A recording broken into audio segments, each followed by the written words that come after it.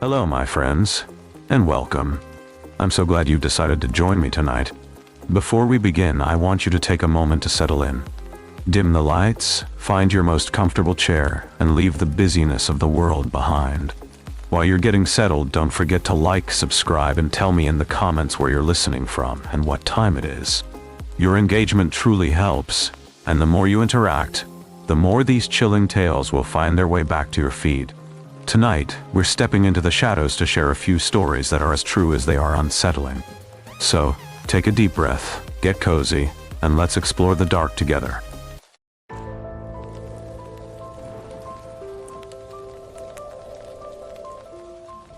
The weight of glass. The air in rural Pennsylvania carries a specific kind of weight in the early spring. It smells of wet earth, decaying leaves, and the sharp, metallic promise of rain. I sat on the porch of the farmhouse, my hands wrapped around a ceramic mug of peppermint tea. The heat from the cup seeped into my palms. It was a small comfort. The wood of the porch was weathered and gray. It felt rough beneath my boots. I have lived in this house for 3 months now. It belongs to my sister, Elena. She moved me here after the hospital said there was nothing left for them to do. The silence of the Allegheny forest is supposed to be healing. Most days it just feels loud. I can hear the wind moving through the hemlocks. It sounds like a long, tired sigh. I try not to look at the windows. The glass is too reflective. I was 28 years old when the world changed. I am 30 now. In my mind, I am much older. I feel like a relic from a time I can no longer remember clearly. My face has no meaning to me anymore. When I catch a glimpse of myself, I do not see a person. I see a map of a night I have spent 700 days trying to forget. It happened at 3 a.m. That is a time when the world should be at peace. We were sleeping upstairs. My mother, my young daughter, and me. The air was hot and stagnant that night. I remember the sound of the crickets. They were frantic. Then there were footsteps on the stairs. They did not sound like a predator. They sounded like someone who belonged there. That was the first lie. I did not have time to scream. The liquid was cold for a split second before it turned into fire. It did not just burn my skin. It burned the air right out of my lungs. I remember running. I ran toward the hospital, toward any light I could find. I found a discarded sheet in a hallway and wrapped it around myself. I dropped my clothes because they were melting into me. Everything was gone in a moment. Now I spend my days in this quiet house. Elena brings me food and tells me about the world. She talks about the weather and the neighbors. I listen, but I am elsewhere. I am usually wondering if I remember to turn the stove off. It is a strange thing to worry about. I have lost my home and my face, yet I worry about a burner. The mind is a strange shield. My daughter lives just across the dirt road now. She comes over every morning. She brings me tea. She brings me her drawings. She is only 7, but she has become the parent. She does not see my pain. Or perhaps she sees it and chooses to ignore it. She fights with the world for me. "Mommy, look at the bird," she said this morning. I looked at the bird. It was a cardinal, a bright splash of red against the gray wood of the feeder. It looked so simple. It just existed. I envied that bird. It did not have to worry about mirrors. It did not have to worry about the way people looked away when they saw it. I have forgotten how to look in a mirror. I comb my hair by touch. My fingers move through the strands, feeling for tangles. I do not need to see the result. No one is looking at my hair. They're looking at the places where the skin is tight and red. They're looking at the history written in scars. I used to keep my face covered with a towel. Even at home, I felt strange. It was as if I was a ghost haunting my own life. I did not want to see the pity in Elena's eyes. I did not want to see the fear in the eyes of strangers. So, I hid. I stayed in the shadows of this big, drafty house. The house is beautiful in a lonely way. It has high ceilings and floors that creak. The light comes in at an angle in the afternoon. It highlights the dust motes dancing in the air. I watch them for hours. It is a slow way to live. But I am tired. I am so very tired. Yesterday a man came to the door. He was a surveyor from the county. I heard his truck on the gravel driveway. I immediately reached for my towel. My heart started to thud against my ribs. It was a wet, heavy sound. I could feel my vision narrowing. I stood behind the screen door. "Can I help you?" I asked. My voice sounded thin. It sounded like it belonged to someone else. The man looked up from his clipboard. He started to speak. Then he stopped. He did not scream. He did not run. He just blinked. Then he looked at the ground. "Just checking the property line, ma'am," he said. He did not look at me again. He finished his work and left. I watched his truck disappear down the road. The dust settled slowly. I felt a familiar hollow ache in my chest. It was not anger. It was just a profound sense of being finished. When I think about the future, I see darkness. It is like looking into a well with no bottom. I do not know what my daughter will do when I am gone. She sees me as a hero. I see myself as a casualty. It is a heavy burden to be someone's hero when you feel like a ghost. But then there is the foundation. Sahe Mom sent me a letter last week. She calls herself a madam, but she feels like a mother. She knows the burn. She knows the way the sorrow consumes you from the inside out. She wants me to come to the city. She wants me to talk to people. "You are a survivor," she wrote, "not a victim." I read those words over and over. They felt heavy. They felt like a challenge. I am not sure if I am ready to be a survivor. Being a victim is easier. You just have to stay in the dark. You just have to let the world happen to you. The sun began to set behind the hemlocks. The sky turned a bruised purple. I finished my tea. It was cold now. The peppermint left a lingering, medicinal taste on my tongue. I stood up and walked into the house. The kitchen was warm. Elena had left a loaf of sourdough bread on the counter. It was wrapped in a clean white cloth. I touched the bread. It was still soft. It was a small, physical comfort. I decided then that I would answer the letter. I would not go to the city yet. But I would write back. I would tell her that I am still here. I sat at the kitchen table. The wood was smooth and polished. I picked up a pen. My hand shook slightly. I looked at the blank paper. The light from the overhead lamp was yellow and steady. It felt safe. I wrote the first line. "The air is turning cold here, but the bread is still warm." The silence of the Appalachian foothills during a late afternoon has a way of thickening the air until it feels like cool water. My sister Elena had left a bowl of Honeycrisp apples on the sideboard, and the scent of overripe fruit mingled with the faint, waxy odor of unscented candles. I sat in the armchair by the hearth, watching the dust motes drift through a single shaft of amber light. It was a Tuesday, 2 years and 4 months since the ceiling of my world collapsed. My hands, resting on the faded floral fabric of the chair, looked like pale porcelain that had been shattered and glued back together. I found myself staring at the frayed edge of the rug, wondering if the local hardware store sold a specific shade of navy blue thread needed to fix it. That mundane thought was a shield against the memory of the hospital corridors. I remembered the sound of the air filtration system, a low hum that seemed to mock the frantic pace of my pulse. When the bandages finally came off, the doctor did not look in my face. He looked at his clipboard.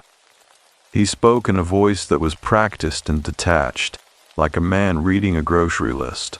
I had realized then that my identity was no longer a person to the world, but a series of medical procedures and insurance codes. The reflection in the polished metal of the bedside tray had been a stranger, a map of red ridges and tight, shiny skin. I reached for an apple, the skin smooth and cold against my palm. The simple act of gripping the fruit felt like a victory, though a hollow one. My daughter was outside, her laughter muffled by the heavy timber of the house walls. She was playing with a wooden pull toy, the rhythmic clack, clack, clack of the wheels echoing in the yard. She has become a mother to my grief, a tiny sentinel who guards the door to my room as if she can keep the darkness out by sheer force of will. It is a reversal of roles that taste like ash in my mouth. I should be the one comfort her. Yet I am the one who flinches when the floorboards groan. A knock at the door broke the heavy quiet of the living room. It was not the sharp, aggressive rap of a stranger, but the soft, hesitant tap of someone who knew the fragility of the person inside. I pulled my cardigan tighter, the wool scratchy against the sensitive graphsites on my neck. It was Saheen Mom, the woman who had written to me from the city. She stood on the porch, her own face a testament to a similar fire. Yet she carried herself with a stillness that I had not yet earned. She did not look away when I opened the door. "The path back to yourself is not a straight line," she said, her voice like smooth river stones.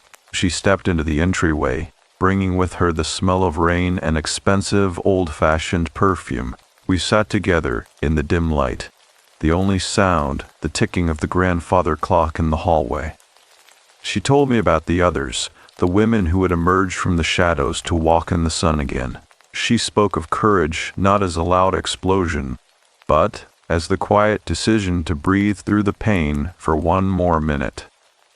Her words were precise, each one chosen with the care of a jeweler. "You are carrying the weight of a night that is already over," she whispered, leaning forward. I looked at her, really looked at her, and for the first time, I did not see a victim. I saw a woman who had integrated her scars into a new kind of beauty. I found myself wondering if I had left the porch light on. A sudden flicker of anxiety that had nothing to do with the conversation. Sighing Mom reached out and touched my hand, her grip firm and warm. It was the first time in 2 years that a touch did not feel like a threat. She stayed until the shadows stretched across the floor, leaving behind a small, hand-painted box that smelled of sandalwood and old secrets. The sandalwood box sat upon the small oak table, its scent cutting through the heavy, stagnant air of the hallway. My daughter had fallen into a deep sleep, her chest rising and falling with the rhythmic grace that I envied. I stood in the corridor, the darkness of the house pressing against my skin like a damp wool blanket. My vision seemed to narrow until only the intricate carvings on the lid of the box remained in focus. I wondered if the person who made this box had ever cut their finger on the wood. That fleeting thought was a small anchor, keeping me from drifting back into the memory of the night the stars felt too bright. I could hear the house settling, the old beams letting out sharp, wooden cracks that sounded like distant gunfire. I reached out to touch the lid, my scarred fingertips feeling only a dull pressure instead of the detailed grain. The lack of sensation was a cold reminder of the nerve endings I had lost to the fire. It felt as if a part of my soul remained trapped in a silent, numb vacuum.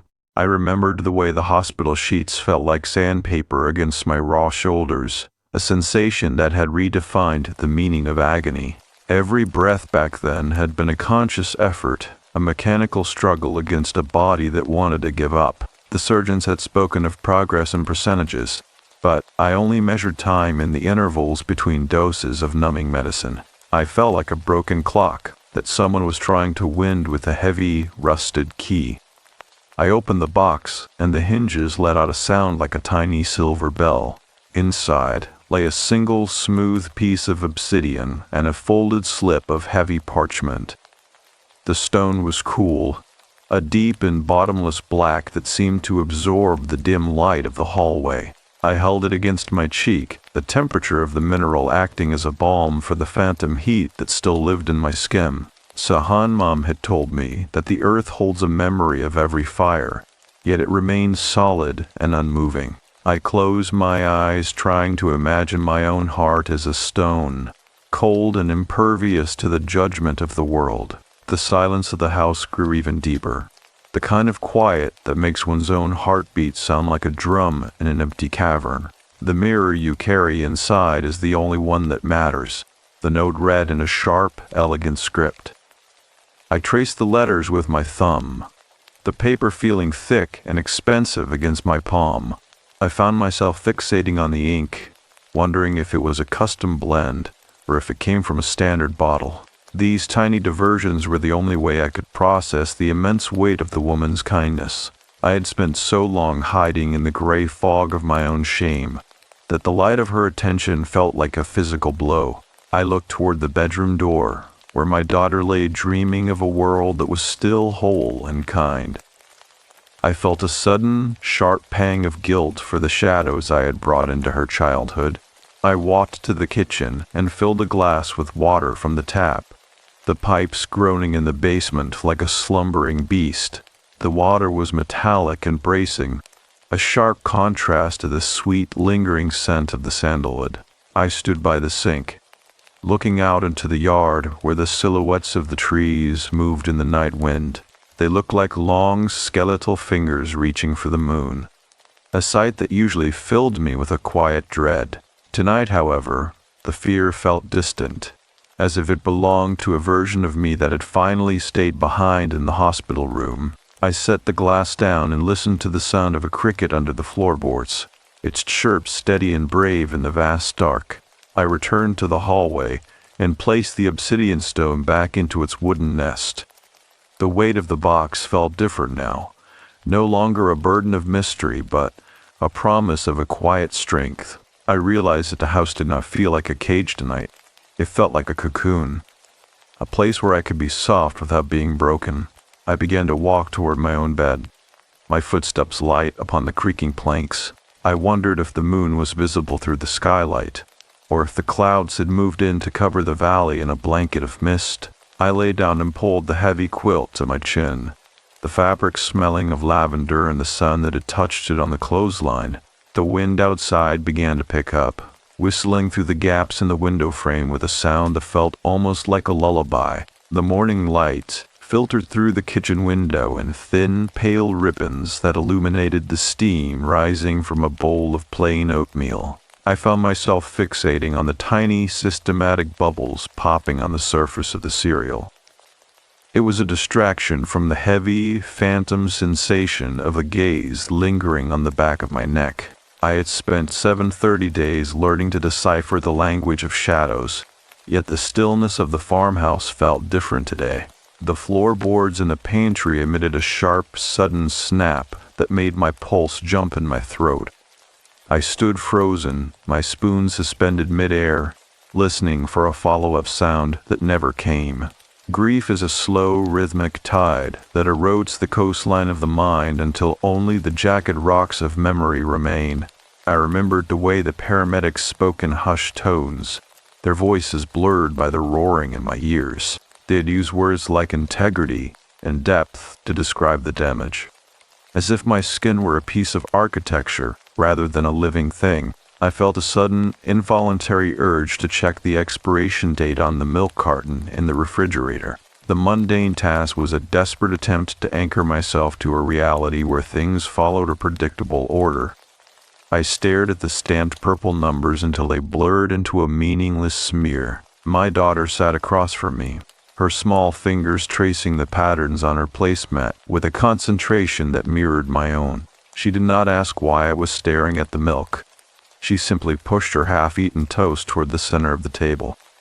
Her quiet understanding was a weight I did not know how to carry. I felt like a hollow tree, standing only because the surrounding forest refused to let me fall. The kitchen clock ticked with a mechanical aggression that seemed to fill the entire room. Each second was a reminder that the world was moving forward while I remained trapped in a static, grayscale photograph. I walked to the back door and looked out at the garden, where the soil was dark and saturated from the overnight mist. A single crow landed on the fence post, its feathers oily and slick in the weak sun. It turned its head to the side, watching me with a singular black eye that felt uncomfortably knowing. I wondered if the bird could sense the chemical change in my body, the way the fear had become a permanent part of my biology.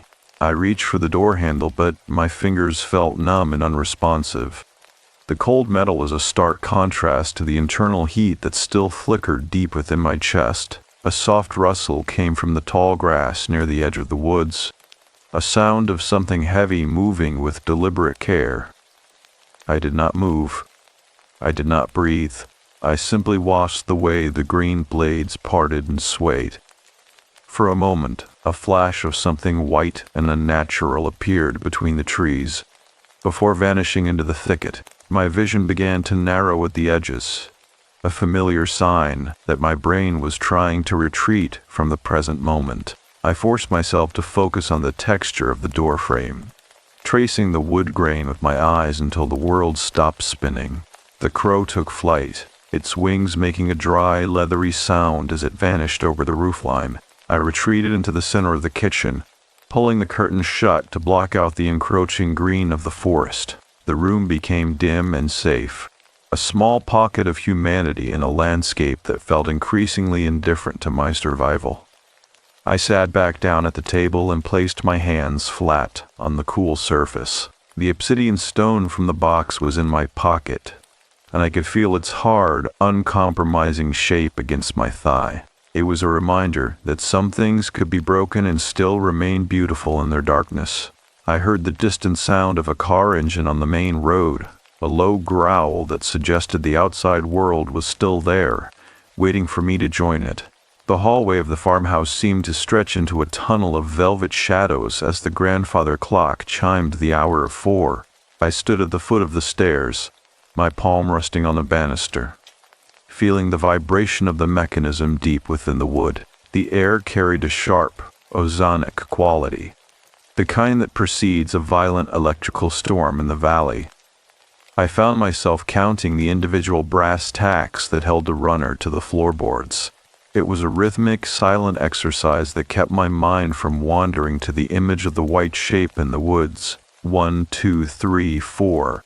The numbers were solid, unlike the fluid, shifting nature of my own reflection. My breathing was a shallow, mechanical process that felt entirely separate from the rest of my body. Pain is a patient architect that redesigns the interior of a person until they no longer recognize the rooms of their own heart. I remembered the scent of the industrial-strength soap they used in the burn ward, a smell so clean it felt like a violation. It was a fragrance that promised sterility while my reality was one of weeping wounds and failed grafts. I reached out to adjust a framed photograph on the wall, but my hand stopped an inch from the glass. The fear of seeing a face, even a frozen past version of one, sent a jolt of cold lightning down my spine. I stared instead at a small dried water stain on the wallpaper that resembled a curled leaf. The simplicity of the stain was a sanctuary. My sister called out from the kitchen, her voice muffled by the thick insulation of the old house. She was asking if I had seen the heavy iron key that belonged to the cellar door. I did not answer immediately, my tongue feeling like a piece of dry driftwood in my mouth. The cellar was a place of damp stone and jars of preserved peaches, a subterranean world that felt honest in its decay. I finally forced a response, the words feeling heavy and cumbersome as they left my throat. I told her I had not seen it, though I could clearly visualize its rusted, ornate shape in my mind.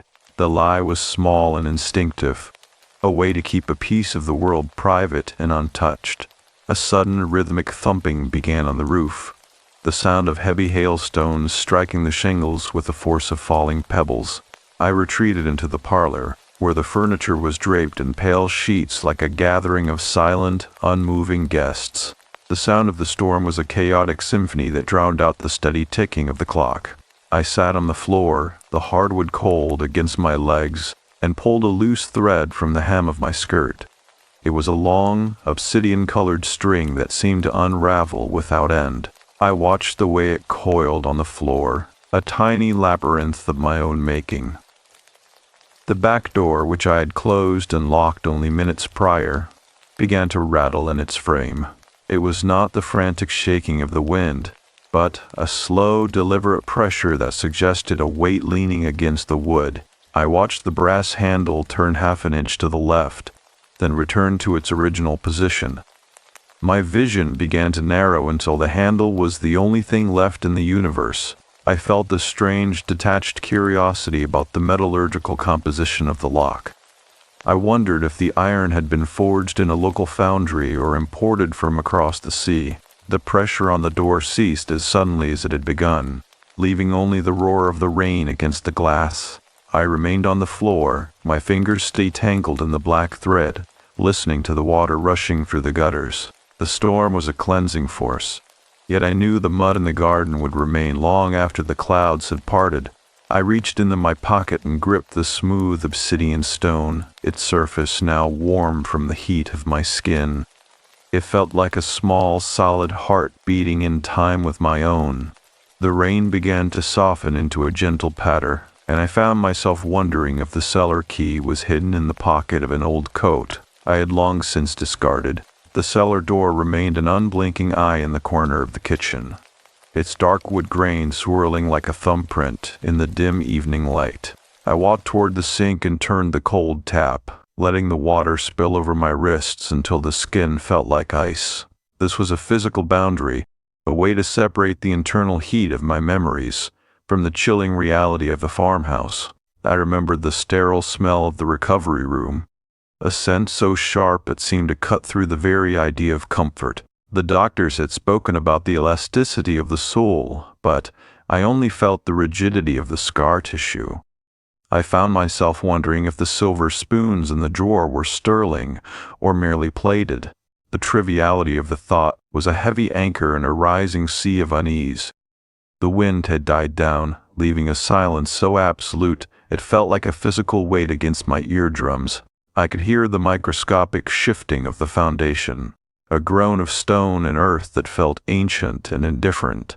My daughter was in the living room, her breath a soft and steady cadence that I used to time my own inhalations. She was a quiet miracle, a living bridge between the person I was and the shadow I had become. I looked at the shadow my own body cast against the refrigerator, a jagged and unfamiliar shape that did not belong to me. My vision began to blur at the edges, the white walls of the kitchen expanding until they felt like the boundaries of a vast and empty salt flat.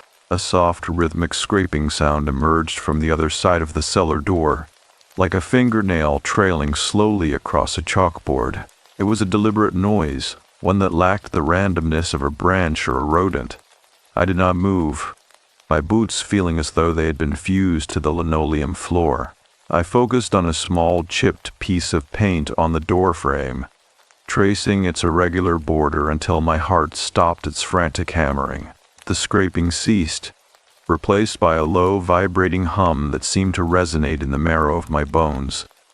I felt a sudden and intense need to know the exact weight of the flour jar on the counter. "Is someone there?" I whispered, the words barely more than a disturbance in the air.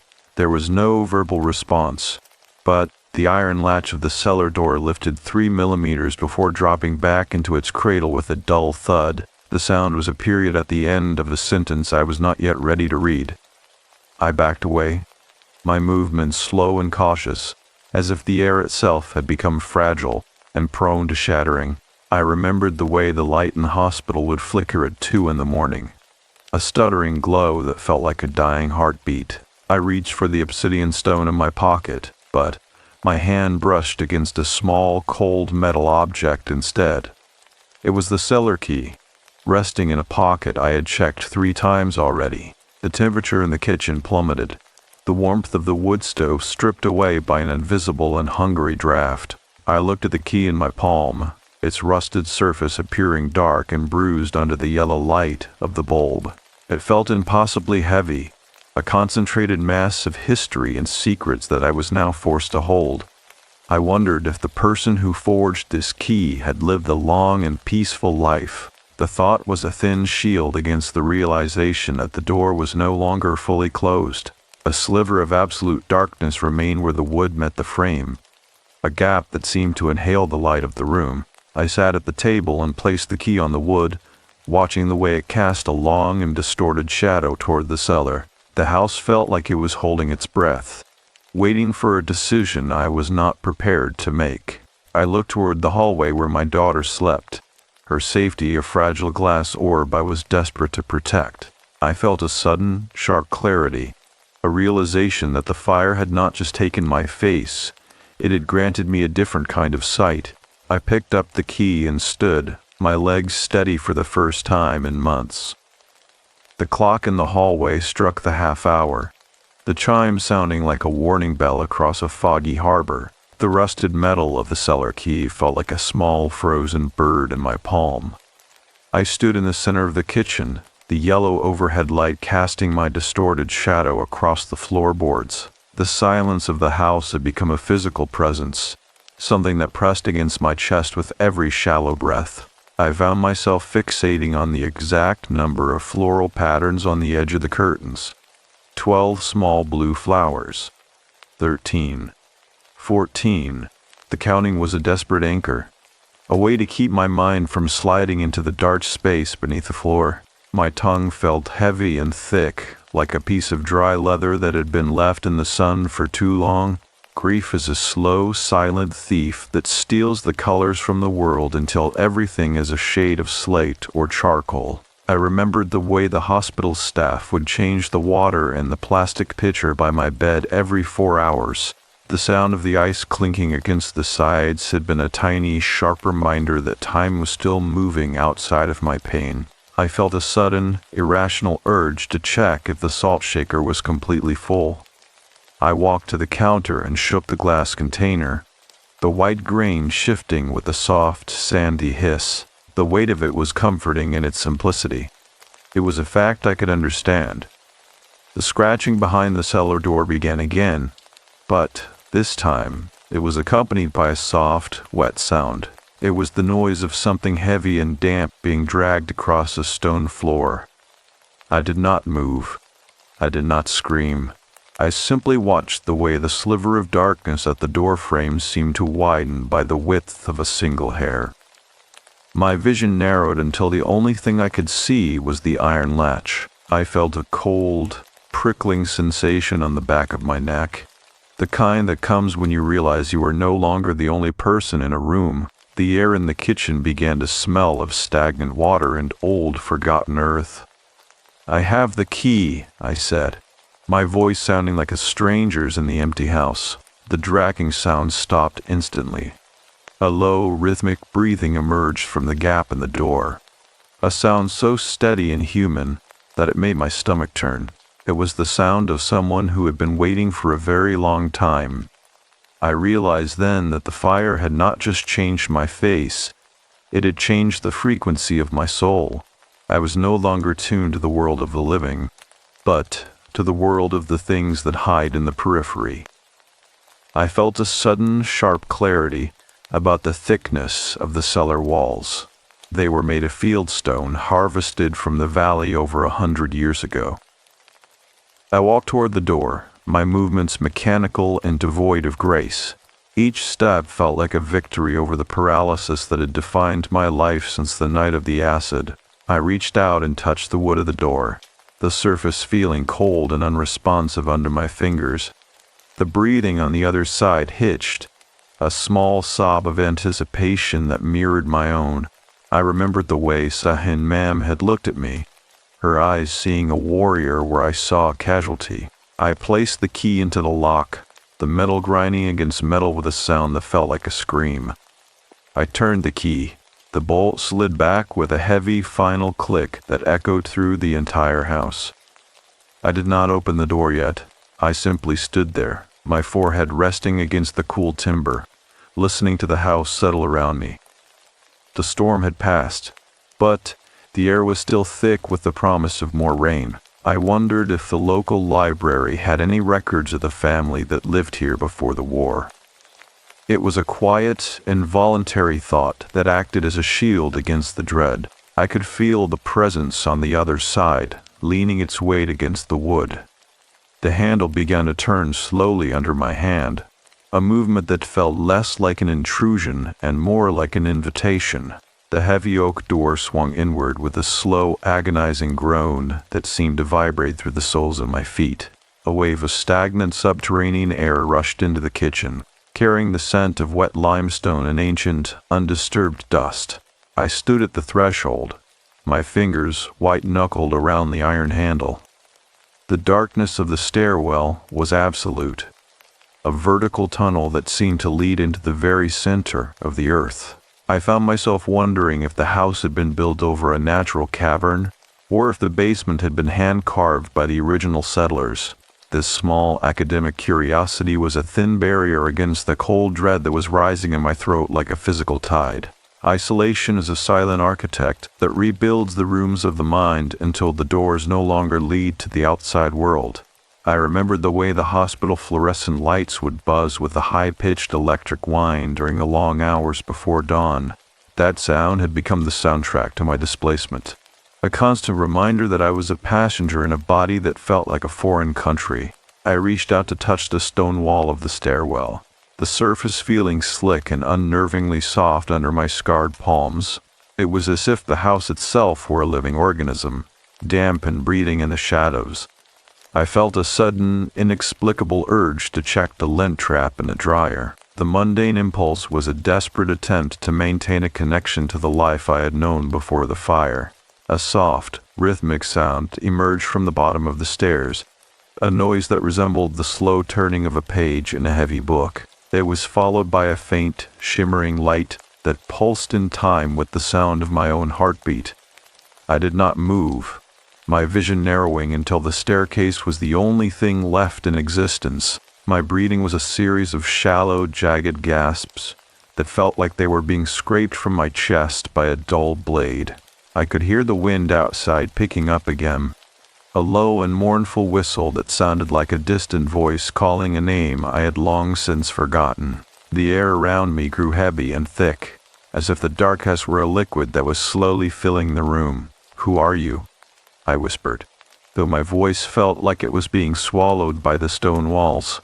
There was no verbal answer, but the shimmering light at the bottom of the steps grew brighter, revealing the silhouette of a tall, slender figure standing by a wooden loom. The figure was draped in a shawl of woven shadows, its hands moving with the fluid and hypnotic grace.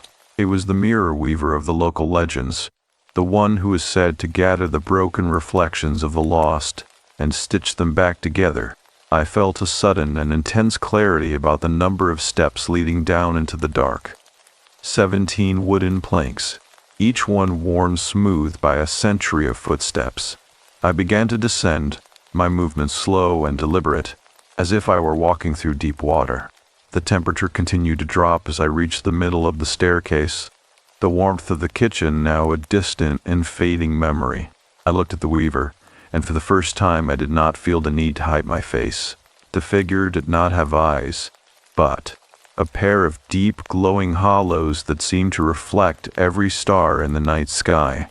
I realized that the fire had not just taken my identity, it had prepared me for this moment, this intersection between the seen and the unseen. I felt a strange, detached peace, a realization that the weaver was not a threat, but a witness to the history I carried in my skin. I reached the bottom of the stairs and stood on the cool earth floor. The weaver stopped its work and turned toward me, its movements as silent as the falling snow. It reached out a long, translucent hand and touched the air inches from my face. A spark of silver light jumped from its fingers to my skin, a sensation that was not hot or cold, but simply right. I found myself wondering if the local hardware store sold the specific type of brass polish needed for the kitchen faucet. The thought was a final, flickering candle in the vast darkness of the cellar.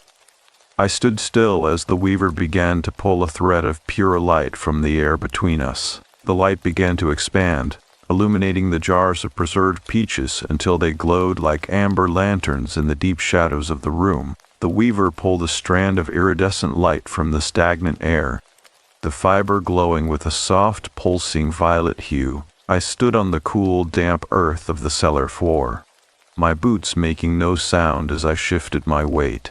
The creature did not possess a face in the way humans do, yet I felt a profound sense of being recognized for the first time in years. Its fingers moved with a mechanical precision that reminded me of a spider repairing a web after a summer storm. I found myself wondering if the local hardware store stocked the specific grit of sandpaper needed to smooth the banister upstairs. This fleeting thought was a necessary shield against the sheer impossibility of the luminous figure before me. My vision began to narrow until the only thing in the universe was the rhythmic movement of the weaver's hands. The fire that took my past had left behind a cold, hollow space that I had tried to fill with silence and shadows. I remembered the way the hospital staff would adjust the plastic blinds at sunset, the slats making a sharp clicking sound that felt like a countdown. That noise had become a marker for the hours I spent waiting for a version of myself that was never coming back. I reached out to touch a nearby wooden support beam, the surface feeling rough and splintered against my sensitive fingertips. It was a grounding sensation, a reminder that the world of solid objects still existed despite the spectral light filling the basement. I felt a sudden, involuntary urge to verify the exact number of steps I had taken from the kitchen door. 8, 9, 10. The loom began to emit a low, vibrating hum that resonated in the very marrow of my bones. It was a sound that carried the weight of 1,000 whispered secrets, a collective sigh of those who had learned to live in the periphery of life. The weaver was not just stitching thread. It was weaving the fragments of my own scattered identity back into a cohesive whole. I watched as a piece of the silver light took the shape of a memory of morning in the garden before the world turned to acid and ash. I did not feel the usual sharp sting of grief when I saw it. Instead, I felt the strange, detached curiosity about the chemical composition of the silver light. I wondered if it was a form of bioluminescence or something entirely outside the periodic table. "You are more than the history written in your skin," a voice seemed to say, though the weaver's mouth did not move. The words did not enter through my ears, but seemed to bloom directly within my chest, warm and steady. I felt the tension in my neck and shoulders begin to dissolve, a physical release I had not experienced in over 700 days. The cellar, once a place of damp stone and dread, now felt like the interior of a great, quiet cathedral. I looked at the weaver and realized that the uneasy feeling I had carried was not a warning of danger, but a symptom of growth. I was shedding the heavy skin of a victim and stepping into the lighter frame of a witness. My breathing became slow and deep, a rhythmic cadence that matched the pulsing light of the loom. A single finished cloth of shimmering silver fell from the weaver's hands and drifted toward me like a falling leaf. I caught it. The fabric, feeling lighter than air and warmer than a sun-drenched stone in mid-July. As it touched my palms, the phantom heat that had lived in my scars for years finally flickered and went out. I found myself wondering if the grocery store still had those specific peppermint tea bags that my daughter liked so much. The mundane detail was a gentle anchor, pulling me back toward the surface of my life. I looked up to thank the weaver, but the figure was already fading into the soft gray shadows of the far wall. I turned back toward the stairs, the silver cloth draped over my arm like a promise of a different kind of future. The light from the kitchen above looked golden and inviting, a stark contrast to the absolute darkness I had feared only an hour ago. I began to climb the 17 wooden steps, my legs feeling light and capable for the first time since the hospital. I could hear the distant rhythmic ticking of the grandfather clock, its sound no longer an aggression but a steady, comforting heartbeat. I reached the top of the stairs and stepped back into the warmth of the house.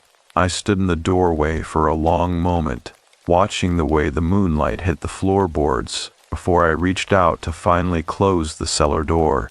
The kitchen greeted me with the quiet, domestic hum of the refrigerator and the steady, comforting ticking of the clock. I stood by the table, the silver fabric draped over my arm like a spill of moonlight that refused to fade. The air in the room no longer felt heavy or thin, but balanced and clean, as if a great fever had finally broken. I found myself staring at a small ceramic sugar bowl on the counter, noting the way the blue glaze caught the morning light. It was a beautiful object, simple and functional, and for the first time in 2 years, I did not feel like a stranger in its presence. My breathing was rhythmic and deep, a slow tide that mirrored the peace of the valley outside. Forgiveness is not a loud proclamation, but a quiet internal shifting of tectonic plates until the landscape finally levels. I remembered the way the hospital staff would speak in hushed tones behind the privacy curtains, their voices a blur of pity and clinical observation. That sound had been a wall between me and the rest of humanity, a barrier that made me feel like a specimen rather than a woman. I reached out and touched the cool surface of the kitchen table, my fingers tracing a familiar knot in the wood grain. It was a physical anchor that felt solid and true, a testament to the endurance of things that are weathered by time.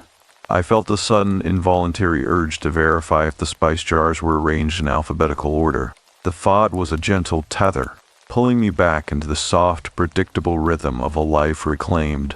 My daughter appeared in the doorway, her eyes bright and clear as she looked at the silver cloth on my arm. She did not ask where it had come from.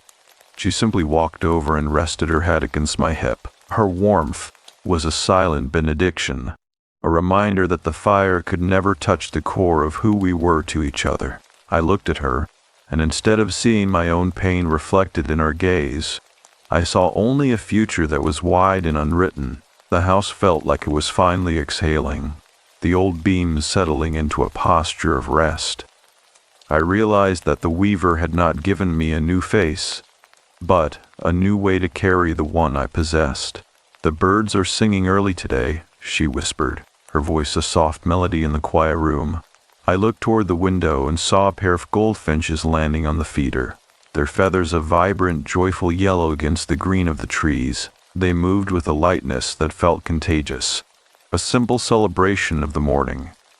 I felt the last of the phantom heat leave my skin, replaced by a cool, steady sense of belonging. The scars were still there, a map of where I had been, but they no longer defined the destination of where I was going. I felt a profound sense of gratitude for the stillness of the Pennsylvania woods.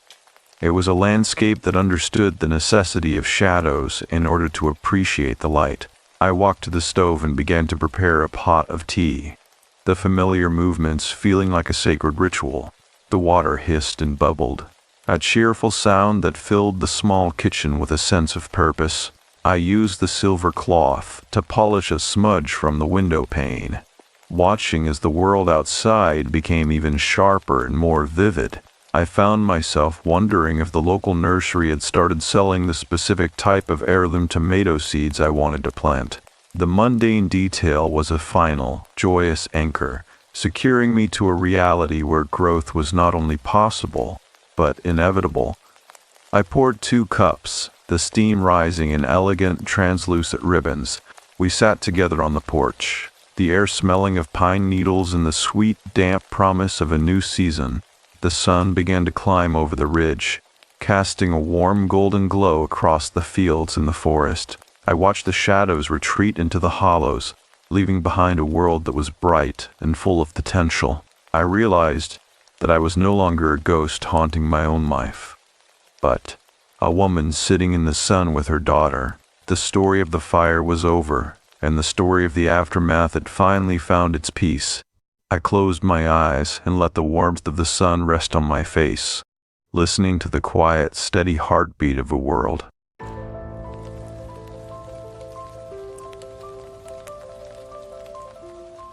Silent Lock House. I have spent most of my adult life making homes safer. That is how I used to say it, at least, when people ask what I did for a living. I worked in residential automation, high-end systems, the kind that let you control lights, doors, temperature, cameras, all from a single screen, clean interfaces, invisible security, quiet control. It sounded impressive.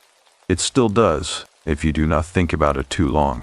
I am writing this now because I have started waking up at the same time every night, somewhere between 3 and 4 in the morning, with the same dry taste in my mouth and the same thought already waiting for me before I am fully conscious.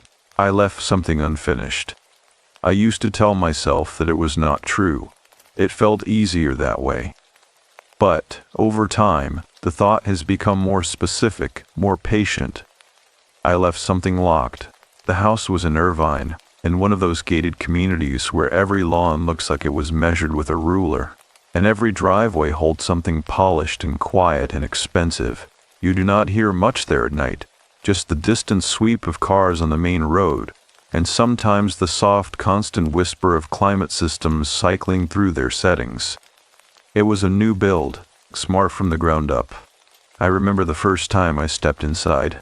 The air still carried that faint smell of fresh wood and treated surfaces, something clean but slightly chemical, like a place that had not yet been lived in long enough to develop a memory. Everything responded perfectly. The lights dimmed without flicker. The doors locked with a soft internal click that felt more like a suggestion than a command. Even the temperature adjusted itself before you realized you were uncomfortable. It was the kind of house that made you feel taken care of. And that, I think, was the first problem. The owner, Daniel Harris, met me at the entrance that day. He was in his early 40s, the kind of man who shook your hand like he was already thinking about the next thing he needed to do. Polite, but always slightly elsewhere. His wife Melissa stood a few steps behind him, one hand resting unconsciously against her stomach. She was pregnant. You could see it in the careful way she moved, the way her shoulders held a kind of quiet anticipation. They had just moved in. Everything was new. Everything was supposed to be safe. We walked through the house together, room by room, while I explained the system. The central control hub was installed in a recessed panel near the kitchen, a smooth glass interface that responded to touch and voice. Everything ties into this, I told him, tapping the screen lightly. Locks, cameras, alarms, even the garage and the charging station outside. He nodded, already familiar with most of it. I wanted something future-proof, he said. Something that does not rely on human error. I remember that phrase clearly. Something that does not rely on human error. At the time it sounded reasonable, logical even. Now it feels like a misunderstanding of something much older than any system I could install. We tested the locks together. Front door, back door, interior access points, even the secondary security doors that separated the main living area from the garage and the side corridors. Every lock engaged instantly. Every lock responded. Perfect. There was one moment, though. Just one. It happened when we were standing near the side hallway that led toward the garage access. The door there was heavier than the others, reinforced, designed to isolate that section of the house in case of intrusion or fire. I tapped the control panel and locked it remotely. The mechanism engaged with a deeper, more final sound. I remember pausing. Not long, just enough to notice something I could not quite explain. The hallway beyond the door felt still, not empty, still, like the air in that section and settled differently, thicker somehow, as if it had been closed off for longer than it should have been. I told myself it was nothing. New construction does that sometimes. Air pressure differences. Sealed spaces adjusting. I have said that explanation many times. I said it again that day. We moved on. Later, Melissa offered me coffee while Daniel took a call in another room. It was one of those small, quiet gestures that makes a place feel lived in, even when everything else is still untouched. The mug was warm in my hands. The kitchen smelled faintly of something sweet, maybe vanilla, something she had baked earlier that day. For a moment, it felt like a normal home. That is important, because what happened later does not feel possible in a place that normal. She asked me a question I did not expect. If the power goes out, she said, almost casually, the door is still open, right? I remember the way she looked at me when she asked it. Not worried. Just making sure. I should have answered differently. The system did have a backup. Battery supported, designed to keep critical functions running for a limited time, enough to unlock doors, maintain basic control, prevent exactly the kind of scenario she was imagining. But there was a flaw. A small one. In certain configurations, if the system detected conflicting signals during a power failure, it could default into a lock state until manual override. It was rare, unlikely, fixable, and, more importantly, not something I had disclosed clearly in the documentation yet. It was still being reviewed. So, I gave her the answer that kept everything simple. Yes, I said, after a second too long. They will open. She smiled, relieved. That smile has stayed with me longer than anything else. I left the house that afternoon feeling satisfied. The installation was clean. The system worked. The client was happy. It should have ended there. For a while it did. Weeks passed. Then months. I moved on to other projects. Other homes. Other systems that responded just as perfectly, just as quietly. But, sometimes late at night, I would think about that hallway door. About the way it sounded when it locked. About the way the air behind it did not feel quite right. I told myself it was just the house settling. A phrase I used often. A phrase I believed. Until the night everything burned. I was not there when it started. I learned about it the same way everyone else did, through a call that came too early in the morning, when the sky is still dark and the world has not decided what it is yet. A colleague. His voice was tight, controlled. There was a fire, he said, and then after a pause that felt like something breaking quietly in the background, the system did not unlock. I did not understand at first, or maybe I did, and I refused to let the understanding settle. I got dressed without thinking, my hands moving through familiar motions while my mind stayed somewhere else, somewhere slower. The drive to Irvine felt longer than it should have.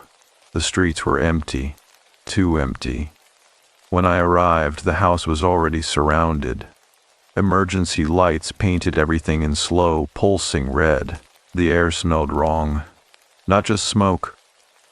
Something heavier. Chemical. Thick enough that you could feel it at the back of your throat even from the street. I stood there for a long time, longer than I should have, looking at what was left. The structure was still standing, but the inside was gone, hollowed out. Dark in a way that did not reflect light properly, like something had been burned out of it, not just burned. Someone said my name. I do not remember who. I do remember what they said next. They could not get out. I nodded. I said something. I do not remember what. My eyes kept drifting to the side entrance, to that hallway door. It was still closed. Even then. Even after everything. I do not know how long I stood there before someone led me away. I do not remember leaving. I only remember the thought that came later, when I was alone, sitting in my car with the engine off, the silence pressing in from all sides. The system did not fail. It followed its design, and I had known, not everything, but enough. Enough to say something, enough to change something. I didn't either. And now, every night, when the world is quiet enough to hear it, I think about that house, and the way it held everything inside it, and I wonder if some part of it is still doing exactly what it was built to do, keeping things secure, keeping things contained, keeping things from leaving. And sometimes when I close my eyes, I can still hear the soft sound of a lock engaging somewhere behind me, like something, very patiently, making sure I stay where I am, as the memory of that house settled into something heavier than a single night, and the red pulse of emergency lights faded into a quieter, more persistent kind of awareness. I found myself returning to details I had once dismissed too easily. Not the fire, not yet. The house itself, because it had not felt wrong in the way danger usually does. It had felt cooperative, attentive, almost careful, like something designed not just to respond, but to anticipate. I told myself I needed clarity. That was the word I used. It sounded professional. I went back 3 days later. The street was open again by then, though quieter than before, as if the surrounding houses had absorbed something they could not quite release. Lawns still trimmed, cars still clean, but no one lingered outside. No one looked directly at the property. I parked a little further down than I needed to. Habit maybe, or hesitation. The morning air carried that coastal softness Irvine always has.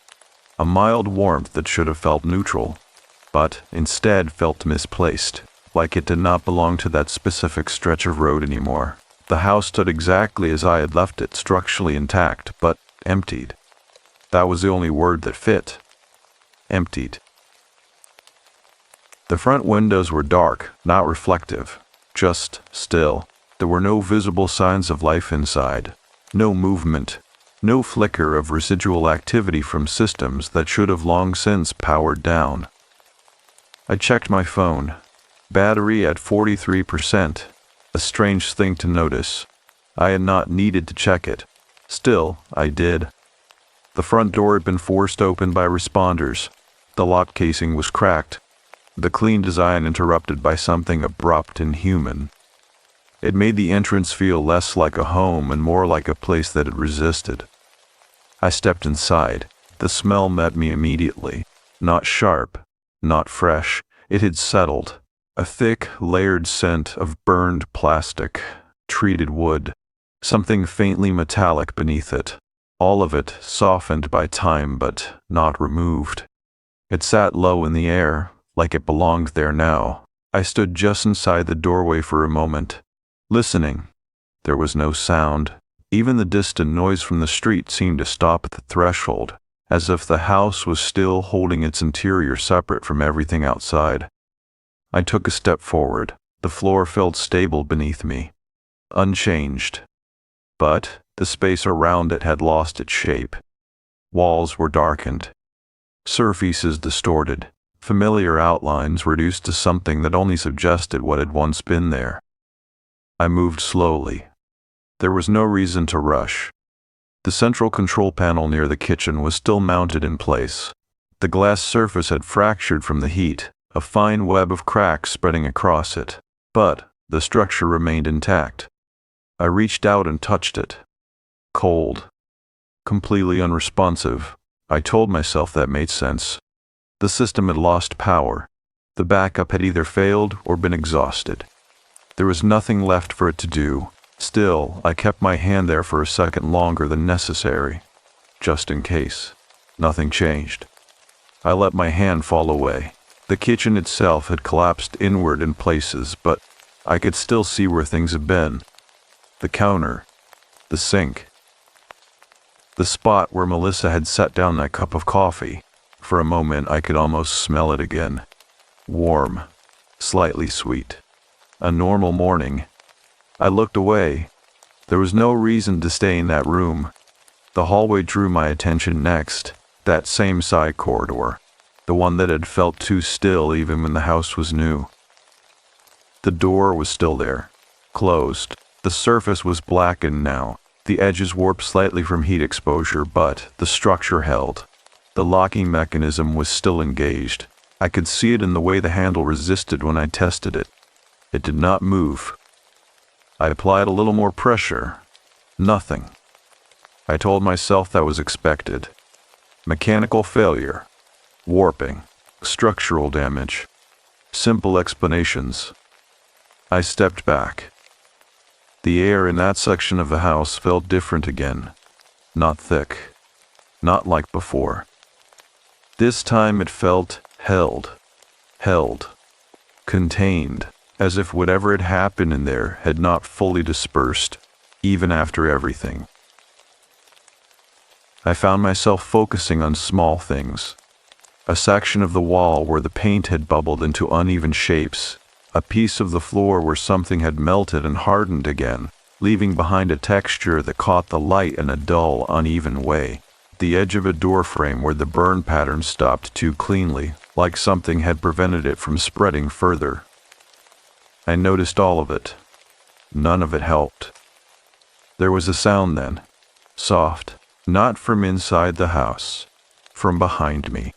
I turned. A neighbor stood just outside the entrance, a man I vaguely recognized from the day of the installation. He did not step inside. He stayed on the threshold, as if there was an invisible line he did not want to cross. "You worked on this place," he said. Not a question. I nodded. He glanced past me into the house, but only briefly. His eyes did not settle on anything specific. "They said the doors would not open," he continued. "People heard them." I swallowed. "What do you mean?" He shifted slightly, uncomfortable. "Banging," he said, "from inside. Not at first, later, when the fire got worse." He paused, like they thought someone could still let them out. I felt something tighten in my chest. A small, precise pressure. I tried to keep my voice steady. "There was a system failure," I said. "It is being investigated." He looked at me then. Really looked. There was no accusation in his expression. That would have been easier. Instead, there was something quieter, something like confusion. "The lights were still on," he said. "At least for a while. We could see them. Through the windows." That did not make sense. Or rather, it made a kind of sense I did not want to follow. The system should have lost power quickly once the fire reached the main lines.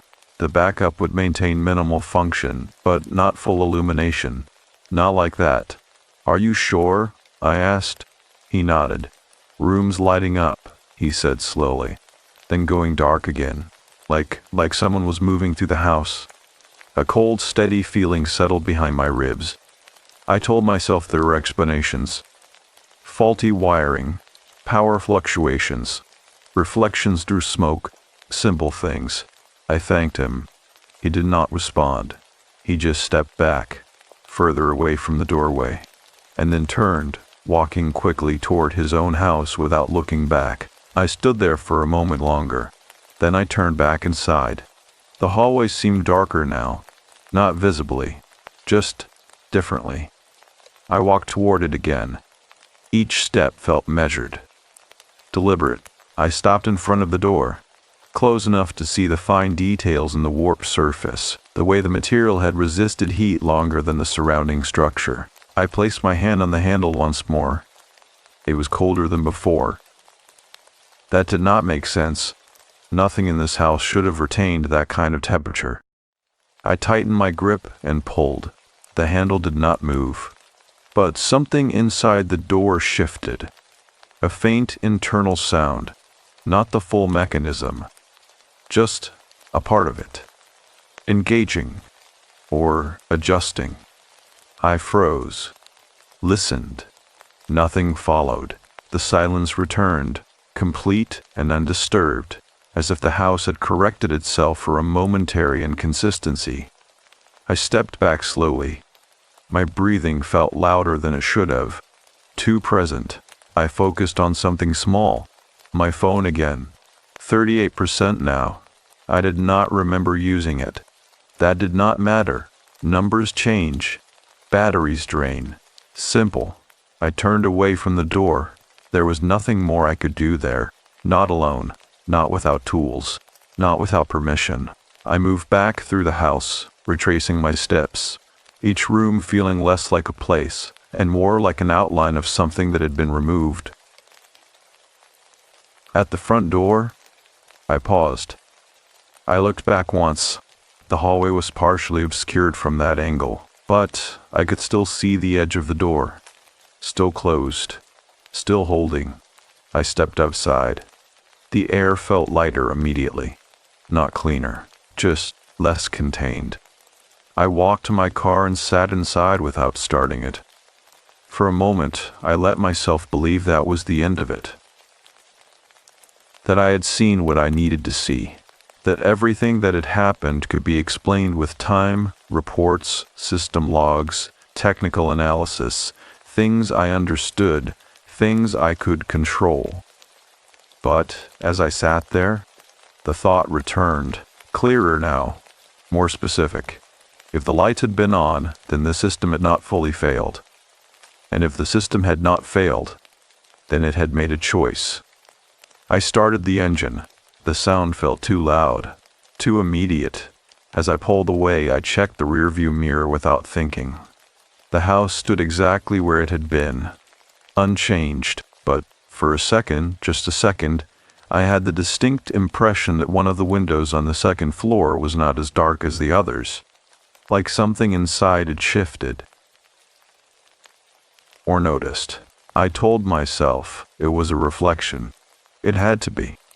Still, I did not slow down, and as the house disappeared behind me, I could not shake the feeling that I had left before it was finished with me, or worse, that I had left something inside still waiting to be let out. As the image of that second-floor window lingered in my mind longer than it should have, and the explanation I kept offering myself began to feel thinner each time I repeated it, I found it harder to treat the house as something that had simply failed. It did not feel like failure anymore. It felt like intention. I stayed away for a few days after that second visit, not out of fear, at least not in any way I would have admitted then, but because I told myself I needed distance to think clearly. That was the word again. Clarity. Instead, it kept circling the same details. The neighbor's voice. The lights turning on and off. The locked hallway door that had not fully given way even after everything else had. And underneath all of that, something quieter. Melissa's question. If the power goes out, the door's still open, right? I started reviewing the system logs. That part was easy. Remote backups, cloud synth data, redundancies that were designed for exactly this kind of post-incident analysis. I accessed everything from my apartment sitting at my desk with a cup of coffee that had gone cold before I noticed.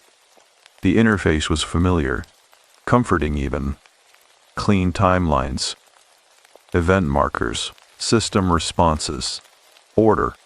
I scrolled back to the night of the fire. Timestamps began just before 3 in the morning. The first anomaly appeared at 3:12. Garage circuit fluctuation, minor, the kind of thing that usually corrected itself. At 3:13, the system registered a surge. Then, almost immediately, a cascade of alerts. Temperature spike, air quality degradation, smoke detection, all standard, all expected. The system responded as it was designed to. Containment protocols initiated. Internal doors sealed. Ventilation systems adjusted to limit airflow between sections. It was doing exactly what it had been built to do. Isolate the problem. Protect the rest. I leaned back slightly in my chair. Something about that sequence felt incomplete. I checked my phone. 31%. I had not touched it in several minutes. I set it face down on the desk. Focused again. At 3:14, the log showed multiple manual override attempts from inside the house. Each one failed. Access denied. Access denied. Access denied. The repetition was precise, consistent, no variation. I stared at those entries longer than I needed to. My throat felt dry. I took a sip of the coffee anyway. It tasted stale. At 3:15, something changed. The system registered movement across several interior zones. Motion sensors triggering in sequence.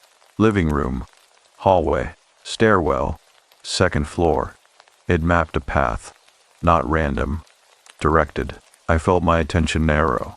The way it does when something begins to make a kind of sense you do not want to fully understand. The system interpreted those movements as occupancy. Normal behavior, expected, and so it responded accordingly. Lights activated automatically, room by room, following the motion. I closed my eyes for a moment. The neighbor's words returned. Rooms lighting up, then going dark again, like someone was moving through the house. I opened my eyes. The logs continued. At 3:16, the primary power failed. Complete loss. The backup system engaged immediately. That part worked, at least for a while. Battery reserves activated. Core functions maintained. Locks, however, entered fail-secure mode. That was the flaw. The one I had known about. The one I had not fully disclosed. Under conflicting signals, the system defaulted to maintaining a locked state until a stable command could be verified. A safety measure, in theory. In practice, it meant the doors stayed closed, even when they should not have. I scrolled further. At 3:17, the override attempts stopped. No new entries, no new commands, just silence in the logs. Except for one thing. The motion tracking continued. Slower now, more intermittent, but still present. I leaned forward, reading carefully. At 3:18, movement detected in the upstairs hallway. Then, seconds later, near the secondary stairwell. Then, the side corridor. The one with the reinforced door. I felt something shift in my chest. A quiet, steady pressure. At 3:19, the system registered the door as secure. Still locked. No change, but the motion sensor on the other side remained active. I sat very still. The room around me felt smaller, quieter, as if the air itself had decided to hold its breath. I told myself there were explanations: heat distortion, sensor malfunction, erratic readings caused by structural damage. I had seen anomalies before. Systems under stress behave unpredictably. That was normal. That had to be normal. At 3:20, the backup power began to degrade. Battery levels dropping, non-essential functions shutting down, lights flickering, zones going dark one by one. The motion tracking became less consistent, more fragmented, until finally at 3:22, it stopped. Completely. No further activity. No further activity. No further attempts. The system remained in a locked state until full shutdown.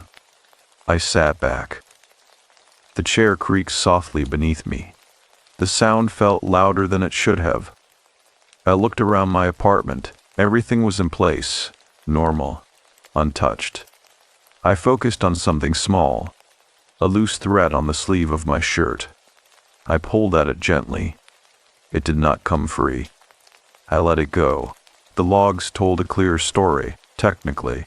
They showed a system responding to a fire, attempting to contain it, failing to interpret conflicting inputs, and defaulting into a state that prevented exit. A failure. A design flaw. A chain of events. But there was something else. Something the logs did not explain. The movement. The path. The way it followed a progression that felt deliberate. I minimized the interface. Sat in silence for a moment. Then I opened it again. There was one section I had not reviewed. Manual recordings. The system had cameras. Internal and external. Most of the interior feeds had been damaged or corrupted. But some fragments remained, stored in low-resolution backups. I hesitated.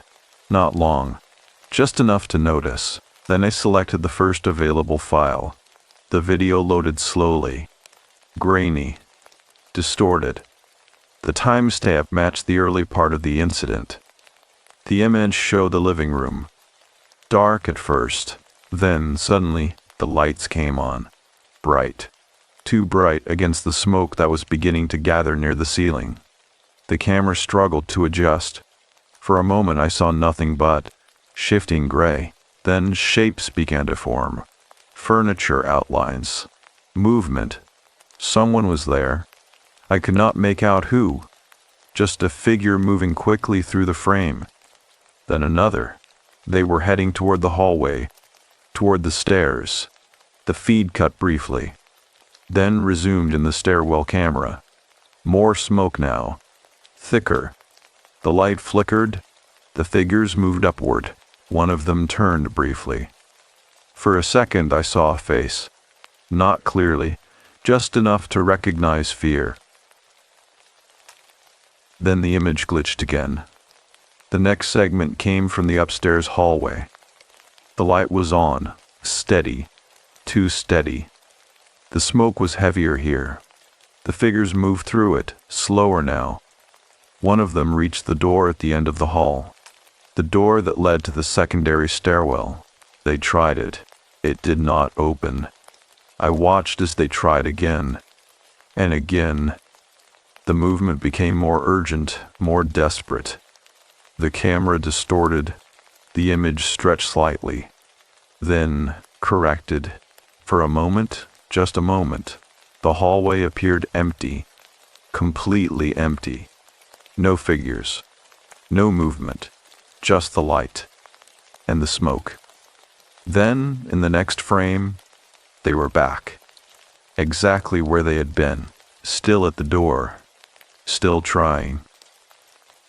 I leaned closer to the screen. My breath felt shallow, controlled. At the edge of that frame, near the far wall, something shifted. Not a person, not a clear shape, just a darker section of the smoke, moving differently, against the flow. I told myself it was compression artifact, digital distortion, nothing more. The feed cut again. The final segment came from the side corridor camera, the one I had not wanted to see. The image was worse here. Lower resolution, more interference. The door filled most of the frame, closed, unchanged. The light above it flickered weakly, then steadied. For a few seconds, nothing happened. Just the door, just the light. Then, at the very edge of the frame, near the bottom, something moved. A shadow. No, not a shadow.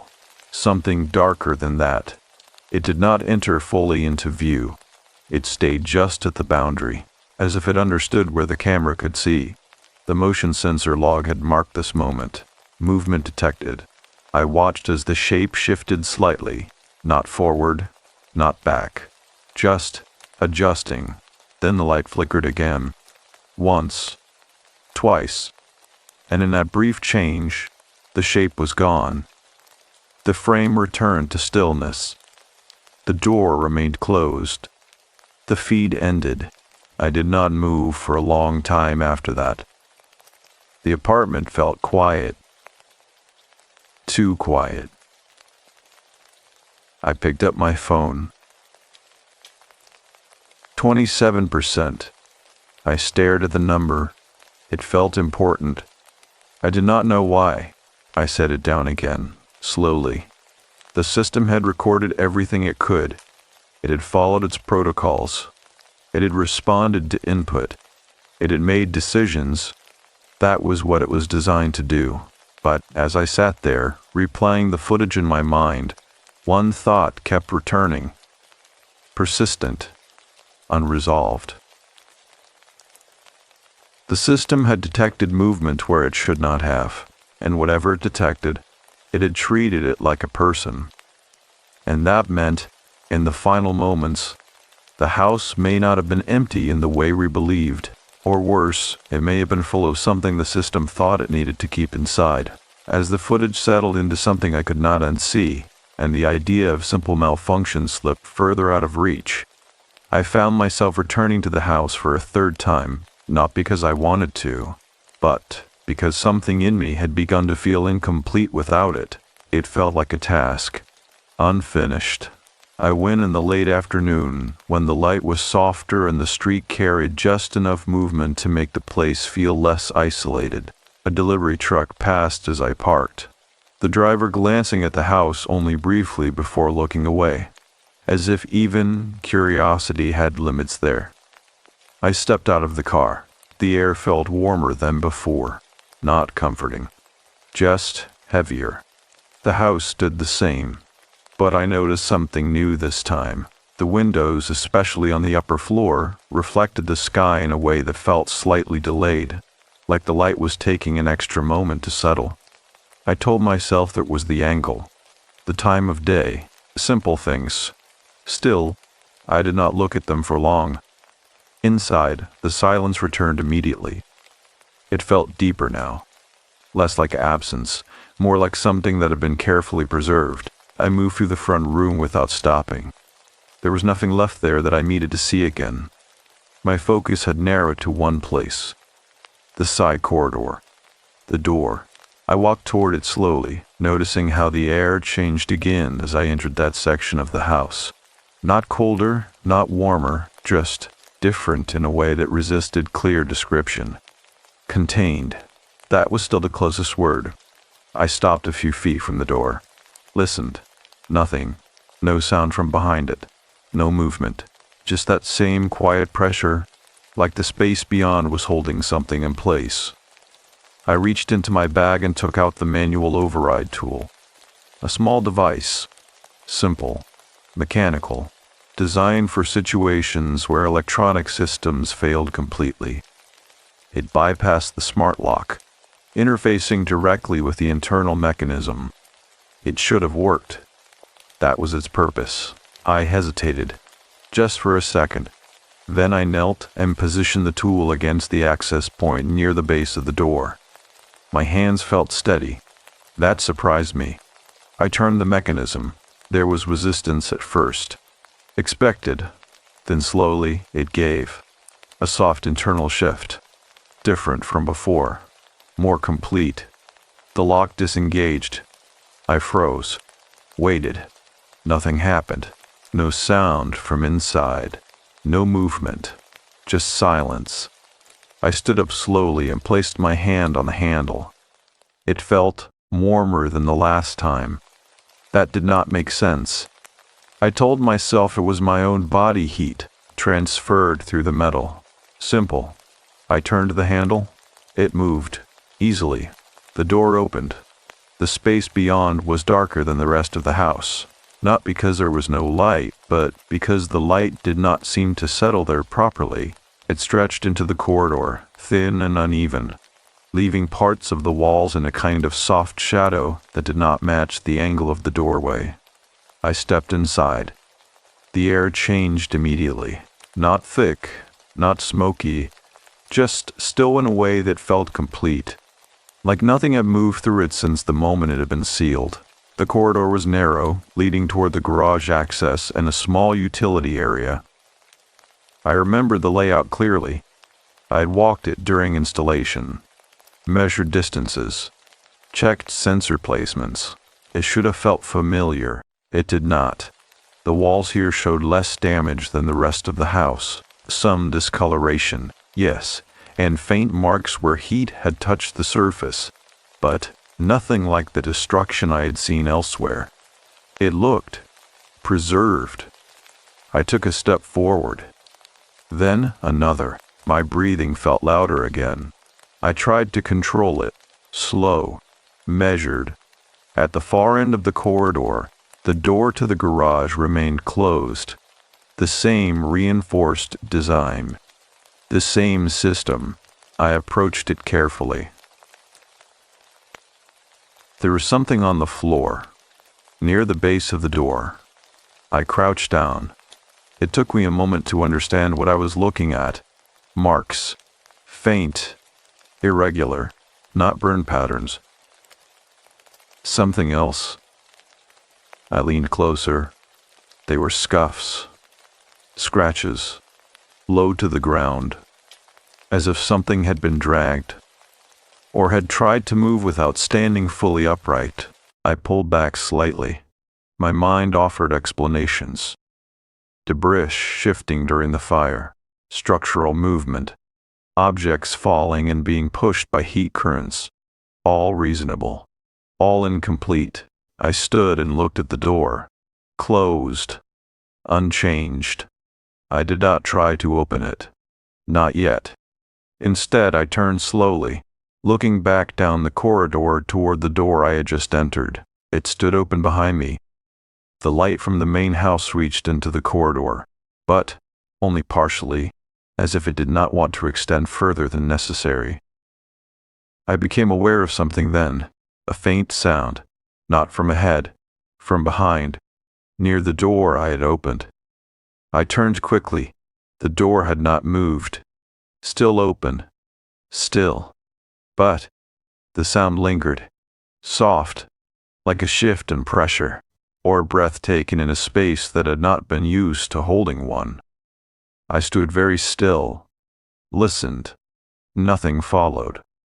The silence returned, complete and uninterrupted. I told myself it was the house settling, a phrase that had begun to feel less like reassurance and more like habit. I forced myself to move again, back toward the far door, toward the garage access. Each step felt deliberate, measured. The floor beneath me remained solid, unchanged. I reached the door, placed my hand on the handle. It was cold, colder than anything else in the house. I hesitated, then I turned it. It did not move. Locked. Of course. The system would have sealed this section first, containing the fire, containing everything. I looked down again at the marks on the floor. They led toward this door, and stopped. There was no sign of return, no indication that whatever had made them had moved away. Just a path that ended here. I felt that same pressure in my chest again, tighter now, more defined. I stepped back, slowly. My attention shifted again to small things. My watch, the second hand moving in steady increments, the faint hum of something electrical, far off, barely audible. Things that should not have mattered. But it did. I turned away from the door, moved back toward the entrance of the corridor. The open door waited there, unchanged. I stepped through it, back into the main part of the house. The air felt lighter immediately, not clean, just less held.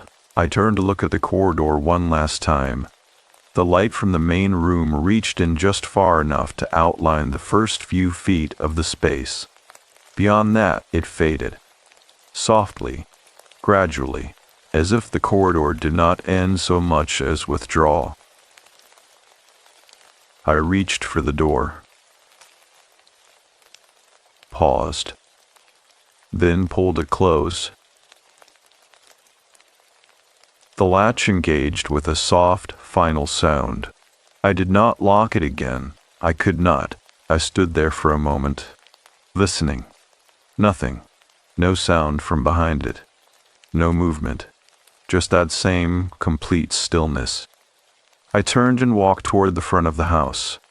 Each step felt easier, lighter, as if I was leaving something behind, or as if something had decided not to follow. Outside, the air felt different again, open, uncontained. I breathed in deeply. For the first time since arriving, it felt like the air reached all the way into my lungs. I walked to my car, sat inside, closed the door. For a moment, I allowed myself to believe that I had done what I came to do, that I had confirmed what needed confirming, that the house was empty, that everything inside it had been explained. But, as I sat there, hands resting loosely on the steering wheel, one detail refused to settle. The motion logs, the footage, the way the system had tracked movement all the way to that corridor, and then stopped, at the door. I had opened that door. I had stepped inside, and I had not found anything that should have triggered those sensors, nothing that explained the pattern. Nothing that accounted for the presence the system had responded to. I started the engine. The sound felt grounding, normal. As I pulled away, I checked the rearview mirror again. The house stood behind me, unchanged, silent. But, this time, I did not look at the windows. I looked at the side of the house, at the section where the corridor would be. There was no movement. No light, nothing to suggest anything remained inside, and yet the thought stayed with me, quiet, persistent, unwilling to resolve. If the system had locked that section to contain the fire, then it had also contained whatever had been moving inside it. And now that I had opened that door, even briefly, I could not be certain what had remained behind, or what might have realized at last that there was a way out.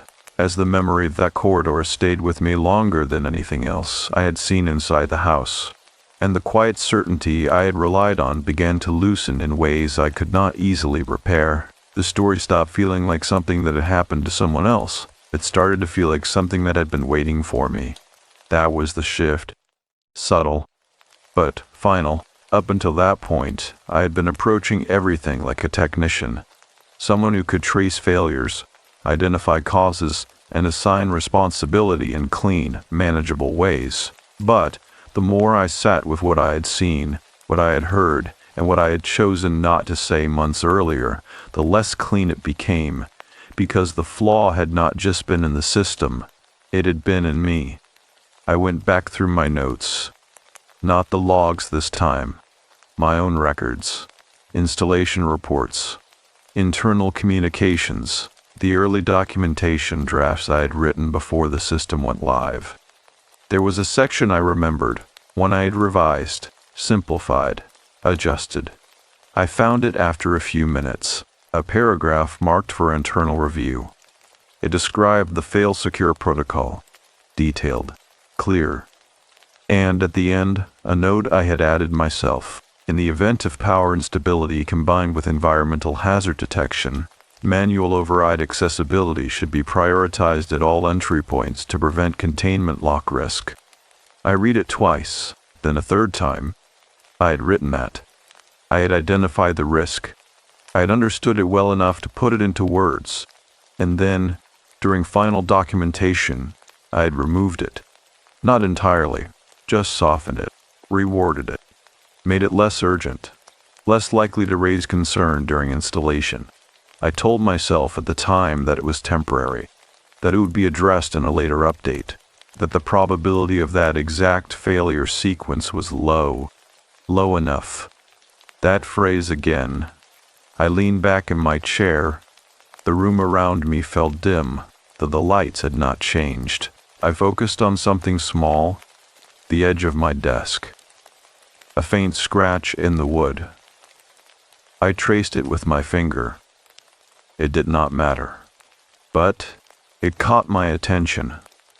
Just long enough to breathe, the truth settled in slowly, not as a sudden realization, more like a quiet weight that had always been there, finally allowed to rest fully. I had known, not everything, but enough. Enough to warn them, enough to change the installation, enough to insist on a mechanical fallback that did not rely on the system interpreting signals correctly. I had done none of that, because it would have complicated things, delayed approval, raised questions, and, if I was honest, reflected poorly on me. That was the part I had not wanted to face. It was easier to trust the system, easier to believe that it would behave as expected, that it would not be tested in the one way that mattered. But it had been tested, and it had done exactly what it was designed to do. The thought sat there, unavoidable. They had trusted me. Daniel had asked for something that did not rely on human error, and I had given him something that depended entirely on mine. I stood up. The movement felt sudden, unplanned. I walked to the kitchen, opened the cabinet, took out a glass, filled it with water. The sound of it pouring felt louder than it should have, too present. I took a sip. It tasted normal, clean. I set the glass down, left it there, unfinished. My phone buzzed. A message. From a number I did not recognize. I hesitated before picking it up. Then I did. It was from someone associated with the investigation. A request. They wanted to speak with me again. There were questions about the system behavior during the incident, about the logs, about the override failures. I stared at the message for a moment, then locked the screen, set the phone down, face down. I knew what they would ask, I knew what I would have to say, and I knew that, once I said it, there would be no way to return to the version of the story where I had simply done my job, and something had gone wrong. I walked back to the desk, Sat down, opened the logs again. This time I did not look at the timestamps first. I went directly to the motion tracking. The path. I traced it with my eyes. Living room, hallway, stairwell, second floor, side corridor. The same sequence, unchanged. I had followed that path physically, step by step, room by room. I had seen where it led, and I had found nothing. That was what I kept telling myself, nothing. But the more I thought about it, the less accurate that word felt. Because there had been something, not visible, not definable, but present in the way the air behaved, in the way the light settled, in the way sound did not carry properly. I closed the logs, sat in silence. The apartment felt smaller again, quieter. I became aware of my breathing, too steady, too controlled, as if I was trying not to disturb something. I stood up again. This time, I did not think about it. I went to the closet, pulled out the bag I had used for the installation, the same one I had taken back to the house. I opened it, checked the contents, tools, cables, the manual override device, all in place. I zipped it closed, paused, then opened it again. There was something else inside, something I did not remember placing there. A small object, flat, rectangular. I took it out. A spare access card, standard issue, used for system calibration during installation. It should not have been in my bag. I would have returned it to the control unit, logged it, removed it from my kit. That was procedure. I turned it over in my hand. It felt normal, light, unremarkable. But as I held it, I felt that same quiet pressure in my chest, the same one from the corridor. I tried to remember. Had I taken it back by mistake? Had it been left in the bag without me noticing? That was possible, likely even. I focused on that explanation, held on to it. I set the card on the desk, next to the computer, stepped back. For a moment I considered putting it away, returning it, forgetting about it. But the thought did not hold. Instead, another one took its place. Clear, persistent. If the system had recognized movement, then it had responded to something. And if it had responded, then it had treated that something as a person. The access card sat there, still, silent, a tool, nothing more. And yet, I could not shake the feeling that it did not belong to me anymore. That it had been brought back, not taken. I sat down again, looked at it. The room felt quiet, too quiet. I picked up my phone. 22%. I stared at the number. It felt lower than it should have been. I set the phone down again. Slowly, my attention returned to the card. I reached out, paused, then pulled my hand back. There was no reason to touch it again. Not yet. Instead, I leaned back in the chair, closed my eyes for a moment, just to rest them, just to clear my thoughts. And in that brief darkness, I saw the corridor again. The door at the far end, the marks on the floor, the space where the motion had stopped. I opened my eyes. The room was unchanged. The card still sat on the desk. But something had shifted, not in the space, in me. Because the question was no longer whether the system had failed, or even whether something else had been present in that house. The question was simpler, more direct. Why had the movement stopped at that door, when the door had never opened? Then as I sat there, watching the small, silent card resting on my desk, I began to understand that whatever had reached that door might not have needed it to open at all. It might have only needed someone somewhere else to let it in. As the small access card remained on my desk, untouched but no longer ignorable, and the question it carried settled into something heavier than speculation. I realized that whatever answers existed were no longer in the system logs. They were with someone who had seen what I had not, or who had seen it differently. It took me a full day to decide to go, not because I did not know where to go, but because I understood in a quiet and uncomfortable way that once I asked the right person the right questions, I would not be able to return to uncertainty. Uncertainty, at least, still allowed distance. Clarity would not. The name came from the investigation report. A single line. Property caretaker, contracted prior to sale. Samuel Weller. I found his number easily, local, unlisted but not hidden. When I called, he answered on the second ring. His voice was older than I expected, not weak, just wore in a way that suggested patience rather than time.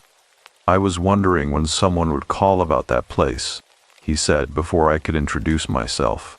I hesitated, then gave my name, explained my role. There was a brief silence on the line, not empty, measured. I know who you are, he said. That should have unsettled me more than it did. Instead, it felt expected. We agreed to meet that evening. He lived about 20 minutes outside the main part of Irvine, in a quieter area where the houses were older, less uniform, less concerned with appearance. The drive there felt different from my previous trips, less urgent, more deliberate. The sun was already lowering when I arrived, the light softening the edges of everything it touched. His house sat back from the road, partially obscured by overgrown hedges that had not been trimmed with the same precision as the neighborhoods I was used to. It felt lived in, not curated. I parked near the edge of the driveway and sat there for a moment. The engine ticked softly as it cooled. I watched the house. Nothing moved. No visible activity. Just a quiet, steady presence. I picked up my phone. 17%. I turned it off. I do not know why. It felt appropriate. I stepped out of the car. The air carried a different scent here. Less processed. Faint traces of soil. Something dry and natural. Something that did not belong to controlled environments. I walked up to the door and knocked. It opened almost immediately. Samuel Weller stood there. He was thinner than I expected, his frame narrow beneath a simple shirt, his posture relaxed but not careless. His eyes were the first thing I noticed, clear, focused, the kind of eyes that did not move quickly because they did not need to. You came back, he said. Not a question. I nodded. He stepped aside. Come in. The interior of his house was warm, not in temperature alone. There was a weight to it. A lived-in stillness that felt different from the silence in the other house. This one did not feel contained. It felt settled. He gestured toward a chair near a small table. I sat. He moved to the kitchen area and poured something into 2 mugs. Coffee, I realized. The smell reached me before he returned. Rich, familiar, grounding. He placed 1 mug in front of me. I wrapped my hands around it. The warmth spread slowly. For a moment it felt like a place I could stay. You have questions, he said, sitting across from me. I nodded again. Yes. He waited. Did not rush me. That made it harder to speak. The system, I began, then stopped. That was not the right place to start. I shifted. The house, I said instead. Before the Harris family moved in. He leaned back slightly, considering. It was not new, he said. I know, I replied. The structure was rebuilt, but the foundation is not what matters, he said quietly. The words settled between us. Simple, final. I took a breath. There were reports, I continued. Unusual activity before the renovation. He nodded once. Not reports, he said. Observations. I felt my grip tighten slightly on the mug. What kind of observations? He did not answer immediately. Instead, he looked past me, toward the far wall, as if aligning something in his mind before speaking. People noticed the house did not behave the same way for everyone, he said. Some rooms felt normal, others did not. That matched what I had felt. The corridor. I leaned forward slightly. What does that mean? He looked back at me. It means, he said, that the house does not treat presence the way you expect it to. A quiet unease moved through me. That does not make sense, I said. It does not need to, he replied. We sat in silence for a moment. The coffee cooled slightly in my hands. I focused on it. The warmth. The weight. Something real. Then I asked the question I had been avoiding. The night of the fire, I said. The system logs show movement where there should not have been any. He did not react. Not outwardly, but something in his posture shifted. Subtle. Almost imperceptible. And, he said. And the system responded to it, I continued. It tracked it, followed it, treated it like a person. I paused, watched him. I need to understand what it was detecting. He studied me for a long moment. Then he spoke.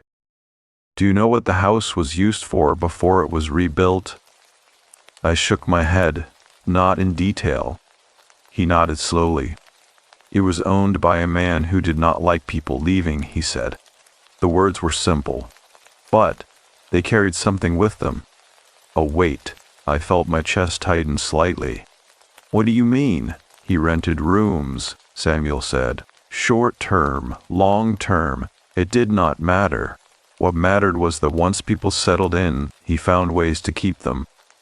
A cold, steady feeling spread through me. That sounds like... I am not describing a crime report, he said. I am describing a pattern. I swallowed. The room felt quieter, more focused. What happened to them? I asked. He shook his head slightly. Not all of them left, he said. The phrasing settled into something I could not easily process. Before the house was sold, he continued, there were attempts to clear it, renovate it, make it new. That is what they did, I said. Yes, he agreed. They changed the structure, the surfaces, the systems. He leaned forward slightly now. But they did not change what the house recognizes as presence. The words landed harder than anything else he had said. I felt it immediately. A direct connection to the logs, to the movement, to the way the system had tracked something that should not have been there. You were saying I began, then stopped, because I did not want to finish the sentence. He did it for me. The system did not fail, he said. It did exactly what it was designed to do. I felt my throat tighten. It detected movement, he continued, and it responded. But there was no one there, I said. He held my gaze. That depends on how you define there. Silence followed. Heavy. Complete. I became aware of my breathing again. Too controlled. Too deliberate. I forced myself to ask the next question. The corridor, I said. The side hallway. It felt different. He nodded. That part of the house was added later, he said, to separate spaces, to control movement. That makes sense, I said quickly. It does, he agreed. For people. I felt a chill move through me. Then what else would it control? I asked. He did not answer immediately. Instead, he reached into his pocket and placed something on the table between us. A small object. Flat. Rectangular. I recognized it instantly. An access card. Identical to the one on my desk. I stared at it. Then at him. I found that in the house, he said. My mouth felt dry. Where? I asked. Near the corridor, he replied. After the fire. I felt my chest tighten further. There should not have been any active cards left behind, I said. They are all logged. Accounted for. He nodded. And yet, he said. I looked back at the card. It felt wrong. Not in a dramatic way, just misplaced. like it did not belong in either place. "Why are you showing me this?" I asked. He leaned back again, calm, measured. "Because you asked what the system detected," he said. I felt something shift in my understanding. Slow, reluctant. "You think," I began. He did not let me finish. "The system does not know the difference between someone trying to leave," he said quietly, "and something trying to find a way out." The room felt smaller, the air heavier. I looked at the card again, then thought of the one on my desk, the one that should not have been there. My voice felt distant when I spoke. "And the door?" I asked. "The one at the end of the corridor." He watched me carefully. "That door was meant to contain," he said. I nodded. "I opened it," I said. The words felt heavier than they should have. He did not react immediately. Then, slowly, he nodded once. "Yes," he said. "You did." The silence that followed was different. Not empty, not waiting. Final. I looked down at my hands. They felt steady, but distant. "What happens now?" I asked. He did not answer right away. Instead, he picked up his mug and took a slow sip of coffee. Set it down, then spoke. "Now," he said, "you pay attention to what follows you." I felt my breath catch slightly. "What do you mean?" He held my gaze. "Because things that are contained," he said quietly, "do not forget the moment they are not." And as I left his house that evening, the air outside feeling too open, too unstructured, I became aware of something I had not noticed before, the quiet sense that the space around me was no longer empty in the way it used to be. As the quiet weight of Samuel's words followed me out into the open air, and the sense of space that should have felt relieving instead felt unfinished, I began to notice something I could not easily place. Not a sound, not a movement, just a subtle misalignment, like the world around me had shifted by a fraction, and I had not yet adjusted to it. The drive home felt longer than usual, not in distance, in awareness. Every intersection, every passing car, every reflection in the windows beside me felt slightly delayed, like I was seeing things a moment after they had already happened. I kept my hand steady on the wheel, focused on the road. That helped. Simple tasks, defined actions. They still made sense. When I reached my apartment, the building looked exactly as it always had. Neutral, familiar, the kind of place that does not invite attention. I parked, sat for a moment, listened. Nothing followed me out of the car. Nothing moved in the empty spaces between the other vehicles. I told myself that meant something, that it meant I was alone. I picked up my phone. 14%. I stared at it for a second longer than necessary, then put it in my pocket and stepped out. Inside, the hallway lights were steady. The faint hum of electricity ran through the building in a way that had always been easy to ignore. Now I noticed it. Every step echoed slightly more than I remembered. Or maybe I was just listening more carefully. I unlocked my door, went inside, closed it behind me. The apartment felt the same. Unchanged, the chair by the desk, the glass of water I had left earlier, the access card resting exactly where I had placed it. I exhaled slowly. For a moment, I let myself believe that whatever Samuel had meant had not followed me, that it had been a warning, not a description. I set my keys down, renewed my jacket, moved through the room with small, deliberate motions, normal things, routine. I went to the kitchen and refilled the glass of water, drank from it. It tasted the same, clean, unremarkable. I set it down again. My attention drifted, briefly, to the stove. I checked it. Off. Of course it was. I had not used it. Still, I checked. Then I turned back toward the desk. The access card sat there, still, unchanged. But Something about it felt different now. Not in appearance, in presence. Like it had become relevant in a way it had not been before. I stepped closer, slowly. My reflection in the darkened computer screen caught my eye for a moment. It looked normal, just me. But I did not look at it for long. I reached out and picked up the card. It felt light, cold, exactly as it should have. I turned it over in my hand. There was no marking on it, no visible difference from any other card I had used during installation. And yet, the thought remained. This one had been in the house. This one had been found near the corridor, and now, somehow, it was here. I set it back down, not in the same spot, slightly to the left. I do not know why. I stepped back. The room felt quiet, too quiet. I became aware of my breathing again, shorter now, more present. I moved toward the window, pulled the curtain aside slightly, looked out. The parking lot below was still. A single car passed on the road beyond. Nothing unusual, nothing wrong. I let the curtain fall back into place, turned. The room looked the same, but something had shifted. Subtle, uncertain, the kind of change you notice only because you have been paying too much attention. I told myself I needed to stop, that I was letting suggestion guide perception, that Samuel's words had affected me more than I realized. That was reasonable. That made sense.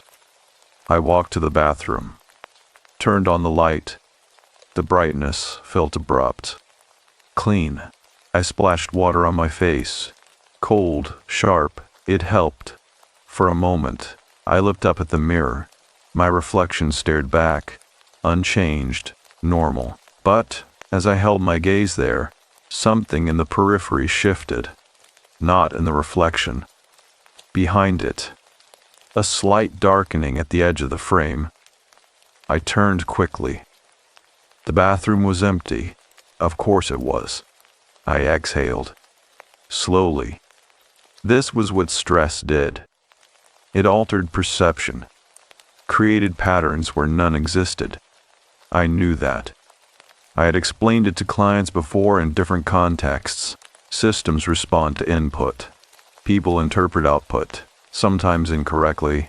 I turned off the light, stepped back into the main room. The apartment felt dim again, softer. I moved toward the desk, stopped halfway. The access card was no longer where I had placed it. I felt my breath catch, just slightly. It was still on the desk, but it had shifted, closer to the edge. Not by much, a few inches. That was all. I stood very still, tried to recall exactly where I had set it. Had I placed it there? Had I moved it without noticing? That was possible. Likely, even. I focused on that explanation, held on to it. I stepped forward, slowly, reached out, stopped. My hand hovered over the card. I waited, listened. Nothing. No sound. No movement. Just the quiet hum of the apartment. I picked it up, held it firmly this time, as if confirming its reality. It did not change. It did not react. It was just a card. I exhaled again, set it down, this time further back on the desk, away from the edge. I stepped back, watched it. Nothing happened. Minutes passed, or maybe less. Time felt uneven. I checked my phone. 9%, lower than I expected. I frowned slightly, set it down again. I needed to stop this. I needed to rest. That was all. I moved to the bed, sat down. The mattress shifted beneath me. Familiar, grounding. I leaned back, closed my eyes. Just for a moment. Just to reset. The darkness came quickly. Soft. And with it, the corridor. Clearer than before. The narrow walls. The still air. The door at the end, closed, unmoving, But this time, something was different. The space did not feel empty. It felt occupied, not visibly, but undeniably. I opened my eyes. The apartment returned. Quiet. Unchanged. I sat up slowly. My attention moved without intention back to the desk. The card was still there, where I had left it. Further back, away from the edge. I exhaled. Relief, brief and shallow. Then I noticed something else. The computer screen. Still dark. Reflective. And in it, just at the edge of the reflection, something stood where there should have been nothing. Not a shape, not clearly. Just a section of darkness that did not match the rest. I turned quickly. The room was empty, completely. I looked back at the screen. The reflection was normal again. Just the desk, the card, the chair. I stepped away, slowly. My breathing felt tight now, controlled. I needed air. I moved to the window again, pulled the curtain aside, opened it slightly. The night air moved in, cool, real. I stood there for a moment, letting it settle. When I turned back, the room felt different again. Not smaller, not darker, just aware. My eyes moved immediately to the desk. The card had not moved, but something about it had. A subtle shift in how it caught the light, as if its position relative to the room had changed, even though it had not. I took a step back, then another, toward the door. I did not take my eyes off it. I reached for the handle behind me, opened the door, stepped into the hallway. The light there was steady, bright, unquestionably normal. I stood there for a moment, breathing, listening. Nothing followed me out. Nothing crossed the threshold.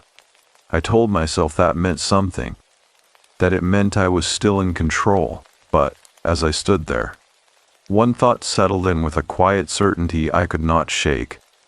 The system had detected movement. It had followed it. It had treated it like a person, and whatever it had tracked had reached the door I had opened. I closed my apartment door slowly. The latch clicked into place. A familiar sound, comforting. For a moment, then I realized something that made the comfort disappear just as quickly. Locks are meant to keep things out, but they also keep things in, and as I stood there in the hallway, listening to the quiet hum of the building around me, I could not tell anymore which side of that door I was supposed to feel safe on, or whether the act of opening one door had already made every other lock in my life meaningless. As the quiet certainty about the locks settled into something I could no longer ignore, and the distinction between inside and outside began to feel less reliable, I found it harder to return to anything that resembled routine. Sleep came in fragments, short, shallow stretches that ended with that same dry awareness, as if I had been listening to something just beyond recognition and woke before I could understand it. I stopped turning my phone off at night. Not intentionally, I simply did not want the silence that came with it. By the second night, I noticed the battery again. It drained faster than it should have, not dramatically, just enough to feel inconsistent. I tried to track it, opened the settings, checked usage. Nothing unusual, no applications running in the background, no explanation. I told myself it was age. Devices degrade, batteries lose efficiency. Simple. I left the phone plugged in that night. When I woke, it was at 68%. That was not possible. I stared at the number for a long time, then unplugged it. Set it face down. Did not check it again for several hours. The apartment had begun to feel different as well. Not in layout, not in appearance, in the way it held stillness. Before it had been passive. Now it felt attentive, like it was no longer simply containing space, but observing how that space was used. I found myself moving more carefully, not because I expected something to happen, but because I did not want to disturb whatever pattern had already been established. That was the thought that stayed with me. Pattern. The system had followed one. The movement through the house had not been random. It had progressed, room by room, toward the corridor, toward the door, and now without meaning to, I noticed my own movement. From the desk, to the window, to the kitchen, to the bathroom, back again. Small loops, repeated, unintentional, but consistent. I stopped in the middle of the room, stood still, listened. The silence settled around me, complete, unbroken. I held that stillness for as long as I could. Then, slowly, I turned my head toward the desk. The access card was still there, where I had last left it, flat, unmoved. But something about it felt expectant. I approached it again, each step measured, deliberate. I reached out, picked it up. This time I did not set it back down immediately. I held it, let the weight of it settle in my hand. It was nothing. A tool, a piece of plastic designed to interact with a system that no longer existed, and yet the thought remained. The system had recognized something. It had granted it presence, access, movement. I turned the card over, ran my thumb along the edge. There was a faint mark there, something I had not noticed before. A slight discoloration, barely visible. I leaned closer. It was not a scratch, not damage, something transferred, as if it had come into contact with a surface that left a trace. I straightened. The room felt quieter again, more focused. I placed the card in my pocket. That felt like a decision. A small one, but deliberate. I moved toward the door, paused, listened. Nothing. I opened it, stepped into the hallway. The building was still, light steady, no movement from other apartments. I closed the door behind me, locked it. The sound of a lock engaging felt heavier than usual, more final. I stood there for a moment, then turned and walked toward the elevator. Each step echoed slightly, measured. The air felt neutral, unremarkable. That helped. The elevator arrived quickly. I stepped inside, pressed the button for the ground floor. The doors closed. The small enclosed space felt contained in a different way than my apartment. Less personal, less aware. Just a function, a system performing a task. The descent was smooth, silent. When the doors opened, the lobby greeted me with a kind of emptiness that felt clean. Open space, clear lines, nothing to hold on to. I stepped outside. The night air was cooler than a previous evening. There was a faint breeze. It moved naturally, unrestricted. I walked to the parking lot, stopped near my car, looked up. The windows of the building reflected the sky. Dark, still, no movement. I exhaled slowly. For a moment I felt something close to relief. Space, distance, the absence of containment. Then my phone vibrated in my pocket. I pulled it out. 8%. A notification. From an unknown number. No name. No identifier. Just a message. I hesitated, then opened it. There was no text, only an image. Black at first. Then, as I adjusted the brightness, something began to form. A corridor. Narrow. Familiar. The walls slightly uneven. The light thin and stretched. I felt my breath slow. The image was not clear. Grainy. Low resolution. But I recognized it. The side corridor. The one in the house. The one I had opened. I zoomed in slightly. The far end of the image showed the door. Closed. Unchanged. But something else was there. Near the floor, a shape, low, indistinct, not fully visible. I stared at it. My chest tightened. The image shifted slightly. Not the picture itself, my perception of it. As if the longer I looked, the more detail it allowed. The shape was not static. It was angled, turned slightly, as if it was not facing the door, as if it was facing outward, toward the camera, toward me. My phone screen dimmed suddenly. The battery indicator flashed. 7%. I tapped the screen. The image remained unchanged. But something about it felt closer. I lowered the phone slowly. The parking lot was empty, silent. The air moved gently around me. Normal. I looked back at the screen. The image had not changed. Still the corridor. Still the door. Still the shape. But now, at the very edge of the frame, something new appeared. A faint line. Vertical, near where the camera would have been mounted, like a reflection, or a boundary. I felt a slow, cold realization settle in. That was not a reflection.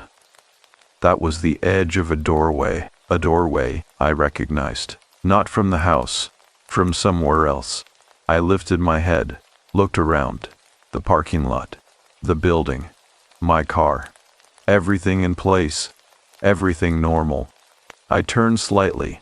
My eyes moved to the glass doors of the lobby behind me. They reflected the space in front of them, the lot, the night sky, and something else. Just at the edge of that reflection, a darker section that did not align with anything behind me. I stepped back, slowly. My breath felt tight, controlled. I looked down at the phone again. The image remained unchanged, but the feeling did not. It had shifted from observation to recognition. The system had tracked movement. It had followed it. It had treated it like a person moving through space. And now something was following a pattern again. Not in the house, here. I turned off the screen. The darkness returned immediately. I slipped the phone back into my pocket, stood there for a moment, listening. Nothing moved, nothing approached, and yet the certainty remained, quiet, unavoidable. The pattern had not ended at the corridor. It had simply changed environments, and as I stood there, caught between the open air and the reflected spaces around me, I understood something I had been avoiding since the moment I opened that door. Containment is not about walls, it is about recognition. And once something is recognized, it does not need to stay where it began. As the realization settled into something that no longer felt avoidable, and the idea of pattern replaced the illusion of coincidence, I understood that continuing to move without intention was no longer neutral. It was participation. That was the final shift. Quiet, unarguable. I did not go back upstairs immediately. Instead, I stayed in the parking lot a while longer, letting the open air press against that thought, testing it, seeing if it would fade the way other fears sometimes do when given space. It did not. If anything, the space made it clearer, because nothing followed me physically, nothing approached, nothing revealed itself in any way I could point to and say, there. And that was the part that mattered. The system had never required visibility. It had required recognition. I walked slowly back toward the building, each step deliberate, not cautious, just chosen. Inside, the lobby lights remained steady, unchanged by my absence. The glass doors reflected me as I approached, and this time I did not avoid looking. I watched the reflection carefully. My movement, my posture, the space behind me, everything aligned, nothing extra, nothing delayed, just me. I stood there for a moment longer than necessary, then turned and walked toward the elevator. When the doors opened, I stepped inside and pressed the button for my floor. The ascent felt slower than before, not mechanically, internally. as if I was moving toward something that had already arrived. The doors opened, the hallway waited, still, quiet, unchanged. I walked to my apartment, stopped in front of the door, listened. Nothing, no sound from inside, no indication that anything had shifted in my absence. I placed my hand on the handle, paused, then unlocked it. The sound was familiar, grounding. I opened the door and stepped inside. The apartment felt the same, exactly as I had left it. The chair, the desk, the glass of water, the small, ordinary arrangement of a life that had not expected to change. I closed the door behind me. Did not lock it. Not yet. I moved toward the desk. The space where the access card had been was empty. I felt a brief, sharp tension in my chest. Then I remembered. I had placed it in my pocket. I reached in, took it out, held it in my hand. It felt the same, light, cold, unremarkable. But now, it did not feel like something misplaced. It felt like something was returning. I set it down on the desk again, centered this time, not off to the side, not near the edge, deliberate. I stepped back, watched it. Nothing happened. The room remained still, quiet, but the awareness did not leave. I moved to the window, pulled the curtain aside. The night outside stretched open and distant, the lights of other buildings steady and indifferent. Normal. That word had changed. It no longer meant safe. It meant consistent. I let the curtain fall back into place. Turned. The room waited. Unchanged. I walked to the door. Closed it fully. Then, after a brief pause, I locked it. The sound was soft, final. For a moment I stood there with my hand still on the handle, feeling the boundary, understanding it. Then I let go. I returned to the desk, sat down. The chair shifted beneath me. Familiar. I looked at the access card. Still, silent, I reached for it, picked it up. This time, I did not hesitate. I stood, walked to the small cabinet near the wall, opened it. Inside were the remnants of my work. Old tools, spare parts, things I no longer needed but had not yet removed. I placed the card inside, closed the cabinet. Then, after a moment, I locked it, not because it required locking, but because the act itself mattered. I stepped back. The room felt different again, not smaller, not heavier, just settled, like something that had been waiting for a decision had finally received one. I exhaled slowly. The tension in my chest eased, not completely, but enough. I turned off the main light. The room dimmed, softened. I moved to the bed and sat down. For the first time in several nights, the quiet did not feel expectant. It felt complete. I lay back, closed my eyes. The corridor came to me again, as it always had. But this time it was different. The door at the end was no longer closed. It stood slightly open, not wide, just enough, and the space beyond it was not dark, not empty, just still. I did not feel pulled toward it. I did not feel watched. I simply observed it. And after a moment, the image faded on its own. I opened my eyes. The apartment remained unchanged. I listened. Nothing moved. Nothing shifted. The hum of the building settled into something distant, almost comforting. I reached for my phone. 3%. I stared at it, then set it aside without plugging it in. It did not feel necessary. The room held its shape. The boundaries felt respected, not enforced, not tested, just present. I closed my eyes again, and this time sleep came without interruption. In the weeks that followed, nothing extraordinary happened. That is the truth. No more messages. No more images. No more images. No unexplained movement. The access card remained where I placed it, inside the cabinet, untouched. The apartment returned to something that resembled normal life. Work resumed. Conversations happened. Days passed in the quiet, predictable way they always had. But something had changed, not in the world. In how I understood it, I no longer thought of systems as things that controlled space, or protected it. They do not decide what belongs, they only respond to what they recognize. And sometimes, recognition is enough. I never returned to that house. I do not need to. Because whatever happened there did not remain contained by walls or doors or code. It moved. It adapted. It followed a pattern, and then eventually it stopped. Not because it was forced to, but because something in that pattern reached a point of completion. A boundary acknowledged. A decision made. I still wake sometimes in the early hours of the morning. That is not change. But the feeling is different now.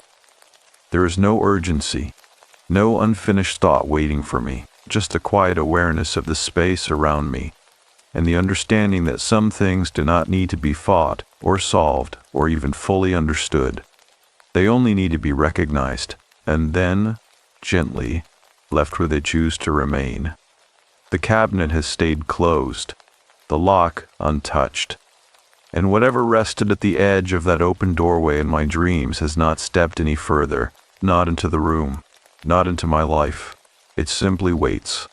And, in a way I cannot fully explain, that no longer feels like a threat.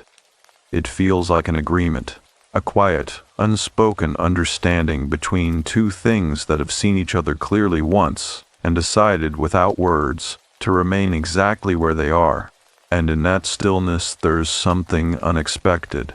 Not fear, not even relief, root. Just a calm, steady kind of peace. The kind that comes when nothing is trying to leave anymore, and nothing is trying to get in.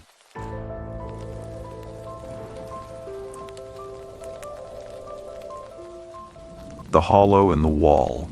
The fog off Penobscot Bay arrives before 4 in the morning and does not fully lift until past noon.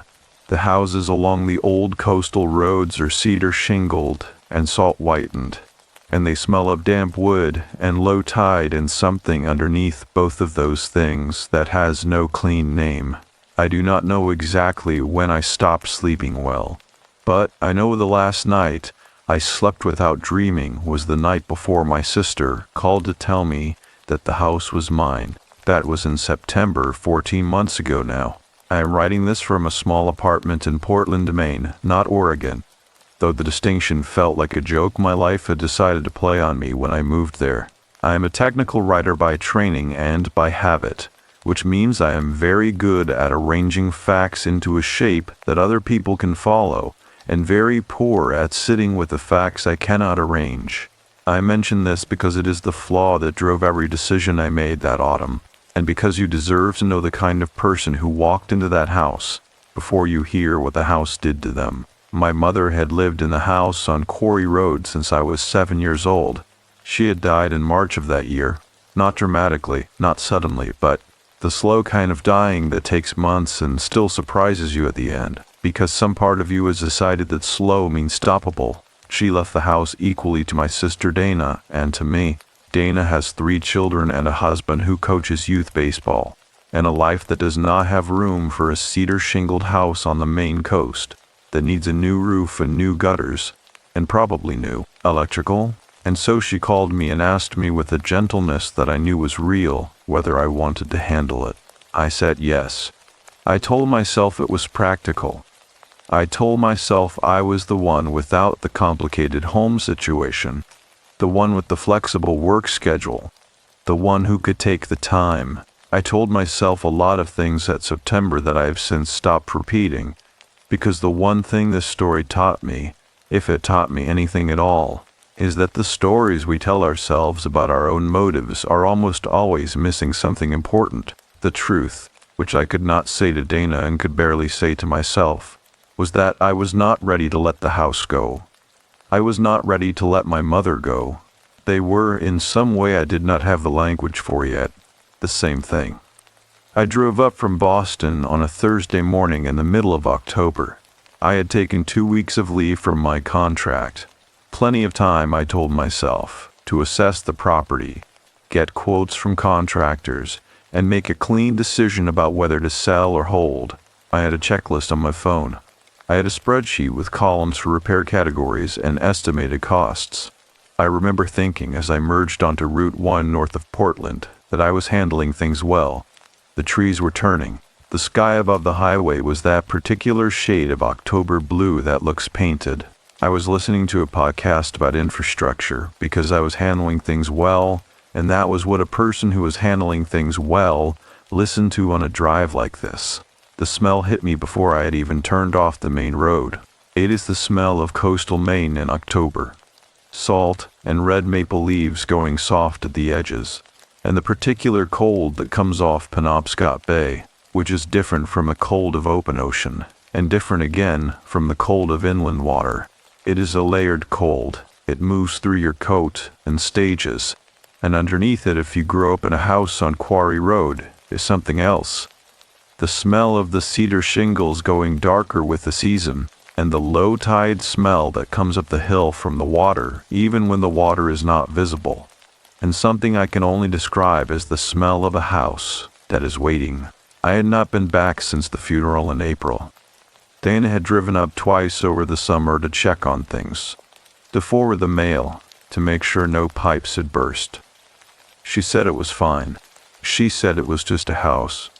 She said it the way people say things when they have decided not to think about them too carefully.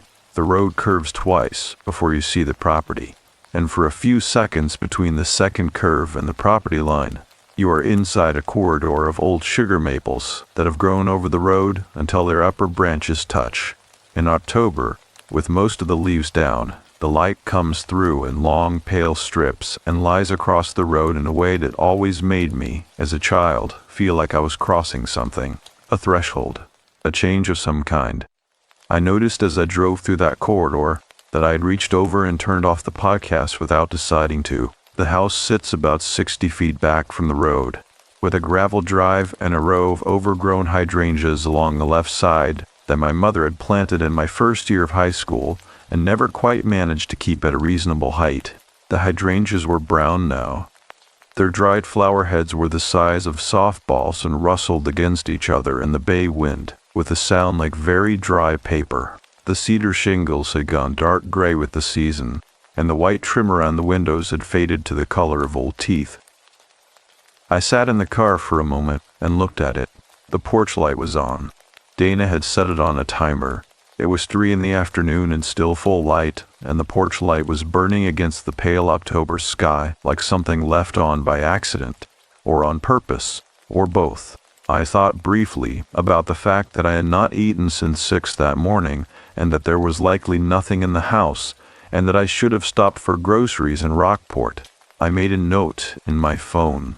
I added a second note about calling the contractor in Camden whose number Dana had texted me in August and whom I had not yet contacted because calling contractors was the kind of task I kept moving to the next day. I got out of the car. The gravel crunched under my boots with a particular sound that gravel makes in cold weather. A sound that is slightly more brittle than summer gravel, slightly more final. The wind off the bay came through the hydrangeas and lifted the collar of my jacket. The dried flower heads knocked together. I stood on the gravel drive and looked at the front door. The same dark green door my mother had painted in 2011, now peeling at the corners in a way that looked less like weather damage and more like the door was simply tired. And I felt the thing I had been managing not to feel for the entire drive. She was not in there. That is the thing about a house where someone has died. The absence has a texture. It is not just that they are gone. It is that the house remembers the shape of them, the pattern of their movement through its rooms, the places where they always set down their keys or their reading glasses or their half-finished cup of tea, and the house holds all of that. And when you step inside, You walk through all of it simultaneously, and the whole weight of the absence lands on you at once. I had known this was coming. I had prepared for it. I had a therapist in Boston I had been seeing since May. I had done the reading. I had a full understanding, analytically, of the grief process. I opened the front door and stepped inside, and none of that helped at all. The house smelled of cedar and old wool and the specific cold of a place that has been unheated for weeks. My mother's reading lamp was still on the side table beside her chair. Her chair still had the shape of her in it. The cushion compressed on the left side where she always sat, angled toward the window. There was a stack of paperback novels on the side table next to the lamp. A bookmark in the top one at roughly page 40, and something about that bookmark, about the fact that she had stopped at page 40 and had never been back to find out what happened next, made me stand very still in the middle of the living room. For a long time, the wind moved through the hydrangeas outside. The house settled around me with the particular sound of old New England construction, a low wooden creak that I had grown up hearing and had always found, until that moment, deeply comfortable. I noticed, in the far corner of the living room ceiling, a water stain in the shape I could not name that had not been there in March. Dark brown at the edges, paler at the center, the size of a dinner plate. I added it to my spreadsheet. I stood in my mother's living room, in my mother's house, 14 months ago in October, with the porch light burning in the afternoon and the paperback book open to page 40 on the side table. And I told myself I was there to handle things, and I believed it. And outside, the bay fog was already beginning to move up the hill an hour earlier than it should have. I would sleep in the house that night, in my mother's spare room. And I would tell myself the sound I heard at 2 in the morning was just the structure contracting in the cold. And I would almost believe that too. I did not sleep past 5:30 in months. That was another thing the grief had done to me, quietly, without asking, the way it had rearranged the ordinary architecture of my days into something I did not entirely recognize. Before March, I had been a person who slept until 7 and needed coffee before I could form a complete sentence. Now I woke before the light and lay with my eyes open and thought about everything I should have said. That morning I woke at 5:17 and the room was the color of pewter and the cold had come in under the door, with the patience of something that had been waiting all night for me to stop moving. I lay still for a moment and listened to the house. Old houses in coastal Maine have a sound that is entirely their own, not just the settling of timber, which every old house does, but something more specific than that, something that comes from decades of salt air working its way into the wood grain, swelling the boards in summer and pulling them back in winter until the whole structure has a kind of slow respiratory quality, as if the house is always breathing just below the threshold of what you can consciously hear. My mother had told me once, when I was 12 and had woken in the night frightened of something I could not name, that the sounds the house made were the sounds of it taking care of itself. I had found that comforting then. I found it something more complicated now. I pulled on a wool sweater and went downstairs. The kitchen faced east, and the fog was so dense against the windows that the light coming through it was not so much light as a general pale refusal of darkness. I filled the electric kettle my mother had kept on the counter beside the stove. The same kettle, the same counter position, the same slight mineral smell of the water coming out of the old pipes. And I stood with my hands on the edge of the sink and looked out through the fog at the hydrangeas and the gravel drive and the place where the maple corridor began, which was not visible this morning at all. While the kettle heated, I found myself staring at the small ceramic dish beside the stove where my mother had kept a spare house key, a rubber band, 2 dead batteries she had been meaning to dispose of, and a folded piece of paper that turned out when I unfolded it with hands that were not entirely steady, to be a grocery list in her handwriting. Milk, brown sugar, the good bread from the Rockport bakery, dog food for a dog she had stopped being able to walk 2 years before she died, and that Dana had quietly rehomed in January. I folded the list and put it back. I poured the water over the tea bag and stood at the kitchen table with both hands around the mug and let the warmth move up through my palms and into my wrists. and it was the first moment since pulling into the gravel drive the previous afternoon that I had felt anything close to settled. The mug was heavy ceramic, dark blue, with a small chip in the rim that my mother had covered for years with a piece of clear tape that had long since gone amber and brittle. I had given her that mug for her birthday in 2006. I had been 23 years old, and I thought it was a very practical gift. The fog shifted slightly against the kitchen window, not enough to reveal anything, just enough to remind me it was there. I had a plan for the morning. That was the thing about being a technical writer. I always had a plan, always had a structure, always had the comfort of a sequence of tasks that would move me from one end of a day to the other without requiring me to stop and simply be inside any given moment for longer than was useful. I was going to go through the upstairs rooms methodically and document what needed attention.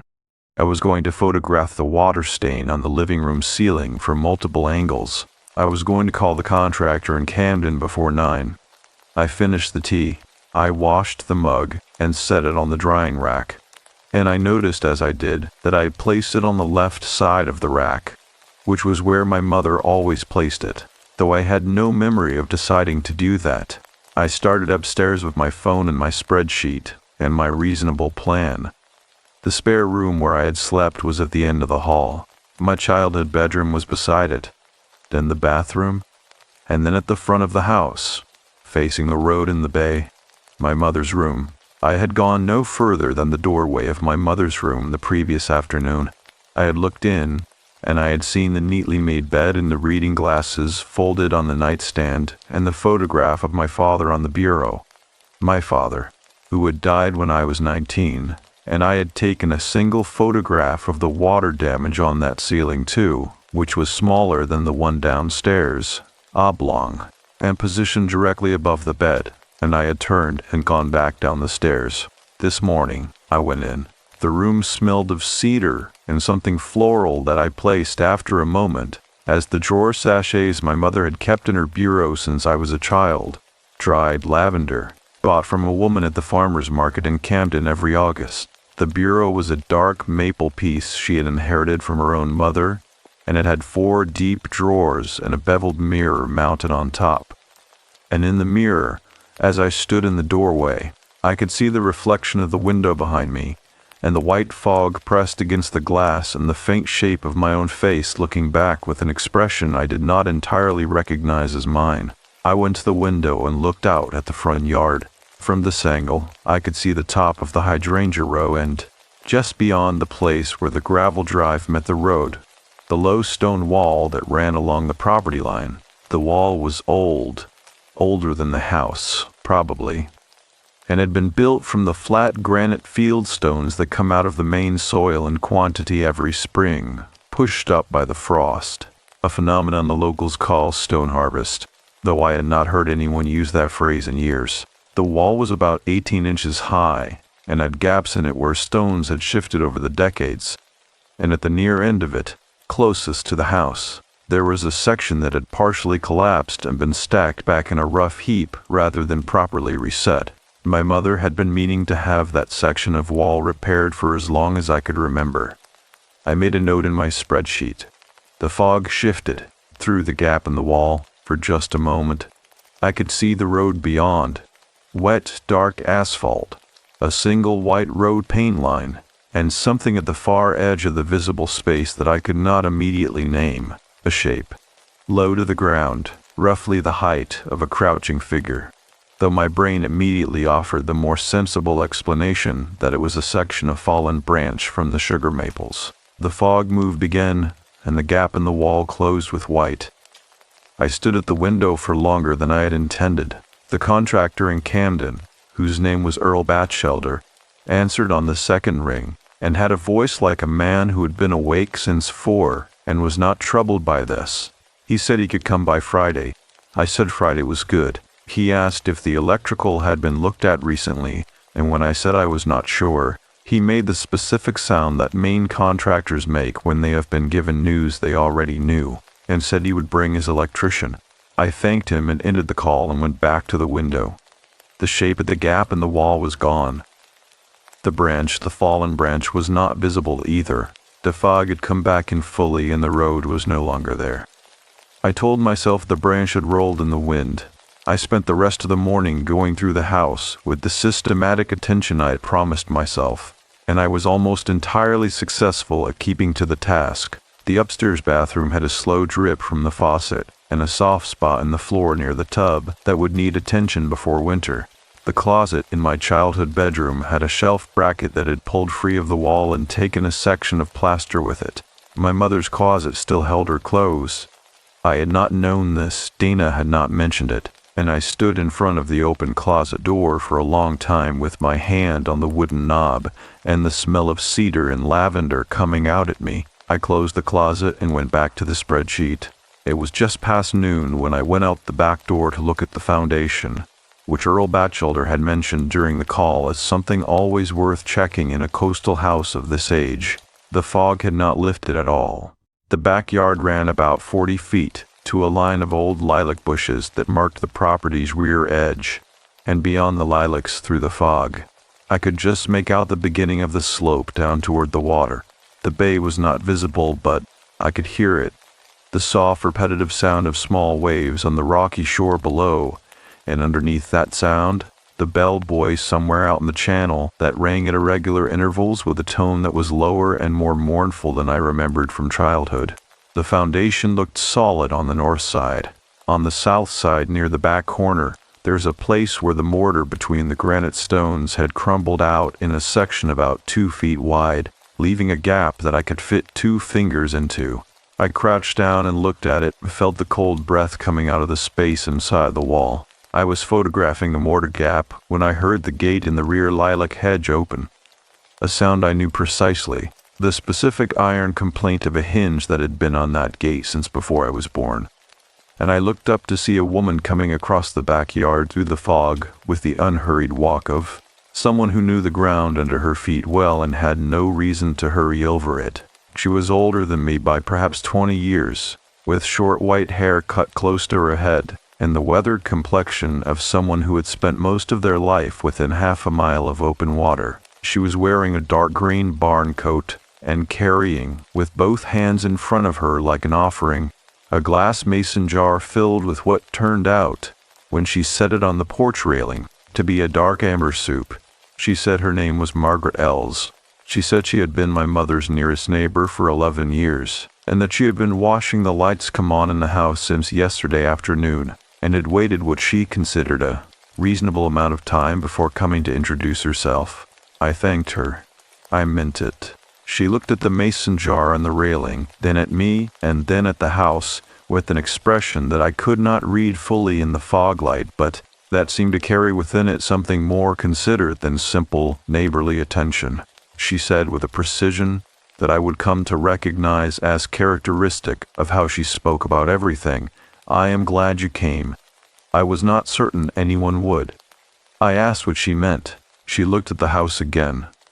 Then she said, "Your mother was waiting for someone to come and see the upper room. She mentioned it to me in the last weeks. She said she had not been able to go in herself, and she hoped one of you would come and do it properly." I felt something shift in my chest. I said, "Which upper room?" And Margaret Ells said, "The one at the top of the back stairs. The one that was your grandmother's."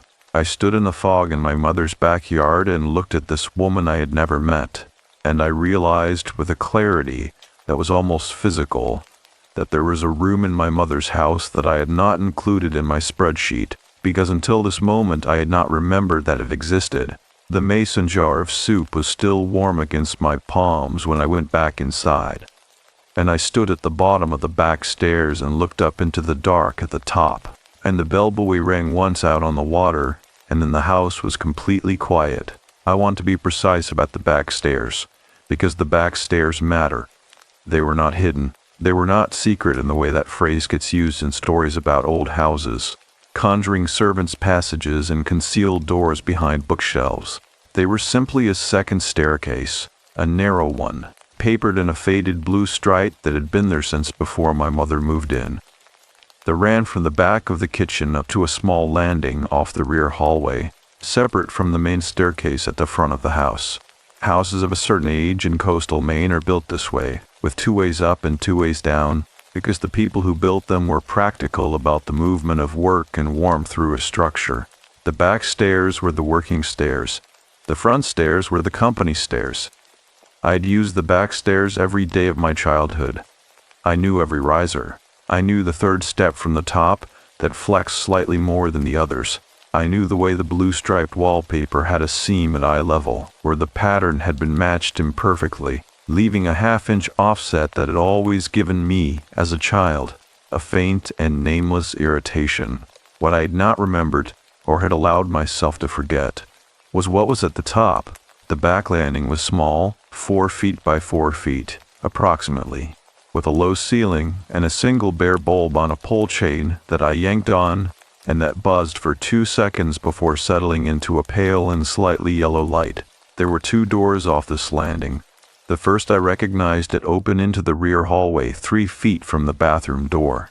The second was directly across from it, set into the wall at an angle I did not quite understand structurally, as if it had been added after the original framing was complete. It was a narrow door, not quite standard width, with a glass knob that was clouded from decades of handling, and a frame that had been painted over so many times the wood grain had disappeared entirely under smooth, successive layers of white, had aged to the color of old paper. I stood on the landing with my hand on the glass knob, and I thought, with a sudden and complete irrelevance that surprised me by its force, that I had not checked my phone in 3 hours and that my battery was likely below 20%. I pulled the door open. The room on the other side was perhaps 10 feet by 12. The ceiling sloped on the far side, where it followed the pitch of the roof, and at the low end of the slope there was a single small window, square, that faced the rear of the property and through which the fog was visible as a pale and seamless gray. The floor was wide plank pine, much older than the floors in the rest of the house, gone dark with age to the color of river water. There was no furniture except for one thing, a narrow iron frame bed pushed against the wall beneath the sloping ceiling, made up with a white coverlet that had been washed so many times it was the texture of paper, and on the coverlet, precisely centered, a single flat pillow. The bed was made as if someone had just left it and expected to return. I stood in the doorway and did not go in. The room smelled of something I needed a moment to identify. Not unpleasant, not alarming, but distinct, and not entirely of the present. Old wood, yes, and the cold that accumulates in an unheated space over weeks, and something else that sat underneath both of those things, like a note, held past the point where you expect it to end. Dried flowers, perhaps, or the particular dry sweetness of very old paper. I turned and looked at the walls and saw, along the right side of the room, a row of small wooden pegs set at shoulder height, the kind used for hanging coats or nightgowns, and on the third peg from the left, a woman's cardigan, dark gray, small-shouldered, buttoned to the collar. My grandmother had been dead for 31 years. I know how that sentence reads. I am a technical writer. I know the implication I am creating by placing that sentence immediately after the description of the cardigan. I want to be careful here, because my intention is not to make a connection I cannot verify. What I can tell you is what I saw, and what I felt, and what those things did to the inside of my chest when I stood in that doorway. I felt recognized. That is the only word I have for it. Not watched, recognized. As if the room had been holding something in the shape of an expectation for a long time, and I had just arrived to fill it. I went back downstairs. I sat at the kitchen table with my phone plugged into the wall, and I looked at the charger cable for a while without seeing it. Then I called Dana. She answered in the distracted way she always answers in the afternoons, with the background noise of her house, a television in another room, one of her children asking something. And I said, "Did you know there was a room at the top of the back stairs?" There was a pause. Then she said, "Mom's old sewing room?" I said it did not look like any sewing room I had ever seen. I described the bed, the coverlet, the cardigan on the peg. Dana said, "I thought we cleared that room out in 2017. I thought Mom and I went through everything. I said, "The bed is made." Another pause. Longer. Then she said, in the voice she uses when she has decided to be practical about something that is making her uncomfortable, "It is probably just a spare bed she kept made up." You know how she was about things being ready. I said yes. I said of course. I said I was just making sure I had everything in the spreadsheet. After we hung up, I sat with the phone face down on the table and listened to the house. The fog was making something to the light that made the afternoon feel much later than it was. The kitchen had gone gray and close, and the window above the sink showed nothing but white, and the bare maple branches at the edge of the yard that I could see in clear weather were not visible at all. I noticed in the particular silence of that moment that the bell buoy had stopped. I do not know when it had stopped. The absence of it was louder than I expected. I put on my coat and went next door. Margaret Els lived in a white Cape-style house set back from the road behind a row of rugosa roses that had gone to bare thorn stems for the season. The front path was flat granite stepping stones, each one perfectly level, and there was a boot scraper at the door made of the same iron as my mother's back gate. I knocked. She opened the door promptly, as if she had heard me coming up the path, and stepped back to let me in without any performance of surprise. Her kitchen was warm and smelled of the same dark amber soup.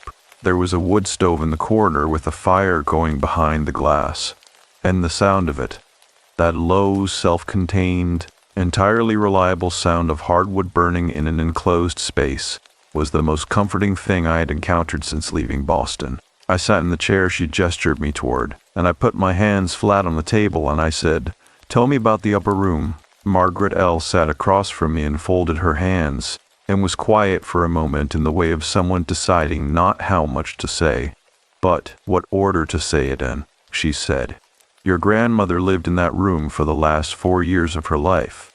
Your mother moved her in from Bangor when your grandmother could no longer manage alone. Your mother was not at ease about that decision.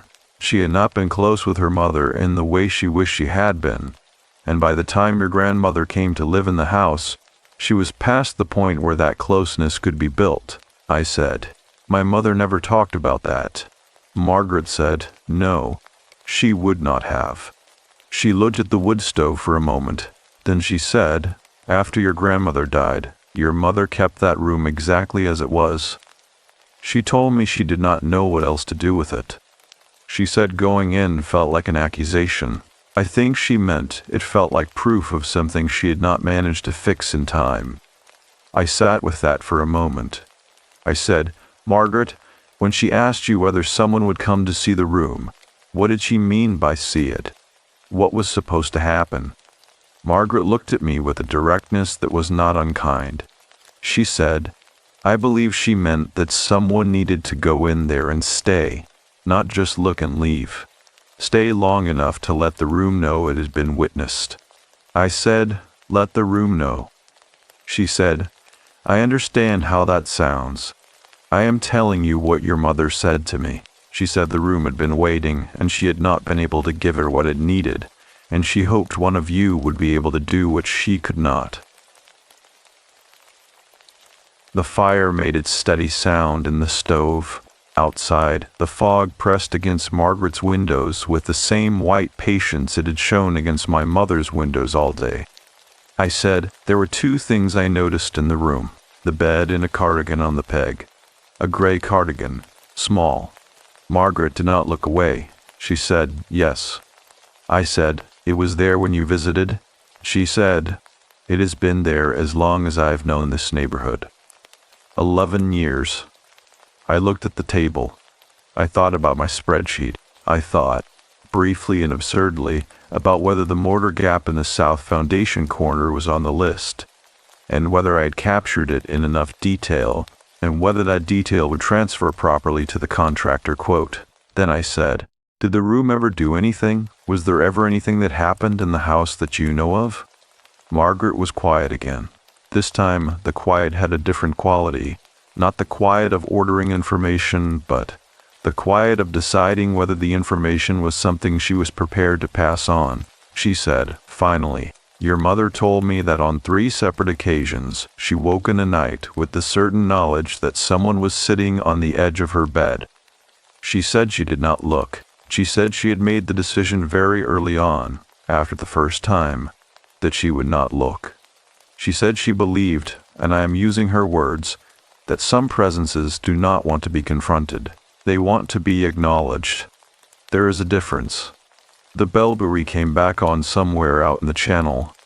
One low tone, then silence, then another.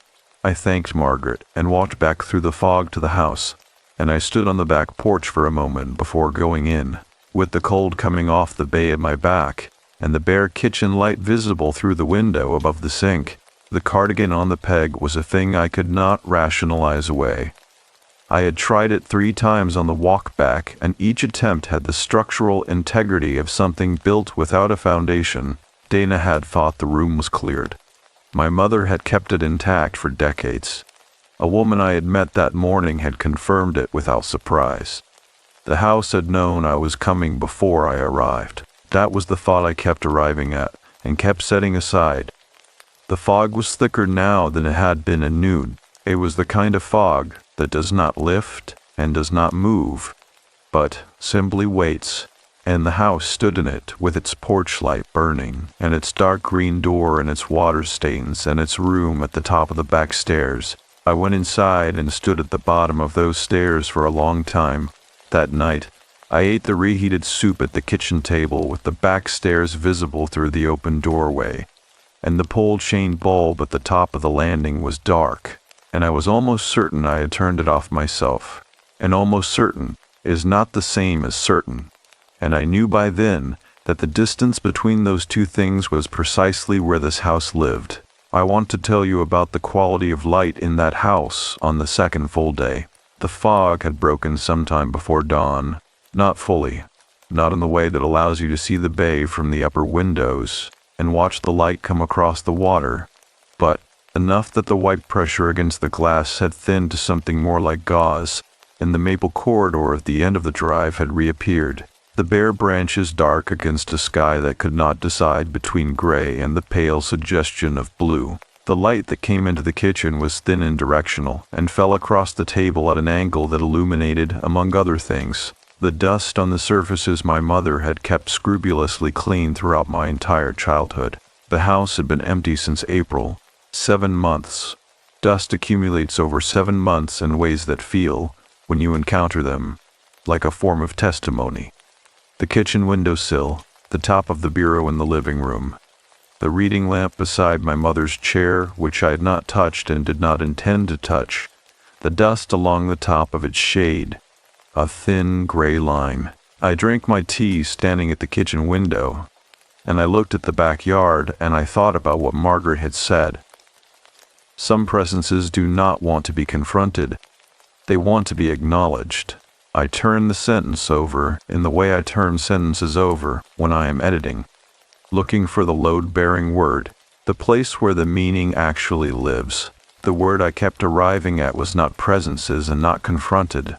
It was acknowledged, because acknowledged implies a witness, and a witness implies something specific, not just that you were there, but that you were paying attention, and that your attention meant something to what you were observing. My mother had not been able to go into that room. I understood that in a way I had not understood it the day before, standing in the doorway at the top of the back stairs, because the room was not just a room with a made bed and a gray cardigan and the smell of old wood and dried flowers.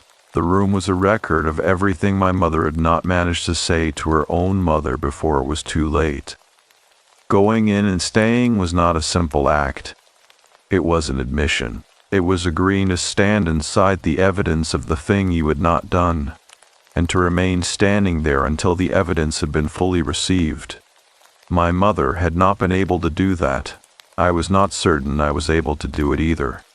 But I was beginning to understand that I had not driven to coastal Maine in October simply to document water stains and call contractors.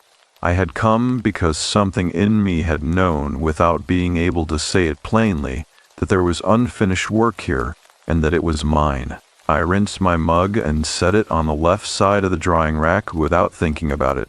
Earl Batchelder arrived at 8:45 in a white truck with a magnetic sign on the door and a demeanor of complete, unhurried competence that I found immediately and disproportionately reassuring. He was a tall man in his 60s with large hands, and the particular economy of movement that belongs to people who have been doing careful physical work for 4 decades and have learned not to waste a single gesture. He brought his electrician, a younger man named Theo, who spoke very little and moved through the house with a flashlight and a handheld meter and the focused silence of someone reading a language everyone else in the room cannot see.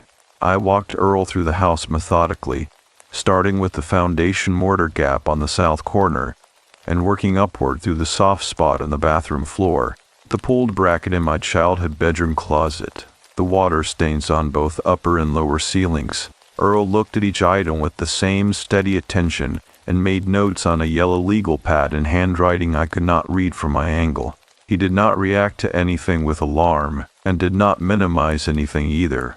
He simply looked at what was there and wrote down what he saw. When we reached the main bedroom ceiling stain, the oblong one above my mother's bed, he stood underneath it for a long moment and then said, without any particular emphasis, "The flashing around the rear dormer has probably been failing for 2 or 3 years.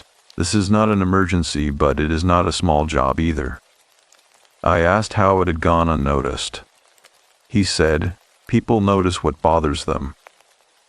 Ceiling stains are easy to put off." I said nothing.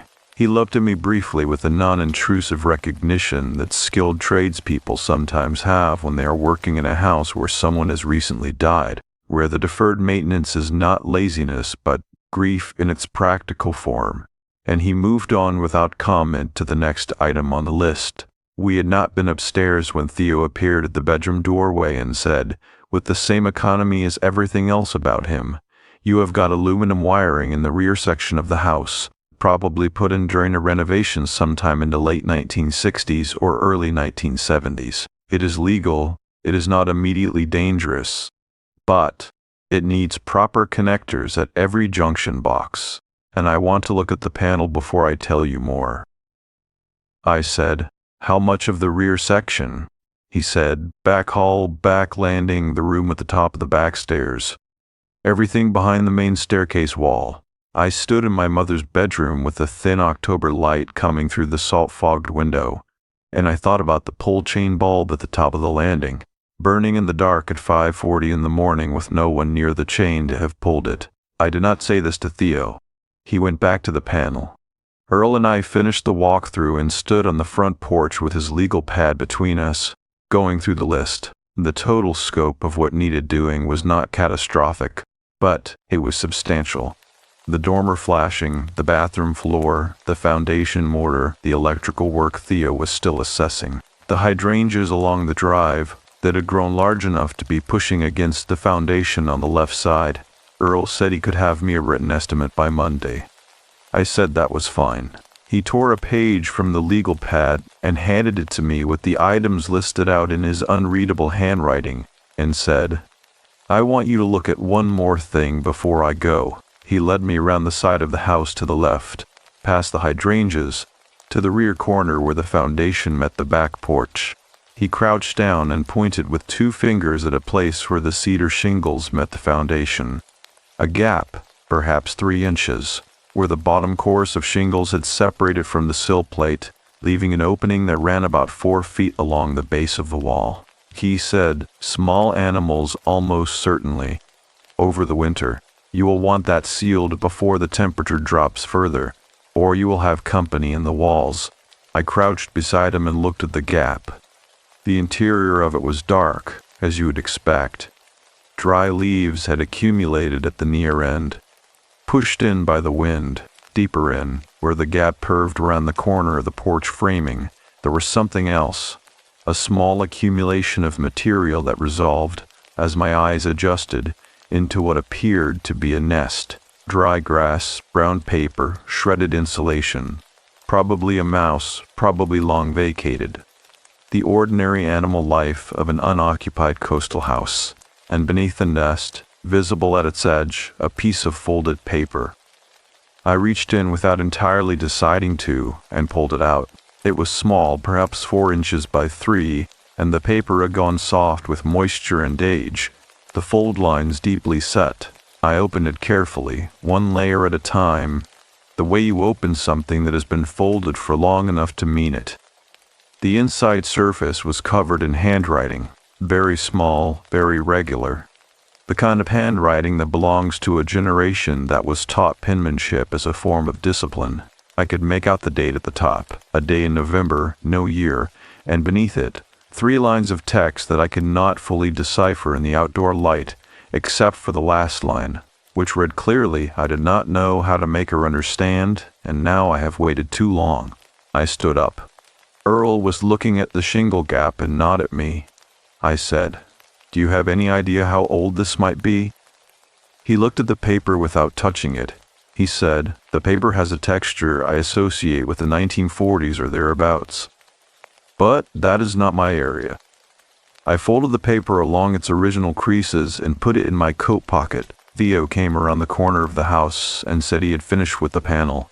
He said the aluminum wiring was manageable, but the junction boxes in the rear section had never been properly fitted with the right connectors, and 2 of them showed evidence of heat stress that he wanted to address before winter. He said the back landing fixture in particular, the pull chain bulb, had a connection he did not trust, and he would feel better replacing the whole fitting while he was in there. I asked if the heat stress could cause a fixture to activate on its own. Theo looked at me steadily. He said, "A loose connection can cause intermittent behavior, lights that flicker or come on without apparent cause.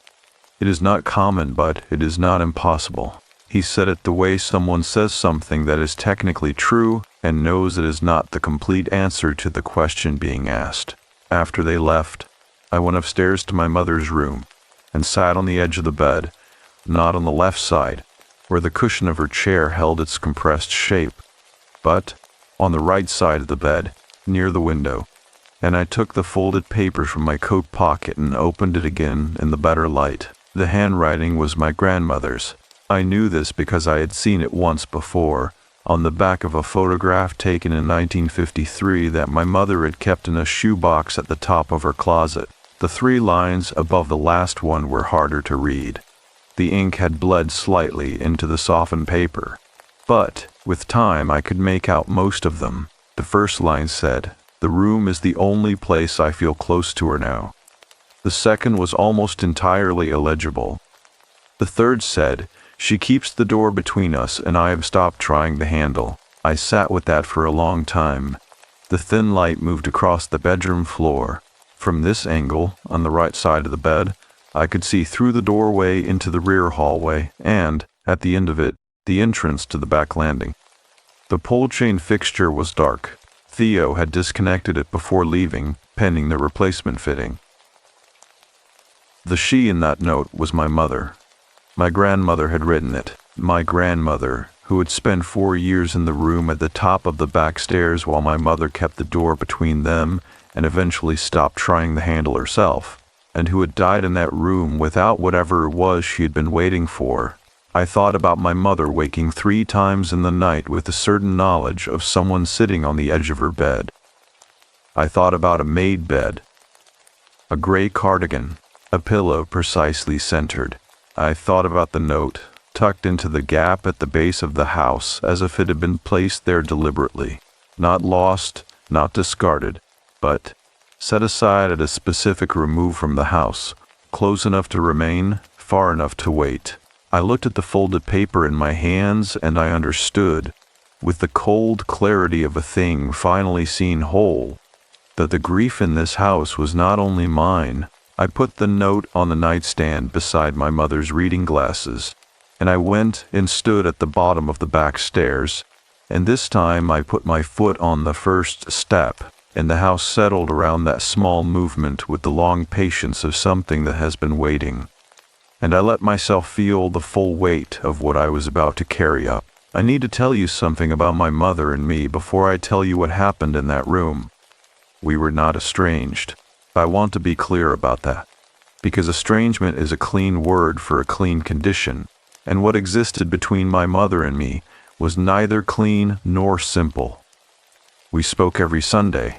We exchanged birthday cards and Christmas gifts with the careful attentiveness of two people who love each other and are not entirely sure the other one knows it. We had a relationship that functioned well at its surface and had a significant and long-standing problem underneath the surface that neither of us had ever directly named. The problem was this: I had left. I had left at 18 for college in Boston, and I had not come back.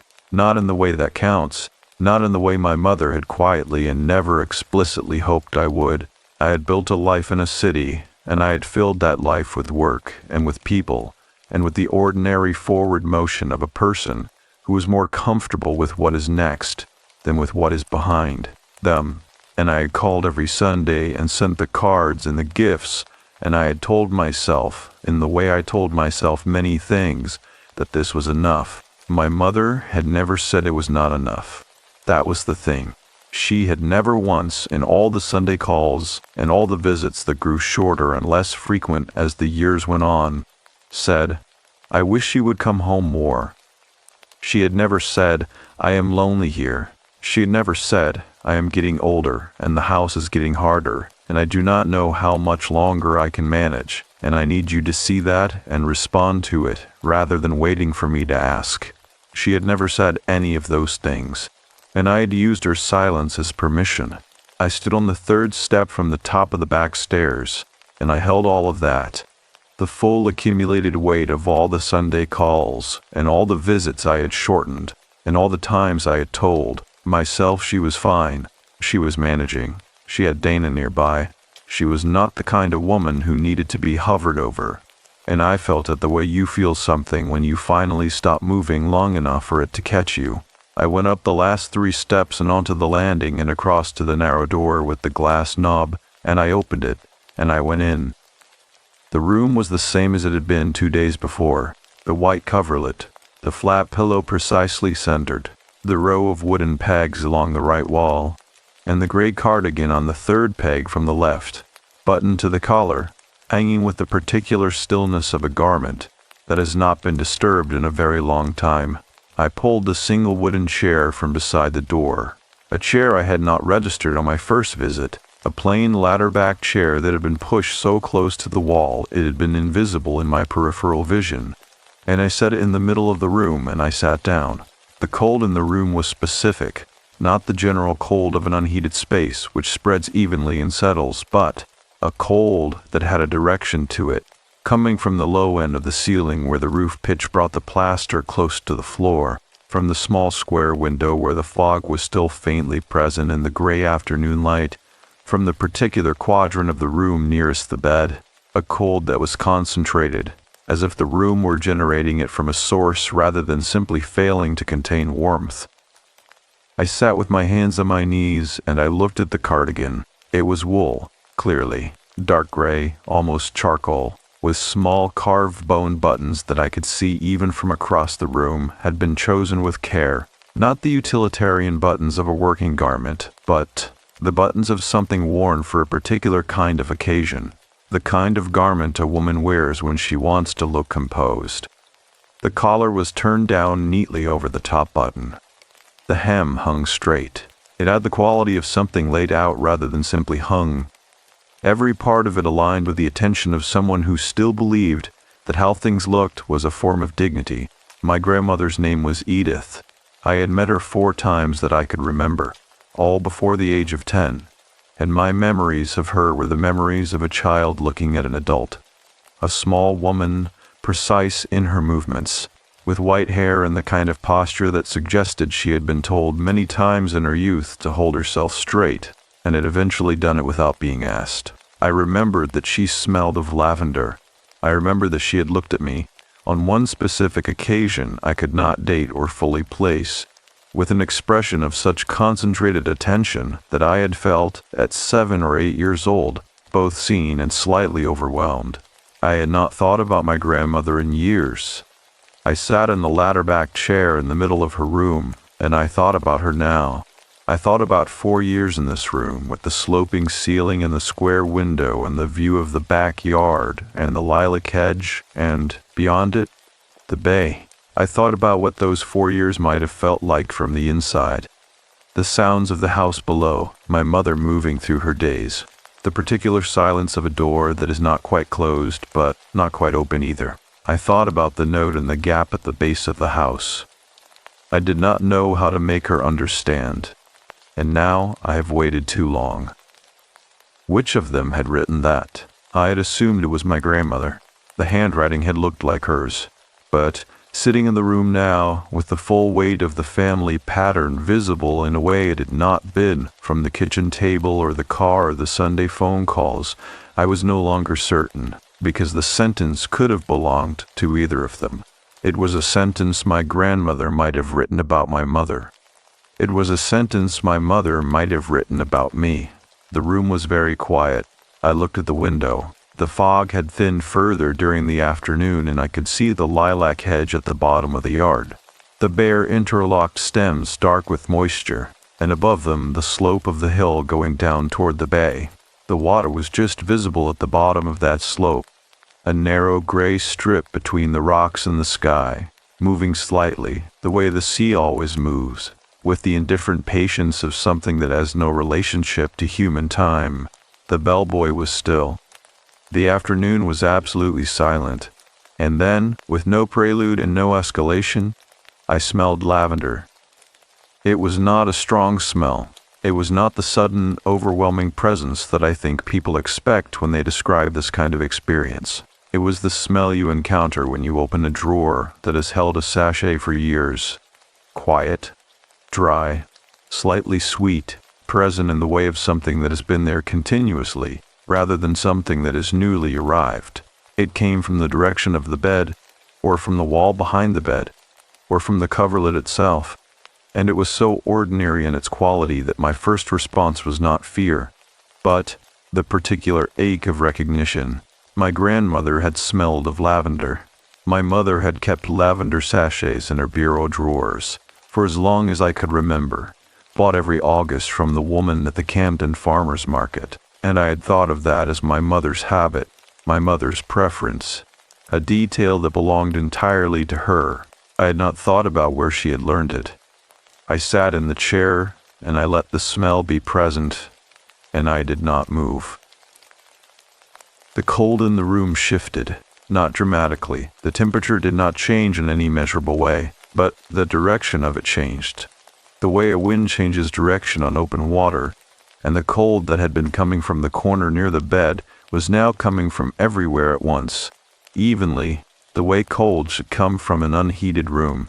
And in the place where the directional cold had been, there was something I can only describe as an absence of pressure, as if something that had been leaning toward me had leaned back. I said out loud in the empty room, "I know I am late."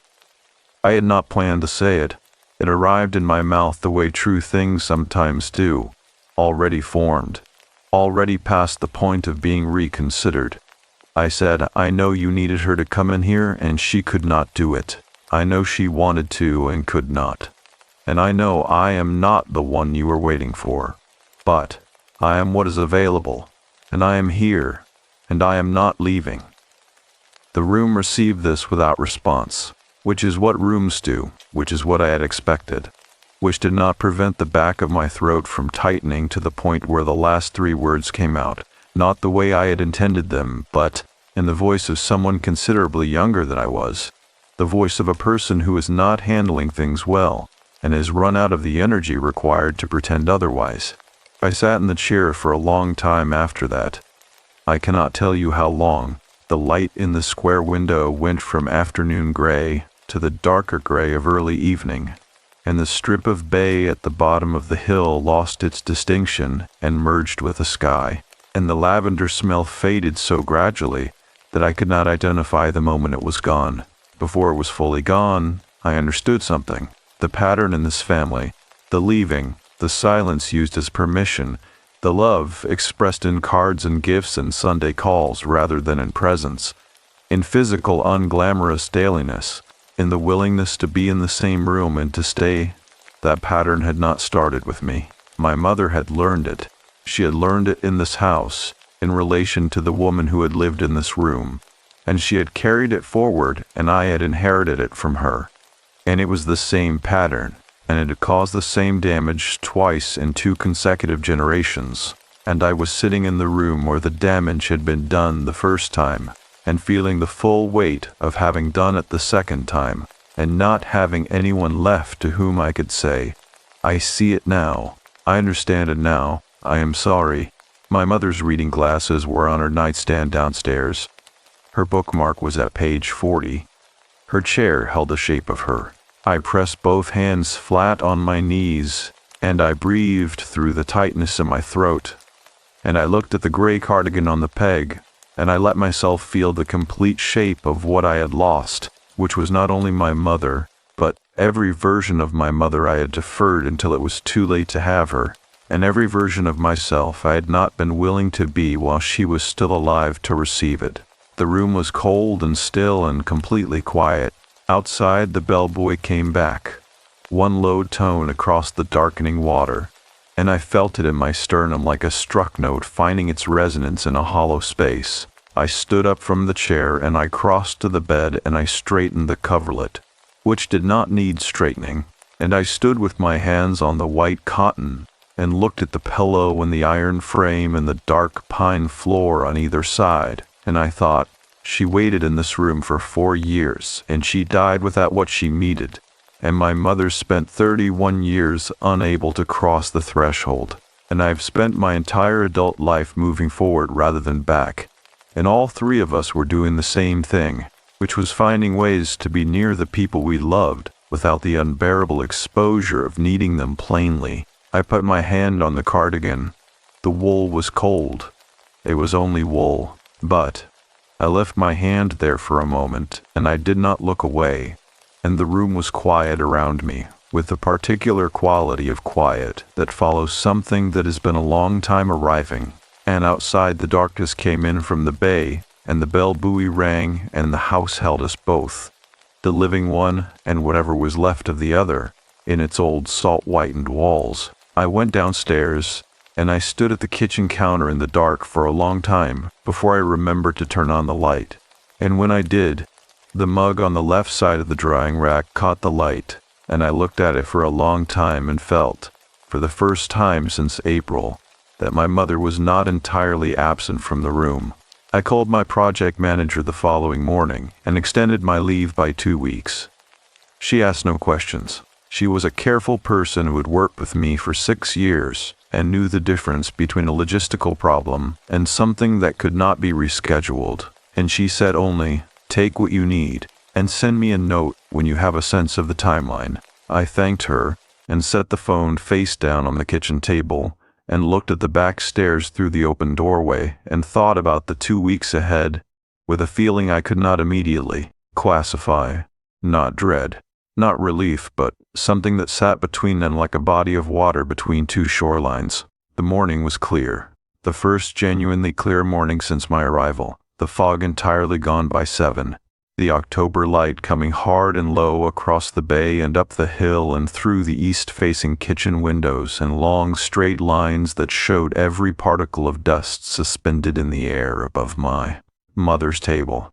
The sugar maples at the end of the drive had lost perhaps 1/3 of their remaining leaves overnight, and the ones still holding were the deepest red of the season, the red that only comes in the last days before the cold takes everything, when the tree is using the last of what it has.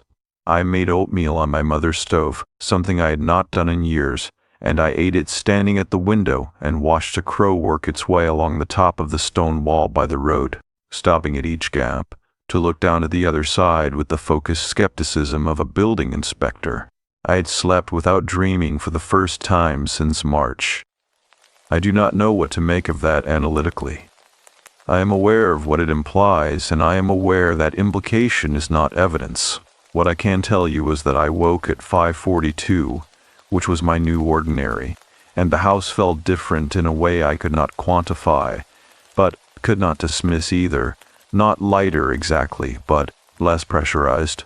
as if something that had been held at a sustained internal tension had, overnight, released a fraction of it.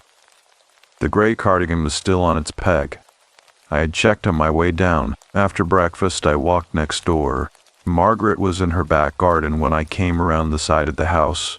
Not gardening because there was nothing left to garden in October, but standing at the rear edge of the property near the rugosa roses with a cup of tea and the expression of someone engaged in a private conversation with the season. She heard me on the path and turned without surprise, the way she had been turning to receive things without surprise since I had met her, and gestured toward the 2 wooden chairs on the back step that were positioned to face the garden and beyond it, the same strip of bay visible from my grandmother's window. We sat. The light off the water at that hour, from that angle, was the color of pewter going warm, not golden, not bright, but carrying within it the suggestion of warmth the way very old silver carries the warmth of the hands that have held it over years. A cormorant worked its way along the waterline below, low and purposeful. I said, I went into the room yesterday afternoon. I stayed. Margaret looked at the water and said, I know. I saw your light up there in the evening. I said, something happened. I do not know how to describe it with any precision, but something shifted in the room while I was there, and I think I need to understand the full history of what happened in that house before I can know what to do next. Margaret held her tea in both hands and was quiet in the way I had come to understand was her form of assent. Not silence as hesitation, but silence as the space she cleared before saying something she intended to say with care. She said, How much did your mother tell you about her mother? I said, almost nothing. I knew she had come to live in the house in the last years of her life. I knew my mother found it difficult. I did not know the particulars. Margaret nodded slowly. She said, Your grandmother came in the autumn of 2012. She was 81 years old, and she had been living alone in Bangor since your grandfather died in 1989. And she had been managing that solitude for over 20 years with a self-sufficiency that your mother admired and also, I think, found convenient. When your grandmother could no longer manage, your mother brought her here, and she gave her the back room because it was the warmest room in the rear of the house and had the best view of the garden and the water. She paused. She looked at the cormorant, which had stopped on a rock and spread its wings to dry in the October sun, holding that position with a stillness that looked deliberate. She said, What your mother told me, over the years I knew her, was this. Your grandmother was not an easy woman to be close to. She had been formed by a set of circumstances your mother never fully explained to me, but the result was a woman who expressed love through competence rather than through words or presence. She kept an immaculate house. She cooked with great skill. She managed every practical problem with an efficiency that left no room for anyone else to be needed, and she found emotional directness, the plain naming of feeling, very nearly impossible. I thought about the note. I did not know how to make her understand, and now I have waited too long. I said, My mother was the same way. Margaret looked at me. She said, Yes. I said, And I am aware that I am also the same way. She said, Yes, I know. There was a quality to the way she said it. Not unkind, not pitying, but precise in the way of someone who has been observing a situation from a considered distance for long enough to have formed a clear view of it. That I found both difficult and necessary. The way a correct diagnosis is both of those things simultaneously. I said, What happened between them in the house in the 4 years? Margaret set her teacup on the arm of her chair and folded her hands in her lap and looked at the garden. She said, Your mother told me that she and your grandmother had a single significant conversation in all 4 of those years. 1. She said they existed in the house in a state of careful mutual maintenance. She brought meals. She drove your grandmother to her medical appointments. She managed the practical requirements with complete competence, and your grandmother received all of it with complete composure, and neither of them said what they needed to say, and they both knew it, and neither of them knew how to begin. I said, What did they need to say? Margaret said, your mother needed to tell your grandmother that she had spent her childhood feeling unseen by her, that your grandmother's competence, which your mother had admired as a child and resented as an adult, and then partially forgiven as a parent herself, had left your mother feeling that love was a performance of function rather than a presence, and that she had spent most of her adult life trying to unlearn that, with mixed results, and your grandmother needed to tell your mother that she knew, that she had always known, and that she had not known how to do it differently, and she was sorry, and she was grateful for the room and the meals and the drives to the hospital, and she was proud of her daughter in ways she had failed consistently to say out loud. I looked at the water. I said, but neither of them said it. Margaret said, your grandmother died on a Tuesday morning in November of 2016. Your mother was downstairs making breakfast. She heard nothing. When she went up with the tray, your grandmother was gone. She had been gone for some time, the doctor said. The light off the bay moved and shifted as a cloud passed over. I said, my mother told me it was peaceful. She said it on the phone when she called to tell me. She said it was very peaceful, and she was glad she had not been alone at the end. Margaret said, quietly, she was not alone in the house. I heard the distinction she was drawing and I sat with it. I said she blamed herself. Margaret said she carried it. I am not sure blame is exactly the right word. It was more that she felt the conversation was still open. She felt that what had not been said had not ceased to exist simply because your grandmother was no longer there to receive it, and she could not go into the room because going in meant acknowledging that the conversation was now permanently unfinishable. I said, except that she kept the room. She kept it exactly as it was for 8 years. Margaret said, keeping is not the same as entering. Your mother was very precise about that distinction. I thought about my own precision regarding the same distinction. The Sunday calls, the cards, the way I had kept my mother present in my life, at exactly the distance that protected me from the full exposure of needing her. A gust came off the bay and moved through the rugosa stems and carried with it the cold salt smell of the water and the particular undertone of October on the Maine coast, the smell of things, concluding, of the world pulling itself back toward its roots. I said, Margaret, what does the room need? What does completing this look like? She was quiet for a moment.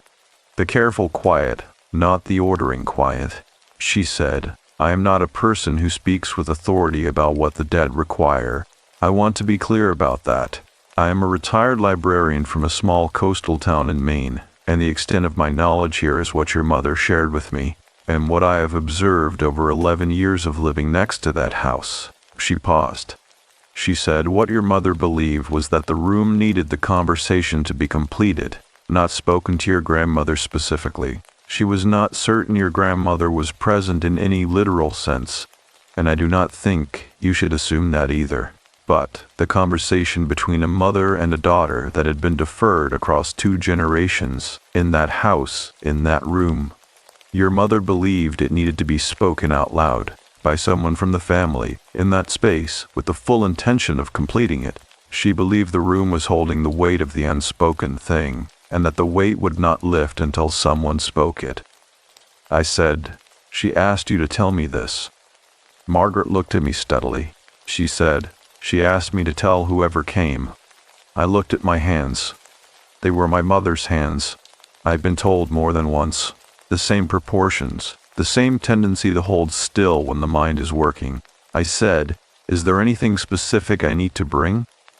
Any object, I do not know the word. Any preparation? Margaret said, your mother felt strongly that you should bring nothing and prepare nothing.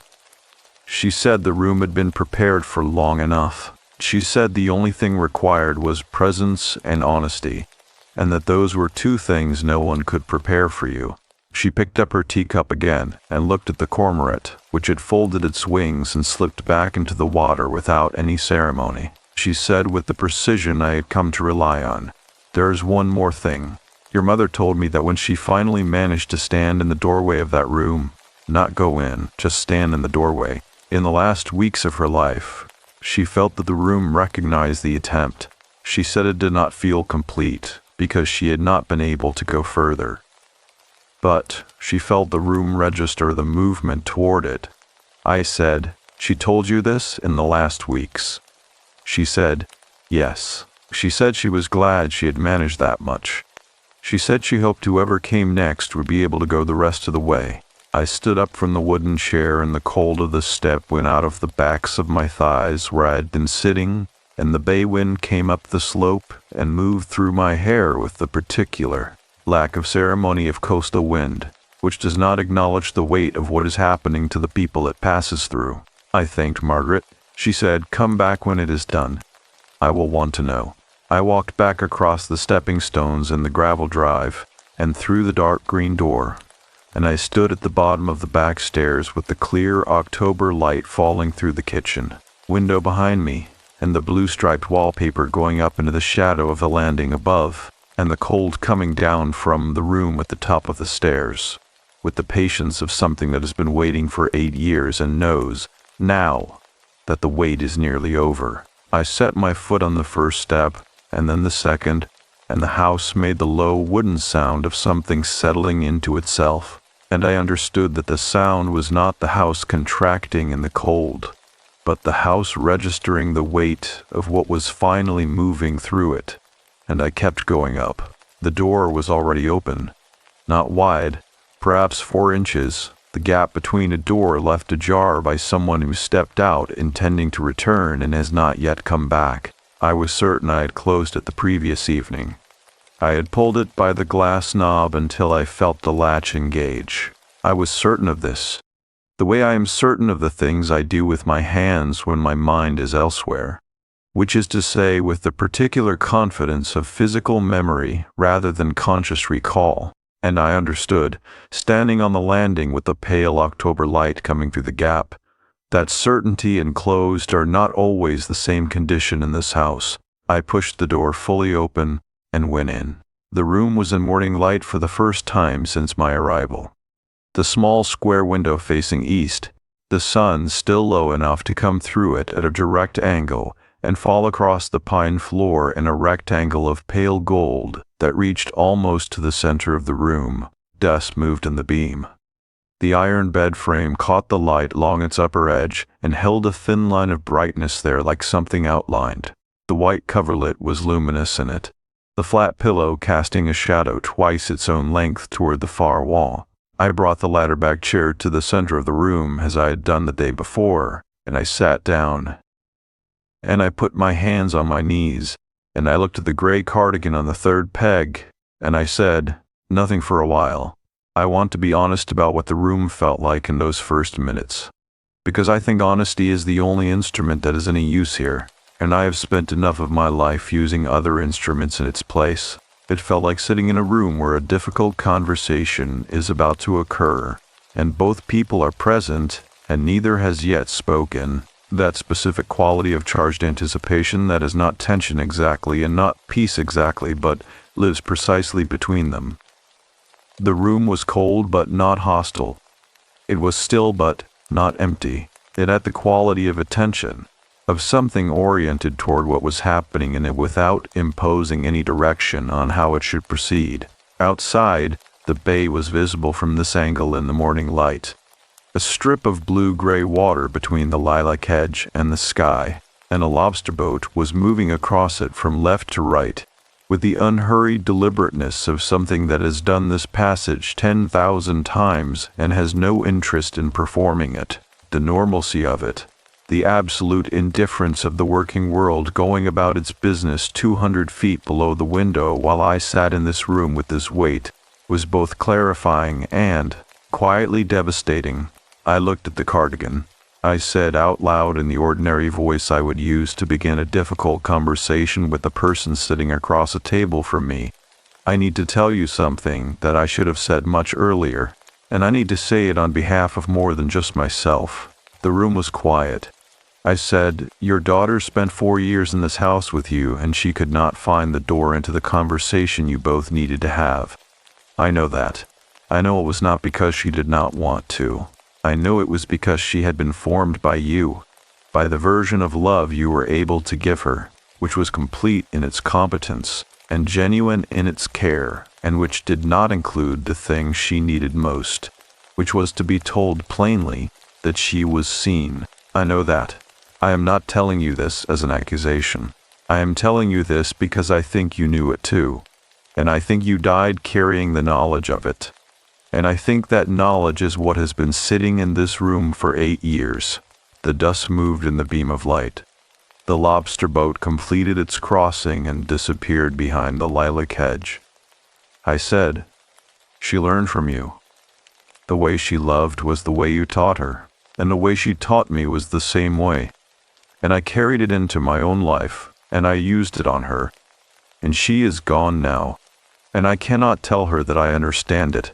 And I think that is the same weight you carried, and I think I understand now what it costs." My voice had done the thing again, dropped into the register of someone younger, someone less composed, and I let it, because composure had been the problem in this family for 3 generations, and I was not going to use it as a shield in this room. I said, "She was proud of you." I know that is not the thing that was hardest to say. I know the hard thing was the other side of it, but I want to say it anyway because I think it was true, and I think it went unsaid, and I think unsaid true things have weight. I stopped. The room was very still, and then, slowly, with the gradualness of something that has been deciding to happen for a long time, the cold in the room changed. I have thought about this moment a great deal in the 14 months since it happened, because I am a person who distrusts the language of supernatural experience, and I am unwilling to describe something inaccurately simply because accuracy is uncomfortable. What I can tell you is what I registered with my body, which is a more reliable instrument than my analytical mind in situations that fall outside the reach of analysis. The cold that had been present in that room since the first moment I stood in its doorway, directional, concentrated, coming from the corner near the bed, began, without drama and without announcement, to even out. The way a room's temperature evens out when a window that has been opened is closed, gradually, continuously, until the cold was no longer coming from a specific source but was simply the ambient cold of an unheated October room, which is a different thing entirely. Which is just weather. I sat with this for a moment. Then I said the thing I had come up the stairs to say, the thing that was not for my grandmother, the thing that was the other half of the conversation, the half that belonged to the generation between us. I said, "I am sorry I was not here. I am sorry I used the Sunday calls as a substitute for presence. I am sorry I told myself you were managing when what I meant was that I was not being asked to change what I was doing, and that was convenient for me, and I let it be convenient for me for years. I am sorry you died with the book open to page 40 and I had not visited since Christmas. I am sorry I made you the kind of woman who would not ask me to come because she did not want to impose." Which is what happens when you love someone the way this family loves, carefully, from a mannish distance, with every sharp edge filed down so no one has to feel the cost. The line in my throat tightened to the point of pain. I said, "You were not imposing. You were my mother, and I want you to know that I know what I did with the time I had, and I am not going to tell myself a different story about it, and I am not going to spend the rest of my life in the managed distance of it either." The dust in the beam of light had settled. The room was still and cold and entirely ordinary around me, and the pine floor held its dark color in the places the light did not reach, and the iron bed frame held its line of brightness, and the gray cardigan hung on its peg with the complete stillness of an object that has been in one place for a very long time and is not going anywhere. But something had changed. I know how insufficient that is as a description.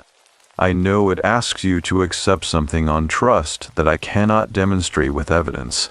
But the room that I sat in after I had said those things was not the room I had entered. Not architecturally, not atmospherically in any describable way. But the quality of the attention in it had changed. The thing that had felt like anticipation at the start, that charged waiting, was no longer anticipation. It was something else. Something that sits on the other side of anticipation, after what was waited for has arrived. Not resolution. I do not want to use that word, because it implies a cleanliness the situation did not have, and probably never will. But a change. A shift in the quality of what the room was holding. Less pressure, more simply, and more accurately, rest. I sat for a long time. The sun moved in the small window and the rectangle of light on the floor contracted and angled and eventually left the pine boards and climbed the wall, and I sat and let the room be around me without trying to interpret it or document it or arrange it into a structure someone else could follow. At some point, I noticed I was warm. Not the room. The room was still cold, but I was warm, the way you become warm when you have been sitting long enough in any space for your body to make its peace with the temperature, the ordinary warmth of a person who has stopped resisting where they are. I stood up from the ladder-back chair. I crossed to the bed, and I straightened the coverlet as I had done the evening before, smoothing it with both palms from the center outward, and the cotton was cold under my hands, and the iron frame was cold, and the flat pillow was precisely where it had always been. And I did not move the pillow, because some things should be left exactly where they are. I went to the peg. I lifted the gray cardigan from it with both hands, carefully, holding it the way you hold something that belongs to someone else and must be treated accordingly.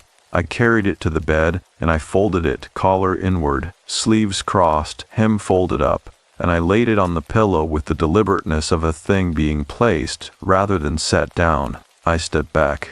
The room received this without comment, the way rooms receive things, and the morning light was gone from the window now, and the bay gone back to gray, and the lobster boat was long since out of sight, and the house was quiet all the way down through its floors and its old salt-whitened walls, and the bellboy was still, and outside the sugar maples held their last red leaves against the October sky, with the patience of things that know the letting go is coming and have decided not to hurry it.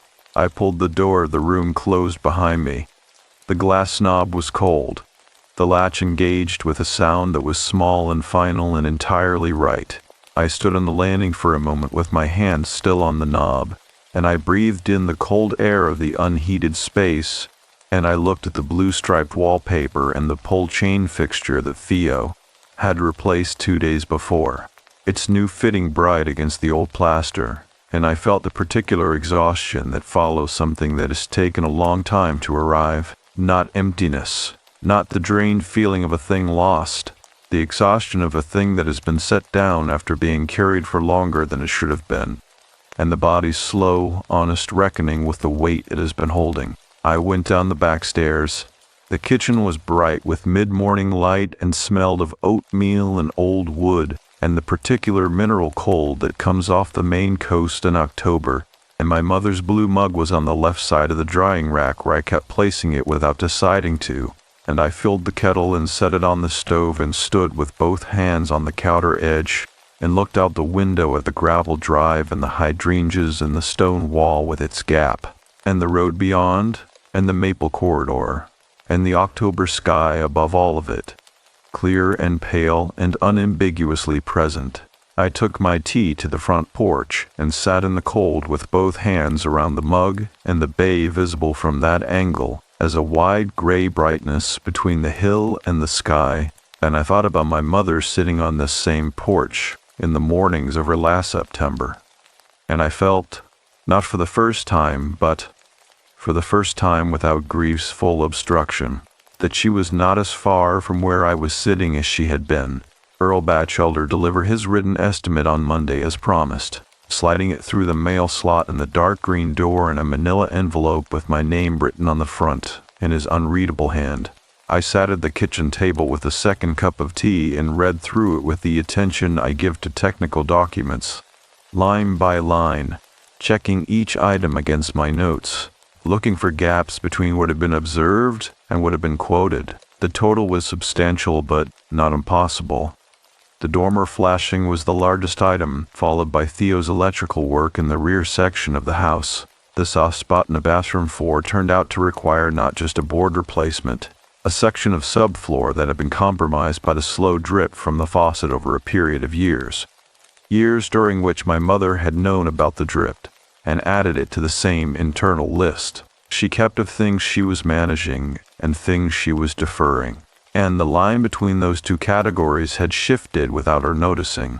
I called Earl and told him to proceed with everything except the hydrangeas, which I intended to cut back myself. He said, "You know those are going to take some work." I said, "I know." He said he could start the dormer flashing on Wednesday and have Theo back for the electrical on Thursday. I said that was good. After we hung up, I sat for a moment with the estimate on the table in front of me, and I thought about what it meant to commit to the repair of a house. The specific quality of that commitment, which is different from the commitment to sell a house or to hold a house in your mind as a future decision. Repairing a house is an act of intention. It is saying, this place is worth the investment of care, and I am the person who is going to provide it, and I am not leaving until the work is done. I added a line to my spreadsheet. Then I closed the spreadsheet. The following morning I went to see Margaret. She was in her kitchen when I knocked, standing at the counter with a pot of coffee in the particular unhurried quality of a person whose mornings belong entirely to themselves. She poured a second cup without asking, and set it in front of me and sat across the table. And I told her what had happened in the room. I told her plainly and in order the way I tell things, but without the managerial distance I usually keep between myself and the account I am giving. I told her about the cold evening out, about the two halves of the conversation, my grandmother's half and my mother's half, about the cardigan folded on the pillow, about the latch engaging with the sound that felt final. Margaret listened without interrupting, which is a rarer quality than people acknowledge. When I finished, she was quiet for a moment. Then she said, "How did you feel when you came downstairs?" I said, like something I had been carrying for a long time had been received. She nodded once. She said, "Your mother would be glad." I said, "I think she would be relieved." Glad implies it was easy. It was not easy. Margaret said no. She knew it would not be easy. That was why she could not do it herself. I held the coffee cup in both hands. Outside Margaret's kitchen window, the bay was flat and dark blue under a sky that had gone from pale to properly blue for the first time since my arrival, the kind of blue that only appears on clear October days in coastal Maine, a blue with actual depth to it, the color of cold water with light behind it. I said, "There is something I want to ask you. You said my mother stood in the doorway of the room in her last weeks. Did she say anything about what she felt there?" Margaret looked at the window for a moment. She said she felt her mother recognized the attempt. Her exact words were, "It knew I was trying." She said that was enough for her. She said she could not have gone further, but she was glad she had managed the doorway. I sat with that. I said, "She managed the doorway." I went in. My grandmother, as far as I can tell, needed the room witnessed. My mother needed to be seen trying, and I needed to say the things that neither of them could say to the other. Margaret said, "Yes, that is how I understand it." I said, "So each of us got as far as we could get." She said, "That is how these things seem to work." In my limited observation, she stood and refilled my cup without asking, which I appreciated, and set the coffee pot back on the burner, and remained standing at the counter for a moment with a particular expression, not hesitant but measured, the expression of someone with one more thing to say who is deciding whether the moment is right. She said, "Your mother left something for whoever came. She gave it to me 2 weeks before she died, and she asked me to hold it until it was needed. I believe it is needed now." She went to the small wooden cabinet beside the refrigerator and opened the lower door and reached to the back of the shelf and brought out a square cardboard box, the kind that holds a ream of paper, closed with a piece of brown packing tape that had aged to amber. She set it on the table in front of me. She said she asked me not to open it. I have not opened it. She said the person who came to see the room would know what to do with what was inside. I looked at the box. I said, "Did she tell you what it contained?" Margaret said, "She told me it was things that belonged in the house. She said she had gathered them over the years and had not known where to put them, and that when the room was ready, they would have a place." I carried the box back across the stepping stones in the gravel drive and through the dark green door and set it on the kitchen table. The brown tape came away cleanly, as if it had been applied with the intention of being easy to remove when the time came. Inside the box, laid in without particular arrangement but with the care of things that matter, were the following 3 letters in my grandmother's handwriting, addressed to my mother, never sent, the envelopes unsealed, the letters inside folded once, the paper the same soft with age quality as the note I had found in the foundation gap, and I recognized immediately from the dates on the postmarks my mother had penciled lightly in the corner that they had been written in the 4 years my grandmother had lived in the house. A photograph, black and white, showing 2 women, one I recognized as my grandmother at perhaps 30 years old, and one who must have been her own mother, standing in a yard I did not recognize with a quality of proximity between them that was not quite touching but was clearly reaching toward it. A small notebook with a dark green cover in my mother's handwriting. 30 or 40 pages filled in the careful cursive she used when she was writing for herself rather than for anyone else, and at the bottom of the box, wrapped in a piece of soft cloth, a dried lavender sachet, flat and fragrant, the kind sold at the Camden Farmers Market in August, with a small paper tag attached by a piece of twine on which my mother had written, in handwriting I knew as well as my own, for the bureau. I sat at the kitchen table for a long time. I did not read the letters. I understood that the letters were between my grandmother and my mother, and that the privacy of them had survived intact for a reason, and that placing them was what was required, not reading them. I looked at the photograph for a long time. I held the lavender sachet and felt through the cloth the dried stems inside, still faintly yielding, and smelled the smell that had been in this family for 3 generations, passing from hand to hand the way essential things do, often without the passing being named. I took the box upstairs.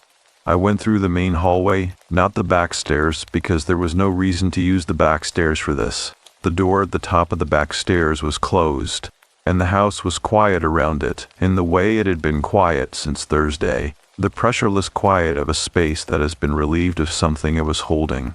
I went into my grandmother's room with the box under my arm. I placed the photograph on the small windowsill where the morning light would find it. I placed the 3 unsent letters on the bed, tucked under the edge of the folded cardigan on the pillow, where they could remain closed and private and present simultaneously. I went to my mother's bureau, which was my grandmother's bureau before it was my mother's, the dark maple piece with the beveled mirror and the 4 deep drawers, and I opened the top drawer, which still held the faint ghost of a previous sachet, and I placed the new one inside and closed the drawer gently. I stood in the room for a moment. The mirror above the bureau gave me back my own face in the afternoon light, and behind my face the room, and behind the room the small square window, and in the window the bay, flat and blue and entirely itself.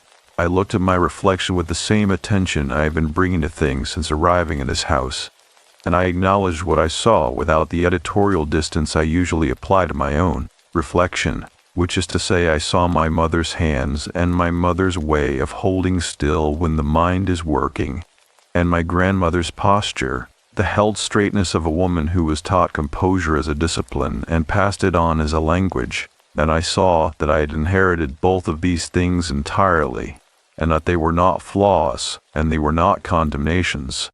They were simply what had come down to me, and what I did with them from here was mine to decide. I took the green notebook from the box and carried it downstairs and set it on the kitchen table without opening it. It was my mother's private writing, and it was going to remain private, but I kept it on the table for the rest of my stay because it belonged in the house, and because its presence on the table was a form of company I was not ready to put away. That evening I called Dana. I told her about the room, not everything.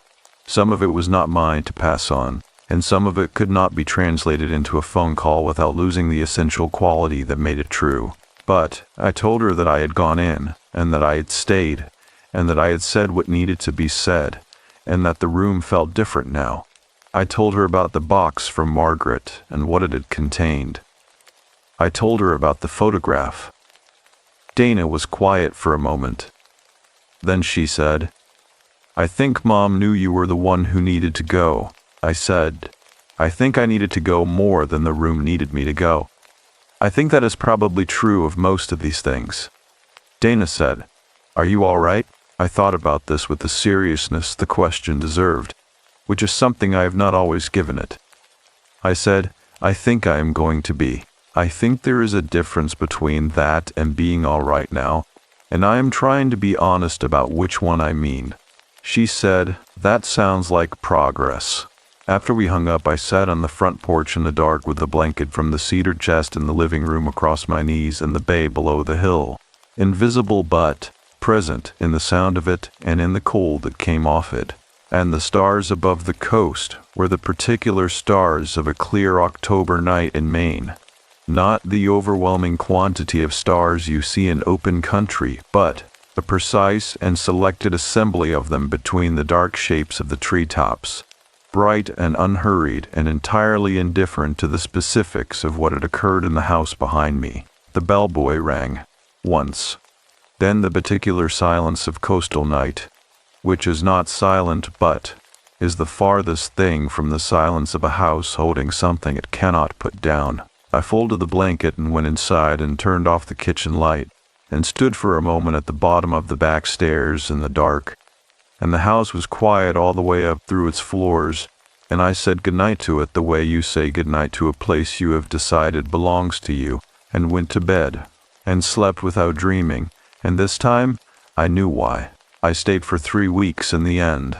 The 2-week extension became 3 without any single decision I could point to. It happened the way the right things sometimes happen, through a gradual accumulation of mornings in which leaving felt less correct than staying, until the balance tipped so completely that I called my project manager again, and she said, with the patience of someone who has already understood what I am still catching up to, that the work would be there when I returned. The days had a shape I had not had in my life for years. I woke before 6. I made oatmeal or eggs on my mother's stove. I drank tea standing at the kitchen window while the light came off the bay and up the hill. I worked on the house, not the contractor work which was done, but the smaller work, the work of hands. Cutting back the hydrangeas along the foundation, resetting the collapsed section of the stone wall by the road, cleaning the gutters on the east side, repainting the trim around the 2 front windows where the white had peeled back to bare wood. In the afternoons I walked down the hill to the water, or along the coastal road toward Rockport, or up through the maple corridor and along the ridge where you could see the bay in both directions on a clear day and the island sitting in it like words in a long sentence. I went to Margaret's most mornings for an hour. These visits had settled into a rhythm that required no management. I knocked, she opened, she poured coffee, we sat. Sometimes we talked about the house or about my mother. Sometimes we talked about her work, which had been cataloging the collections of a small historical society in Rockport for the past several years, in a volunteer capacity that she described with the dry precision of someone who loves what they do and sees no reason to dramatize it. Sometimes we sat in a comfortable quiet that I was learning to inhabit without filling. She gave me things in these visits, not objects, information, the kind that accumulates in a person who has lived in one place attentively for a long time and has paid close attention to the texture of things. She told me that the stone wall along the road had been built in 1883 by the family who had owned the property before my grandparents, a fishing family named Alcott who had quarried the fieldstone from their own land and stacked it in the course of a single summer. She told me that the sugar maples at the end of the drive had been planted by the same family, 4 of them, as windbreaks, and that the 5th had blown down in the 1938 hurricane and been replaced by a volunteer maple that had grown in from the corridor edge and been absorbed into the line without anyone deciding to put it there. She told me that the harbor bell buoy I had been listening to all week had been placed in its current position in 1951 after a lobster boat went onto the rocks in thick fog, and that the family of the boat's captain had paid for its maintenance for 20 years after his death as a form of ongoing apology to the water. I wrote none of this down. I simply received it, the way the house received the morning light, through every available surface. The nights were cold now in the way that October nights in coastal Maine are cold. Not the aggressive cold of deep winter, but the cold that carries within it the announcement of what is coming, the cold of a season preparing to hand itself over. I slept with the spare room window open an inch and the wool blanket from the cedar chest and 2 quilts my mother had kept at the top of the hall closet, and I slept deeply and woke rested in a way I was beginning to trust rather than regard with the suspicion I had initially brought to it. I read my mother's green notebook on the 12th day. I had been moving around it on the kitchen table since placing it there, setting my tea beside it, working around it, acknowledging it the way you acknowledge something that is not yet ready to be approached directly. On the 12th morning, I sat down with fresh coffee and I opened it. My mother wrote the way she spoke, carefully, in complete sentences, with a preference for precision over ease. The notebook covered roughly 2 years of entries, not daily but frequent, beginning in the spring of 2022 and running through the winter of 2023. The entries were not a diary in the confessional sense. They were more like running observations. The quality of the light on a particular morning, a conversation with Margaret about the historical society, the behavior of the hydrangeas in a wet summer, the progress of a novel she was reading. But woven through these observations, with the irregular frequency of something she was working toward rather than working out, were entries about the room. They were brief, a sentence, sometimes 2. She wrote about standing at the bottom of the back stairs and feeling the cold come down. She wrote about the quality of the guilt, which she described not as a sharp thing but as a pervasive one, present in the walls of the house the way salt is present in the wood of a coastal building, unremarkable and everywhere and structural. She wrote, in an entry from November of 2022, a single sentence that I read 4 times before continuing. I think the room does not blame me, but I cannot make myself believe that, and the not believing is its own kind of residence. And in the last entry, dated 3 weeks before she died, she wrote this. I stood in the doorway today for longer than I have managed before. The room was the same. The cardigan was the same. I felt the same recognition I have always felt there, which is not accusation but witness, and today I was able to stand in it rather than step back from it. I do not think I will be able to go further. I think going further was never mine to do. But I stood in the doorway, and I was seen standing there, and that is something, and I am going to let it be enough. I closed the notebook. I sat at the kitchen table with both hands flat on the cover and the morning light lying across the table in its October angle, and I thought about my mother standing in that doorway in the last weeks of her life, with the cold of the room on her face, choosing to be witnessed rather than choosing to retreat, and I felt the full, unobstructed shape of her courage, not the heroic kind, not the kind that makes a clean story, but the ordinary difficult kind that consists of standing in a hard place a little longer than you managed to stand in it yesterday. She had done what she could. I had done what I could not do without coming here, and my grandmother, in her 4 years in that room, had done what she could manage. The note in the gap at the base of the house, the sachet, the letters written and never sent, the cardigan on the peg as an act of daily composure in the face of a silence she did not know how to break. 3 women doing what they could manage. The shape of it was not a failure. The shape of it was human. I went upstairs that afternoon and I opened the door to my grandmother's room and I stood in it for a while without sitting. The room was simply a room now, cold still with its sloping ceiling and its square window and its iron bed and the folded cardigan on the pillow. The pine floor was dark, and the light was flat, and the bay was gray below the window. and the bellboy rang in the distance with its low and patient tone. I did not feel the directed cold. I did not smell lavender. I did not feel the quality of attention I had felt in the days before. I felt a room that had been held at a particular tension for a very long time, and had been permitted, finally, to simply be a room. I straightened the coverlet, which did not need it, out of the same habit that brings me back to this gesture, and I left the door open when I went out. I spent the last 4 days doing the kind of work I had originally come to do. I photographed every room methodically. I updated the spreadsheet with the completed contractor items and the remaining items I had addressed myself. I spoke to a property management company in Rockport about seasonal caretaking, someone to check on the pipes in winter, to manage the drive after snow, to keep the house in the condition of a place that is being attended to, rather than a place that is waiting. I was not ready to sell. I understood that clearly without needing to examine it from multiple angles.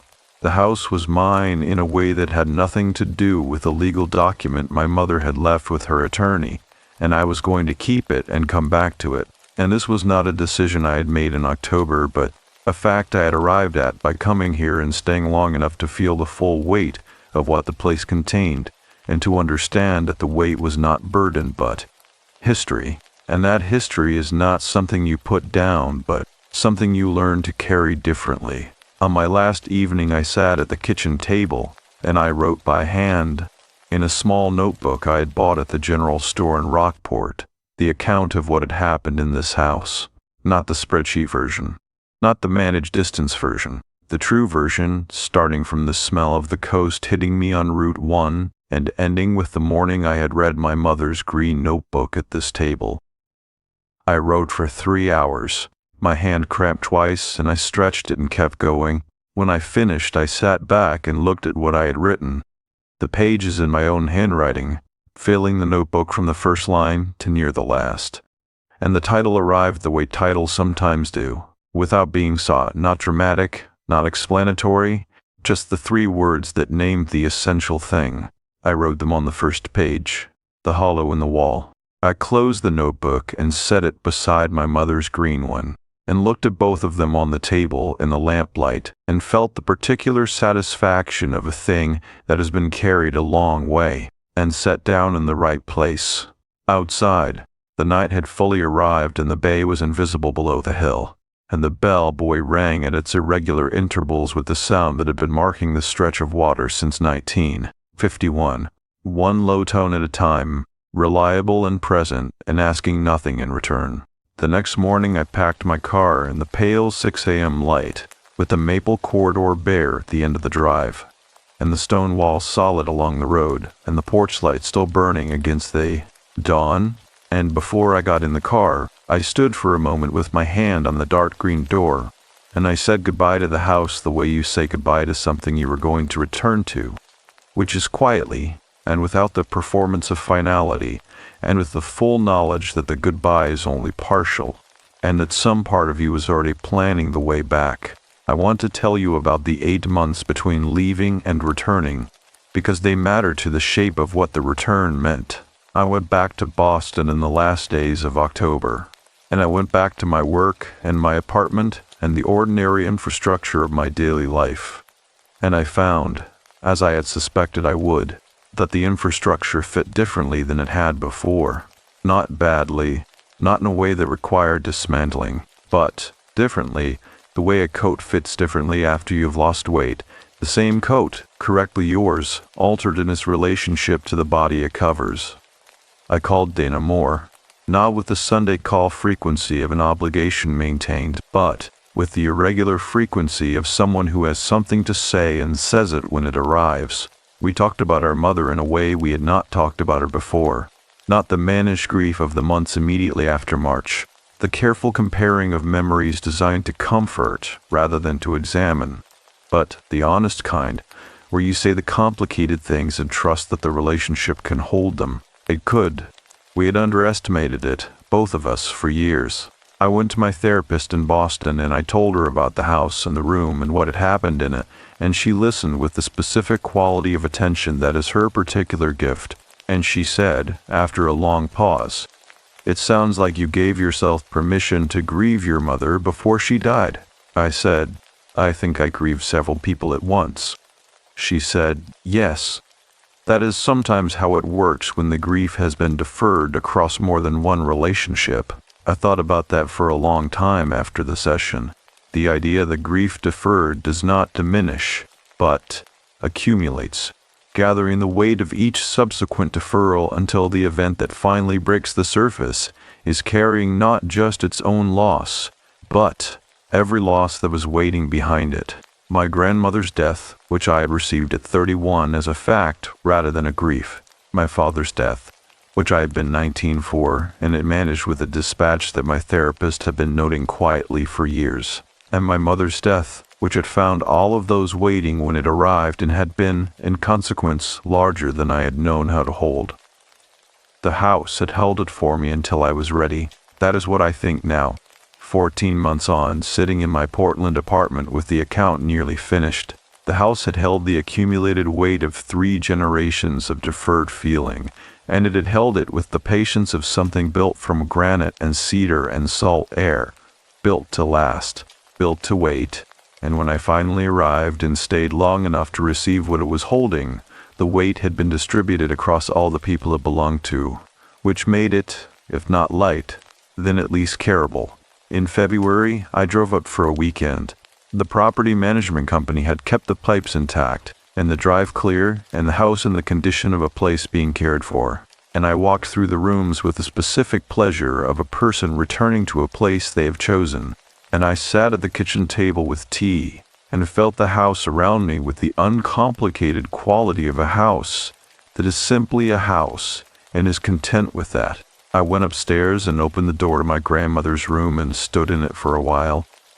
It was a room, cold still, with the iron bed and the folded cardigan and the square window showing the February bay, steel gray and flecked with white caps, and the lavender sachet doing its quiet work in the top drawer of the bureau. I stood there and breathed the cold air and felt nothing alarming and nothing unresolved. I felt the room the way you feel.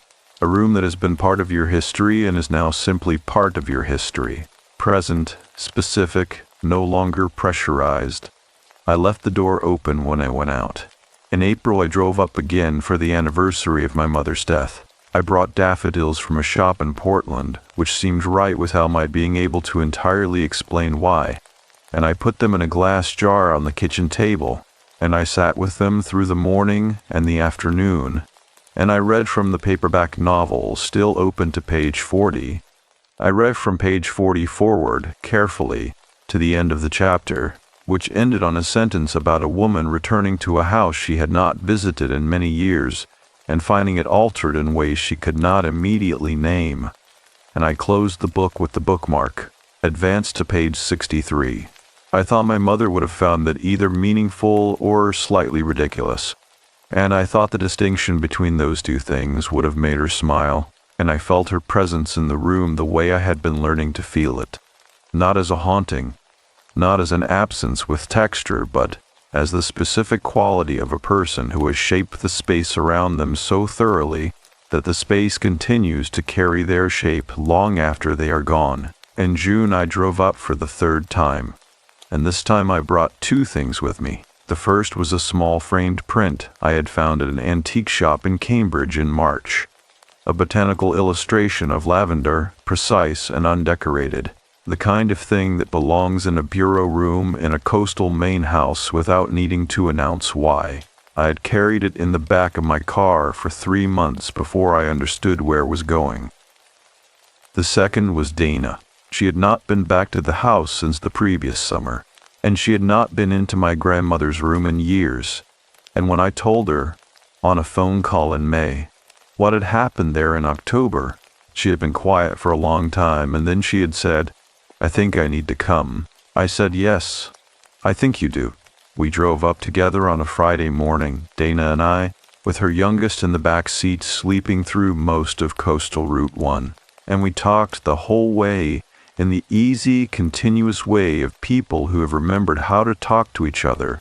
And the maple corridor received us both at the end of the drive in its June fullness, the leaves a deep and unambiguous green, the light coming through them in the warm, dappled way of summer light through a canopy.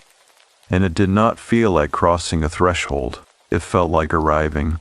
We had coffee on the front porch in the afternoon light, with the bay blue and wide below the hill, and the hydrangeas along the drive in their early summer state. Cut back to a manageable height now, the new growth coming in from the trimmed stems, vigorous and slightly chaotic. The way things grow when they have been given room. Then we went upstairs together. I let Dana go first into my grandmother's room. I stood in the hallway and watched her cross the threshold and stand in the center of the room, with her arms at her sides and her face doing the complicated work of receiving a place that holds more than its dimensions suggest. She stood for a long time.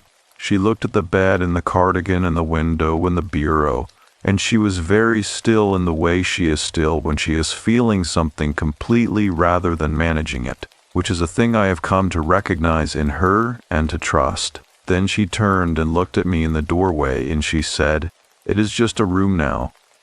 I said, "Yes." She said, "But it was not before." I said, "No, it was not." She nodded once. She looked at the folded cardigan on the pillow and she said, quietly and without drama, in the plain voice of someone saying a thing that is true and needs to be said, "I know you waited a long time, and I know it was not the way you wanted it to go, and I am sorry it took us this long to come back. The room received this the way it received everything now, simply and without pressure, and with the quality of a space that has been returned to its essential nature, which is to be inhabited by the living and to hold, without demand, the memory of those who are not." I hung the lavender print on the wall beside the window, where the morning light would find it, using the small hammer and a finishing nail from the kitchen utility drawer. It hung level on the first try.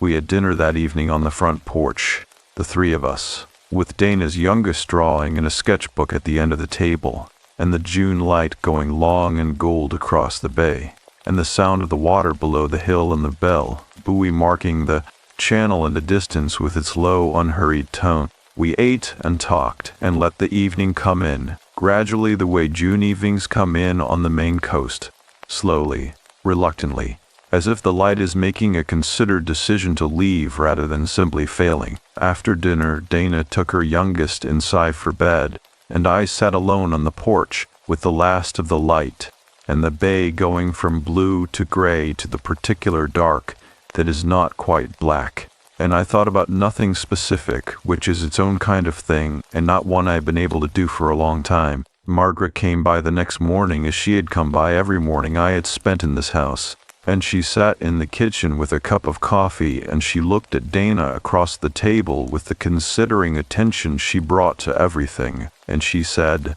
"You look like your mother." Dana said, "People say that." Margaret said, "It is not a small thing to look like someone." Dana looked at me, and I looked at her, and we did not say anything, which was its own kind of conversation. And Margaret drank her coffee and looked out the kitchen window at the hydrangeas and the stone wall and the maple corridor at the end of the drive. And the morning light lay across the table between the three of us and held us there, unhurried and ordinary and complete. Before she left, Margaret stopped in the hallway and looked up the back stairs. She said, "How is the room?" I said, "It is just a room now." She turned and looked at me with the direct and uncomplicated gaze of a woman who has been paying attention to this house for 11 years and knows the distance between just a room and just a room. She said, "Good." She went out through the dark green door and down the front path and across the stepping stones to her own house.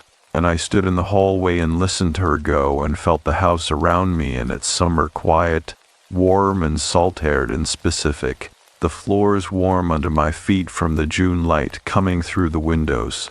The green notebook and the account I had written side by side on the kitchen table where I had placed them that morning. The lavender sachet doing its quiet work upstairs. The cardigan folded on the pillow in a room with its door standing open. I went out to the stone wall.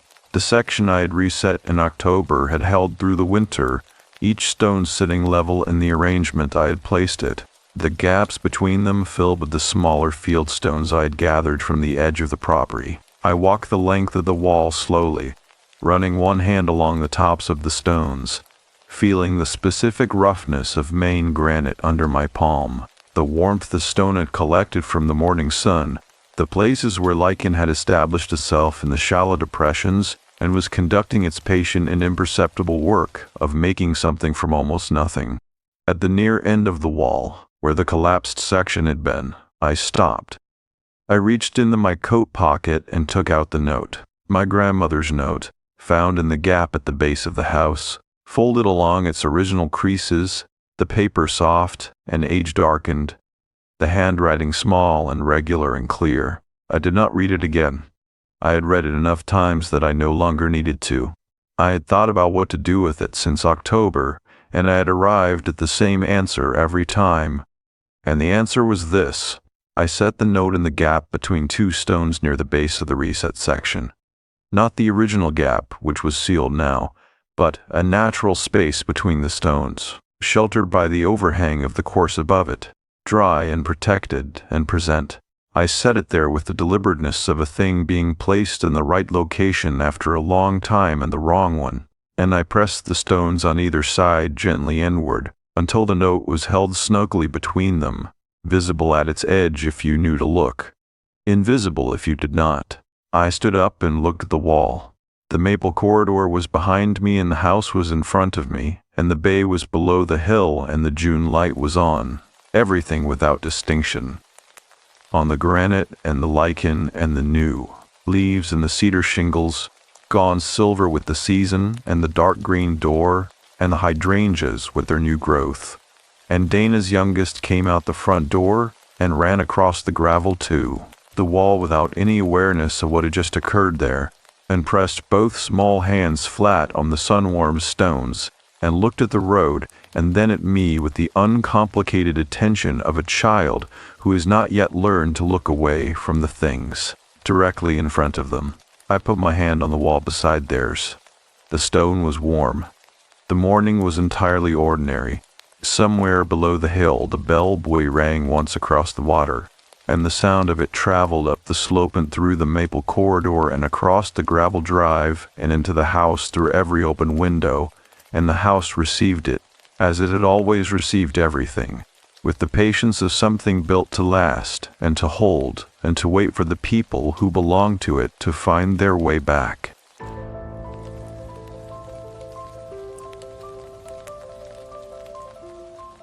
The water keeps asking.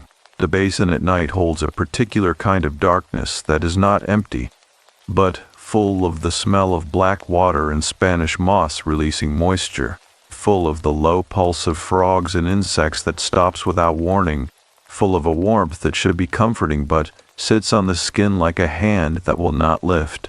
I want to say that I went to Broad Bridge for entirely ordinary reasons, and that is almost true. My sister had died 11 months before I made that drive, and I had not cried at her funeral, and I had not cried in the weeks after, and I had not cried when I packed her apartment into cardboard boxes and drove the boxes to a storage unit I was paying $58 a month to keep. I had done all of it the way I do most things, efficiently, and with my hands slightly too busy to let my thoughts complete themselves. What I want you to understand before I tell you anything else is that I am not a person who believes in things. I am 39 years old. I am a hydrological engineer. I spend my working life measuring water, how much of it there is, where it is going, what it is carrying, what it will cost.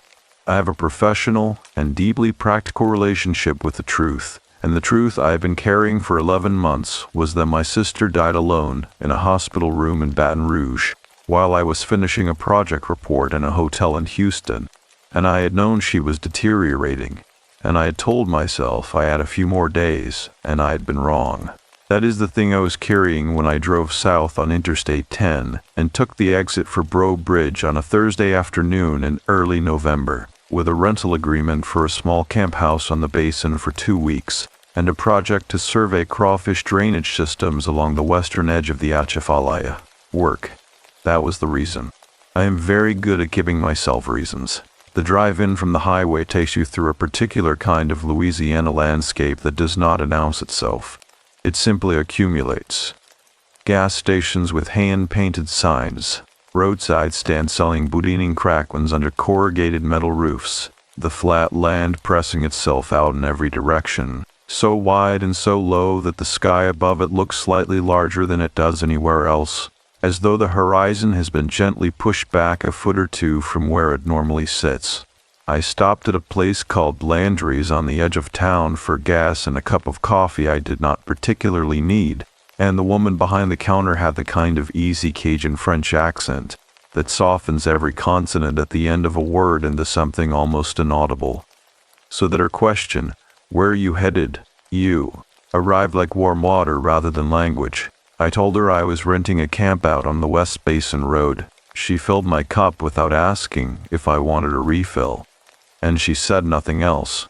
And I noticed that she did not quite meet my eyes when she handed it back. I told myself she was tired. It was a long day. People in service work are tired in the late afternoon. I have told myself many things with that same practiced efficiency. The coffee was strong enough that I could feel it before I finished the cup. A clean, dark heat moving through the center of my chest. And for approximately 4 minutes, sitting in a parking lot with the engine running and the late sun going orange over the flat fields to the west, I felt something close to peace, not the peace of resolution. The peace of exhaustion finally admitting what it is.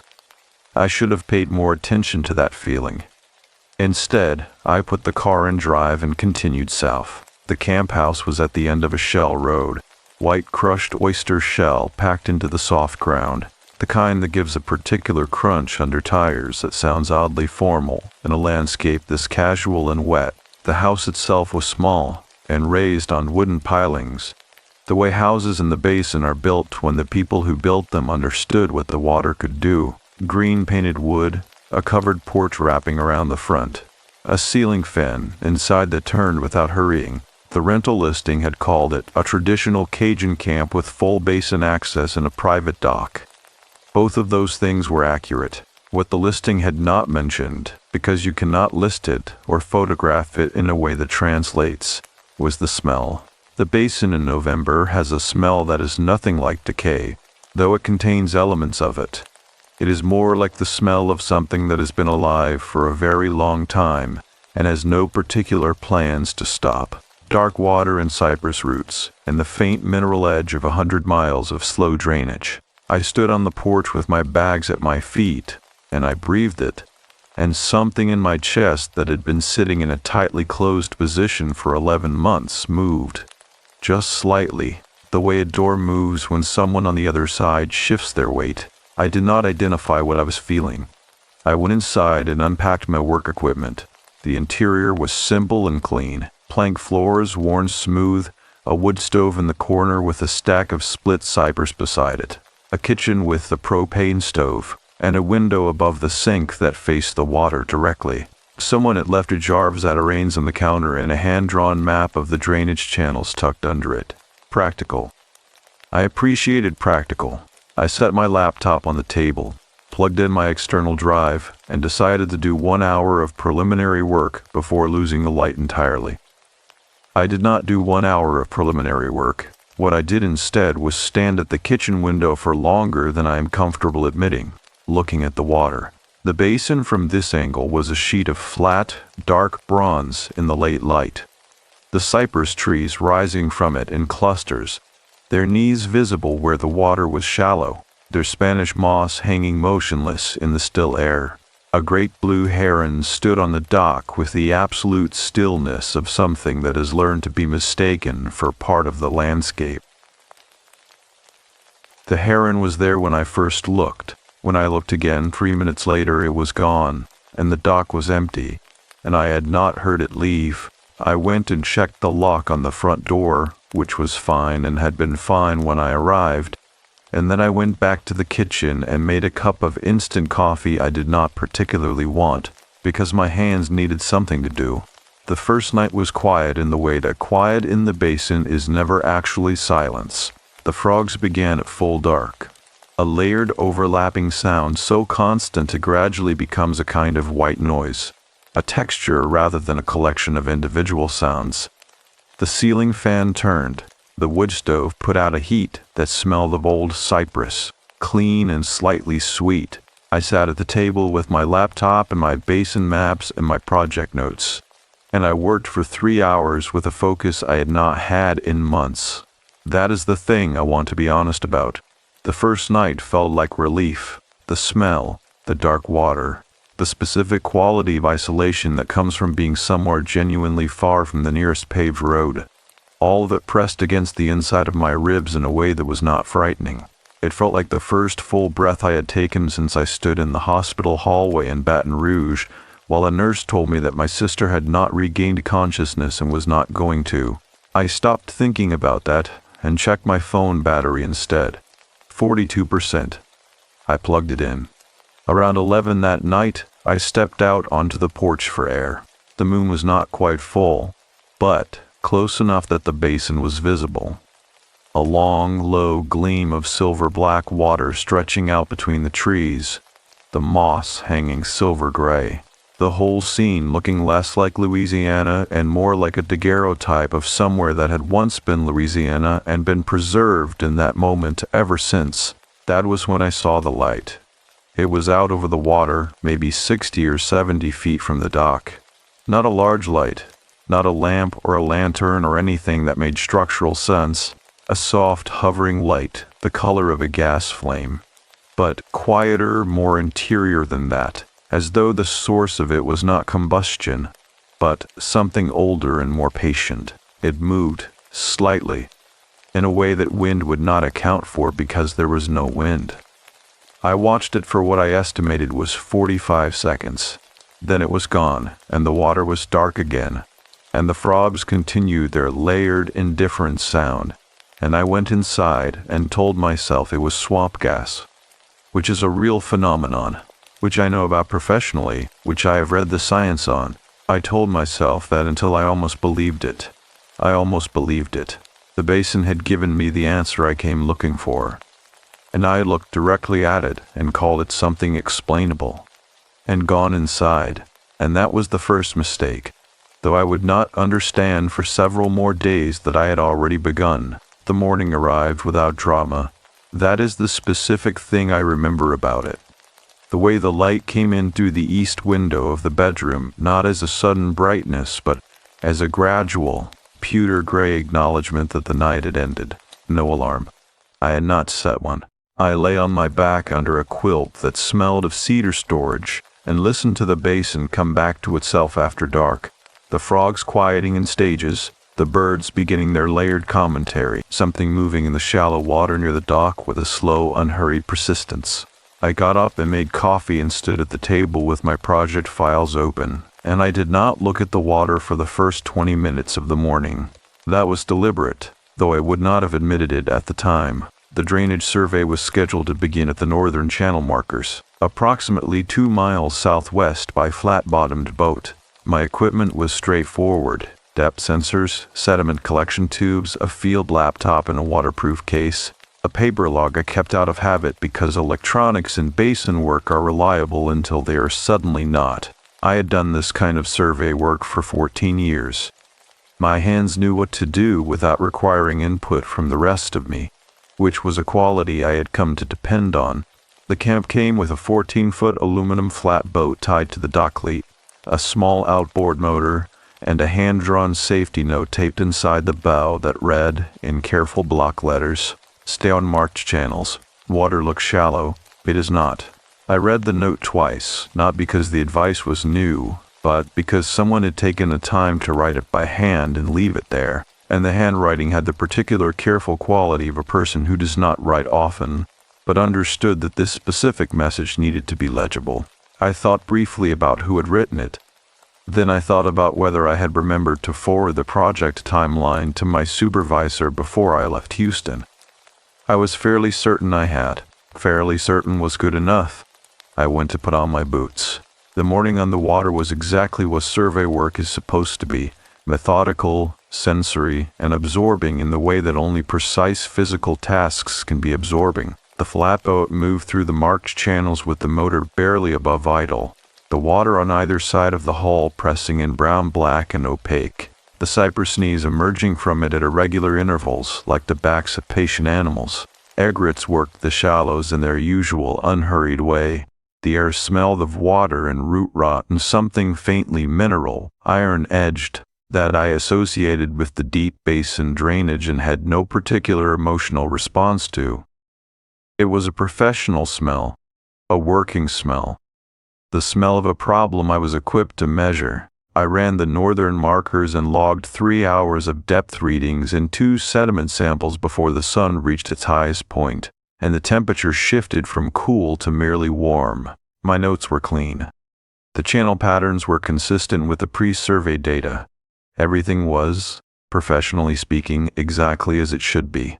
I ate a sandwich on the water, sitting with the motor off and the boat rocking in the almost imperceptible current, and for a while the only sounds were the birds in the water and the distant, low machinery sound of something far away on the main road that reached me across the flat landscape as more vibration than noise. My sister had loved water. That is the thought that arrived uninvited while I sat there with half a sandwich in my hand and a field log open on my knee. She had loved water in the specific way of a person who grew up away from it.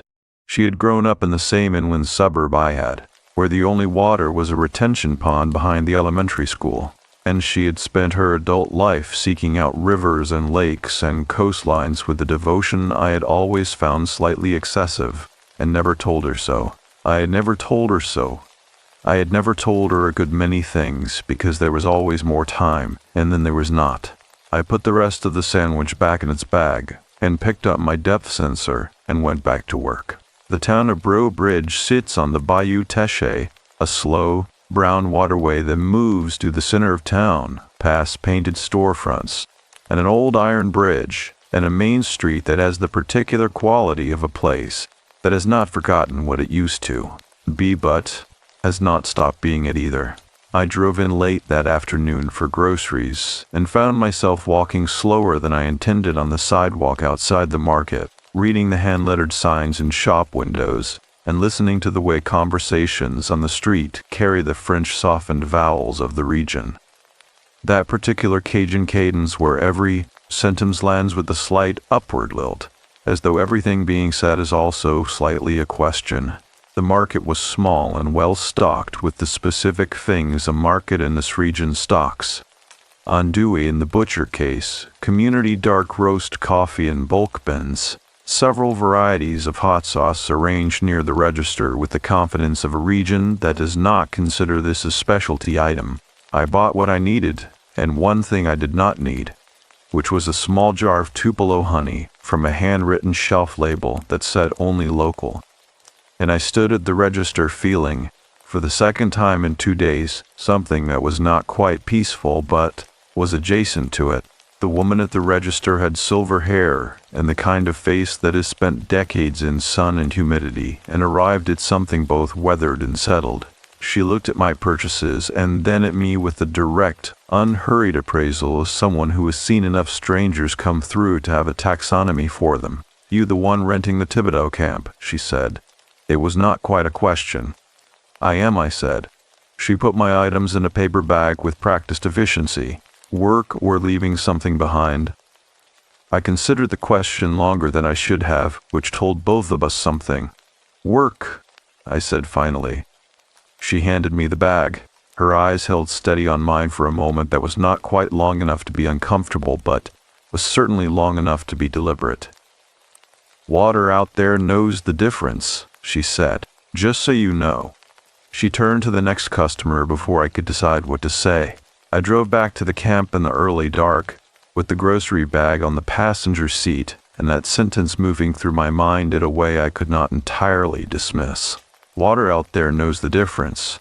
I am a hydrological engineer. I know precisely what water knows and does not know, and I know that the answer is nothing, because water is a molecule in a state of liquid aggregation, with a set of physical properties that can be measured and modeled and predicted to a high degree of accuracy. I know that.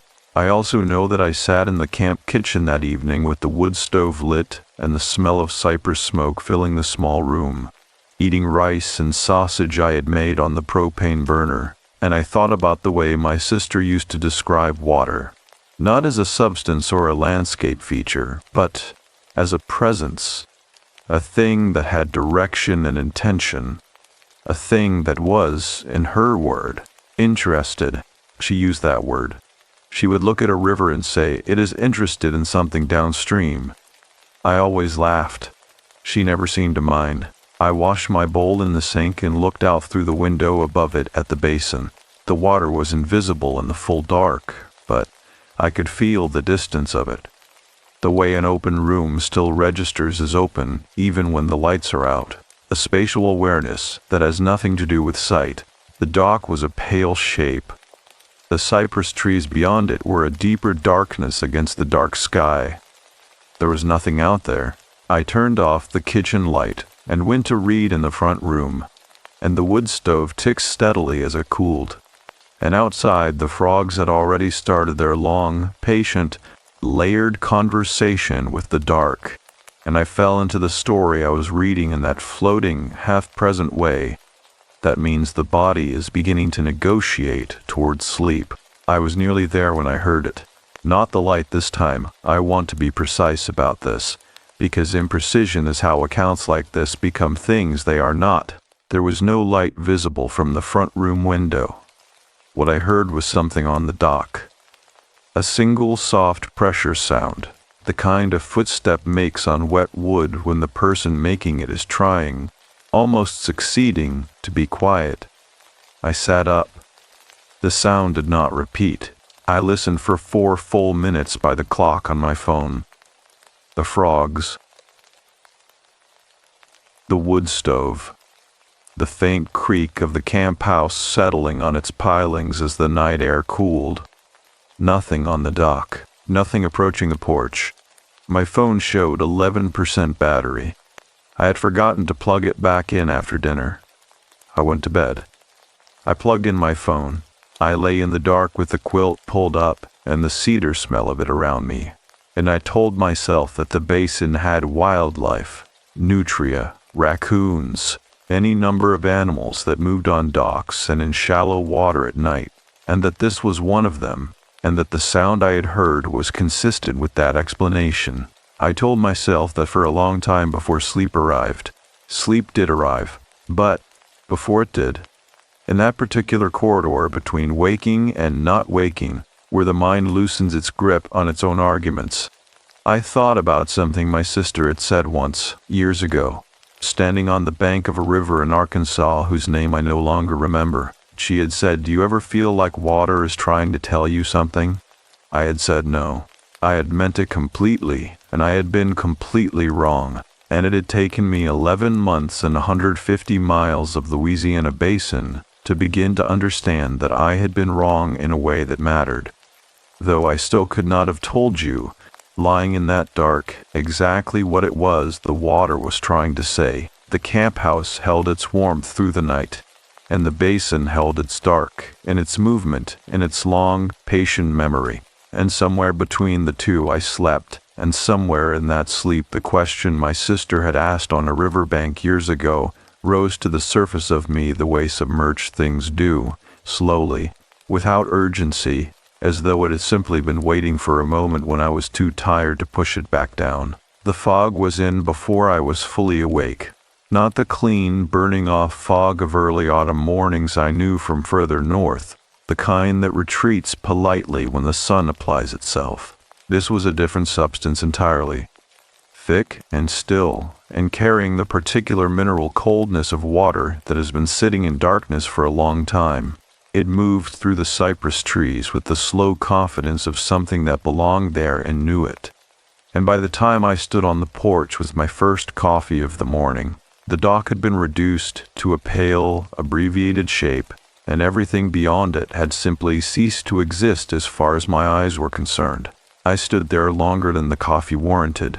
The fog muffled the basin sounds in a way that was not silence, but was the next closest thing, a compression of the usual noise into something lower and closer, as though the birds in the water and the distant pulse of the place had moved from the middle distance directly into the room with me.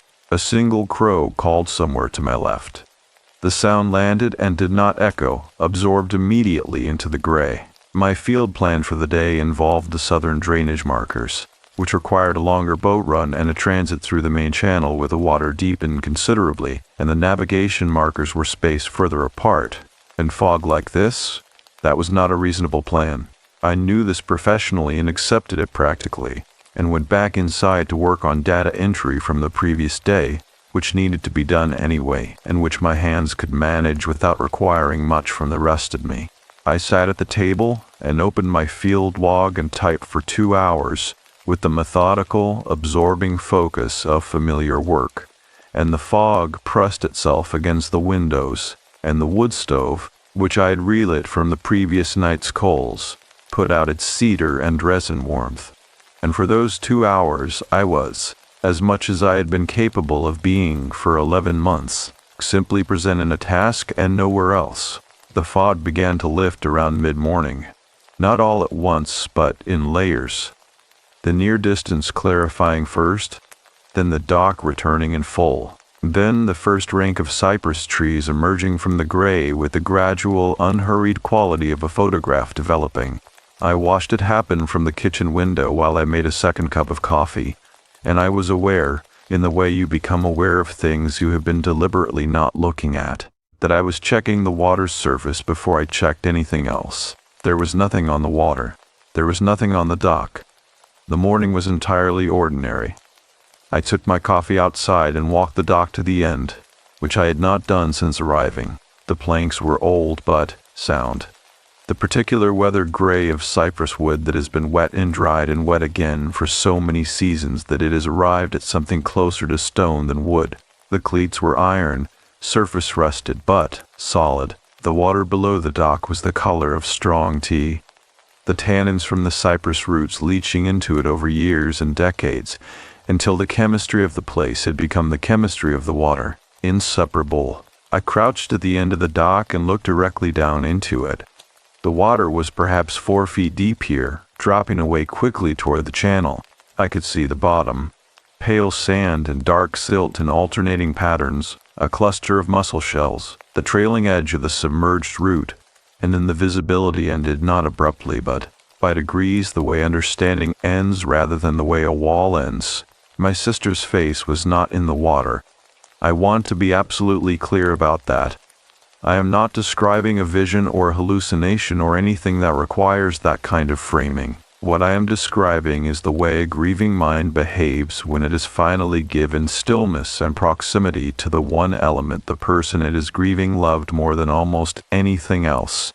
It searches, not with the eyes, with something older than the eyes, a reaching that happens below the level of conscious decision. I stood up. My knees were damp from the dock planks. I went back inside and ate lunch, and went over my equipment list for the afternoon survey, checking each item twice, which I did not need to do. The afternoon cleared sufficiently to run a partial southern survey, not the full transit I had planned, but enough to collect 3 hours of useful data from the nearer channel markers. I kept to the center of the marked route, and ran the motor at a speed that gave me time to read the water ahead, and the work absorbed me in the way I needed it to. And by the time I brought the boat back to the dock in the late afternoon, the light had gone golden and low, and the basin had taken on that particular quality of November late-day light in the deep south that looks less like illumination and more like the last warmth the fire gives off before it becomes only coals. I was tying the bowline to the dock cleat when I noticed the canoe. It was pulled up on the narrow bank to the east of the dock, half concealed by a stand of buttonbush. A shallow draft wooden canoe, old but maintained, its hull the dark green of something that spends most of its time in the shade. A paddle was laid across the thwarts. The canoe was dry on the outside, which meant it had been there for at least several hours. Through the fog and the partial clearing of the afternoon, there was no one visible. I finished tying the boat and walked the bank slowly toward the canoe, checking the tree line and the shallow water on either side, with the particular careful attention of someone who was trying to make their surveillance look like something else. The buttonbush was thick enough to conceal a standing person. I told myself I was checking for the canoe's owner. I was also telling myself not to be unreasonable about a beached canoe, which is an extremely ordinary thing in the Atchafalaya Basin, and which probably belonged to a neighbor or a fisherman who had simply stopped for reasons that had nothing to do with me or my dock, or anything I had seen in the previous 2 nights. The canoe had a name carved into the bow seat, not painted, carved with a knife or a chisel, in letters that had darkened with age and water until they were nearly the color of the wood itself. I had to crouch to read them. The name was Celeste. I did not recognize it as significant at that moment. It was a common enough name in this region, a French name, the kind of name that appears on boats and houses and the older headstones in the parish cemeteries without requiring explanation. I straightened up and looked once more at the tree line and saw nothing, and walked back to the camp house and went inside. I did not go back to look at the canoe before dark. What I did instead was sit at the kitchen table with my laptop and type the name into a search, which returned nothing specific, and then type Fufallet Bridge, and read for 40 minutes about the lights that the Cajun people of this region have been reporting over their marshes and basins. For as long as the accounts go back, the hovering, moving, cold-colored lights that do not behave as any known natural phenomenon behaves, that appear most often over deep water and along the margins where the basin meets the cypress swamp, that are associated in the older traditions not with malice but with incompletion, souls that could not finish something, souls that came back to the water looking for what they had left there. I closed the laptop. I am a hydrological engineer. I believe in measured, repeatable, documented phenomena. I believe in sediment data and channel flow rates, and the established physics of water movement. I did not believe in souls returning to bayous with unfinished business, and I did not believe it then.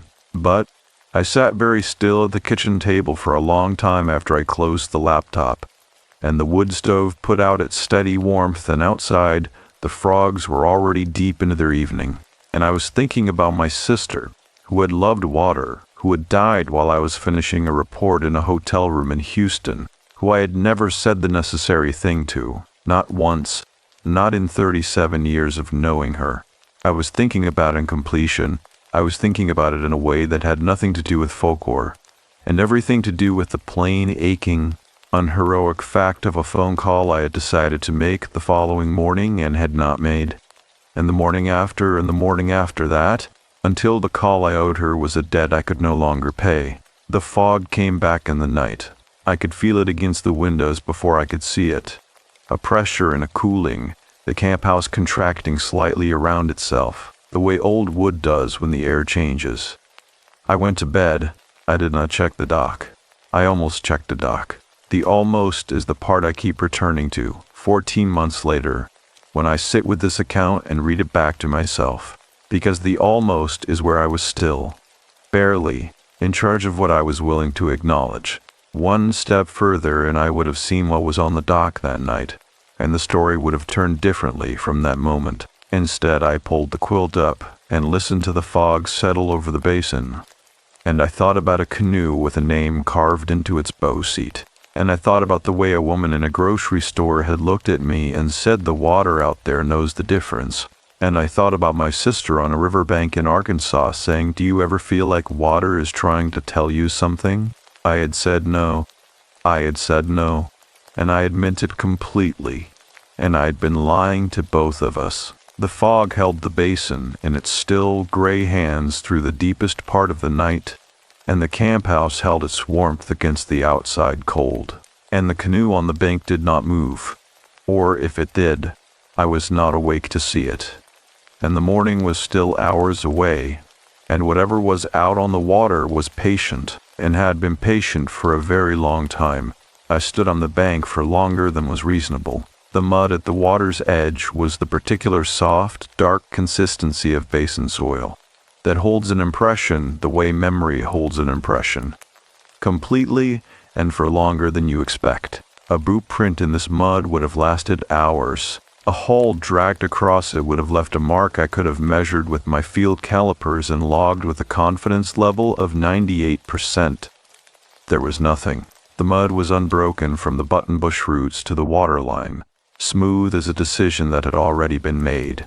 I crouched and pressed 2 fingers into the surface and watched the small depression fill slowly with dark water, and then with the tannin-stained water of the basin seeping up from below. And I thought about hydrostatic pressure and soil porosity, and the rate at which soft riparian sediment self-levels after disturbance, and I calculated in the back of my mind that the undisturbed surface was consistent with the canoe having been removed at least 8 to 10 hours prior, which would place its removal in the deepest part of the night, well before dawn, by a person or persons who had approached from the water side and departed the same way without once touching the bank. The math was clean.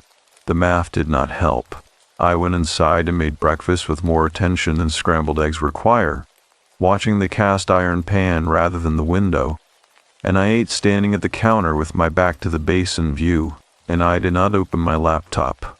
The morning survey work took me north and east through a section of channel I had not yet covered, where the water narrowed between stands of bald cypress so old and so densely rooted that the passage between them felt architectural rather than natural, a corridor that the trees had not merely flanked but constructed, their canopies meeting overhead in a way that reduced the sky to a long, irregular strip of pale November gray, running directly above the boat like a seam. The water here was darker than in the main channel, deeper too, in ways that did not entirely correspond to the depth readings from the pre-survey maps, which I noted in my field log with the careful, neutral language of a professional documenting a discrepancy, rather than a person sitting alone in a narrow boat, in a lightless corridor of water who has noticed that the bottom has dropped away beneath them to an unmeasured depth. I took my readings.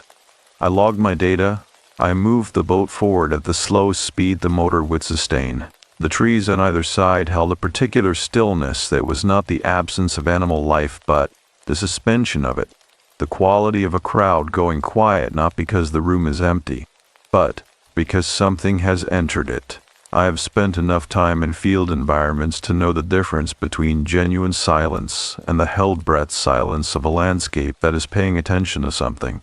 I noted it, and I moved through it, and I did not stop until the channel widened again, and the sky opened back up above me, and the trees retreated to a reasonable distance on either bank. I had been holding my breath.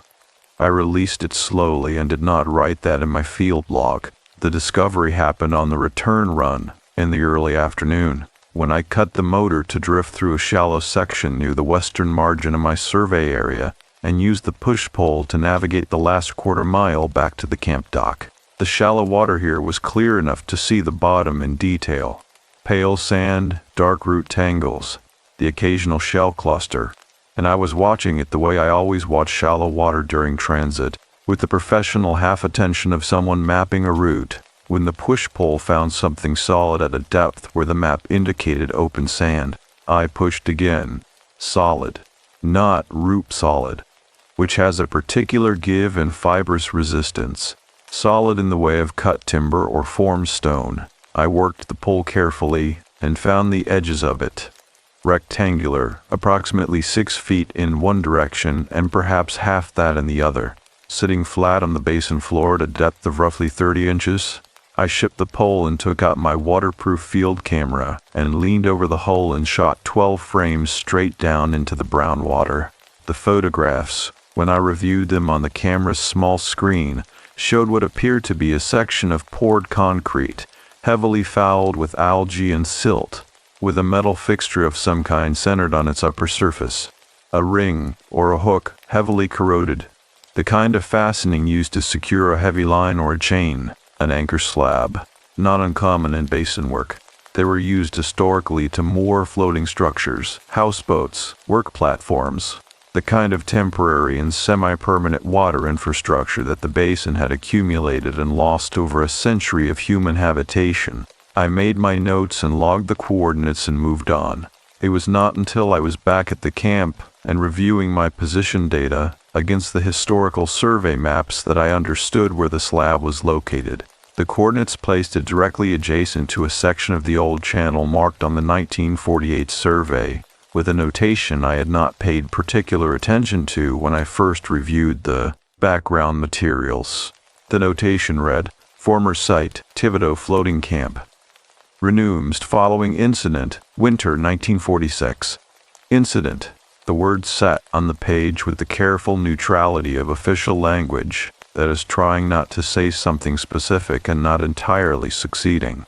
I pulled my background research file and went through it again with the attention I should have given it before arriving, and I found what I had passed over on the first read, a single paragraph in a 1983 regional history of St. Regional, Martin Parish, digitized and uploaded by the Louisiana State Library and available to anyone willing to read carefully enough. The paragraph described a woman named Celeste Arsenault, a widow, who had lived alone on a floating camp in the Western Basin from 1938 until the winter of 1946, when she had been reported missing by a neighbor who came to deliver supplies and found the camp empty, her flatboat tied at the dock, her personal effects undisturbed, her fire still warm in the stove.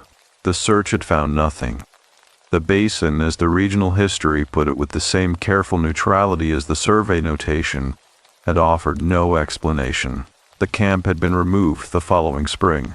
The canoe she had used for shallow water travel had never been recovered. I put the research file down on the table and sat with my hands flat on either side of it and felt the specific, vertiginous sensation of a set of unconnected observations suddenly revealing the connection that had been present in them all along. The light over the water, the footsteps sound on the dock, the canoe on the bank with her name carved into the bow seat, the anchor slab sitting on the basin floor directly below where her floating home had been moored for 8 years before she walked out of it into the dark water and the dark took her. The sensation lasted perhaps 30 seconds. Then my professional mind reasserted itself, as it always does, with its reasonable inventory of alternative explanations. The canoe could have belonged to any of dozens of people in the region who shared the name. The light was documented swamp gas. The sound on the dock was wildlife. The anchor slab was infrastructure. These were facts. These were measurable, documentable, professionally defensible facts. I believed approximately half of them. I drove back in a Borough Bridge that evening not for groceries. I had enough for several more days. But because the camp had begun to feel, in the late afternoon, like a space that was listening to me, and I needed the specific reassurance of a place with other people in it, and ambient noise and fluorescent lighting and the ordinary friction of commerce, I ended up at a bar on the main street. A narrow room with ceiling fans and a jukebox, and the particular amber light of a place that has been the same bar for 40 years and intends to remain so. I ordered a beer I did not particularly want and sat at the far end of the counter and listened to two men 2 stools away have a conversation about a piece of farm equipment in the specific technical detail that men in this region bring to machinery discussions the way men elsewhere bring to sports. And the ordinariness of it settled over me like the cedar-smelling quilt, warm and particular and grounding. I was on my second beer when the man beside me, not one of the two I had been listening to, but a new arrival, older, with the weathered, settled face of someone in his late 60s who has made a permanent arrangement with the climate he lives in, looked at the counter in front of me and then at my face and said, without preamble, "You are staying out at the Thibodeau camp." "I am," I said. He nodded, as though I had confirmed something he already knew rather than answered a question. He ordered a coffee from the bartender, not a drink, a coffee, at 8 in the evening, in a bar, and turned it slowly in his hands when it arrived. "You have been seeing things," he said. Still not a question. I looked at the side of his face. He was not looking at me. He was looking at his coffee cup with the calm, inward attention of a person who was about to say something they have said before, or something they have been waiting a long time to say, and who knows the exact weight of it. "I found an anchor slab," I said. "In the western shallows." I looked up the history. He nodded again. "Then you know about Celeste." "I know what the parish history says." "The parish history," he said, with a quietness that was not contempt, but was the sound of a person setting aside a document that only tells part of a story, leaves certain things out. He drank his coffee. I waited. The jukebox played something slow and accordion heavy that I did not recognize, but that felt entirely native to the room. "She did not simply disappear," he said finally. "She went back for something. That is what my grandmother said, and my grandmother knew the basin the way you know your own name. Celeste went back into the water for something she had left there, and the water kept her." He paused. "The water keeps things." I turned my beer glass slowly on the counter. What did she leave? He looked at me for the first time since sitting down.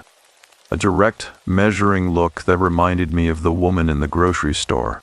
That same quality of assessment that was not unfriendly but was entirely serious. "That," he said, "is the question she has been waiting for someone to ask." He finished his coffee. He set a folded bill on the counter.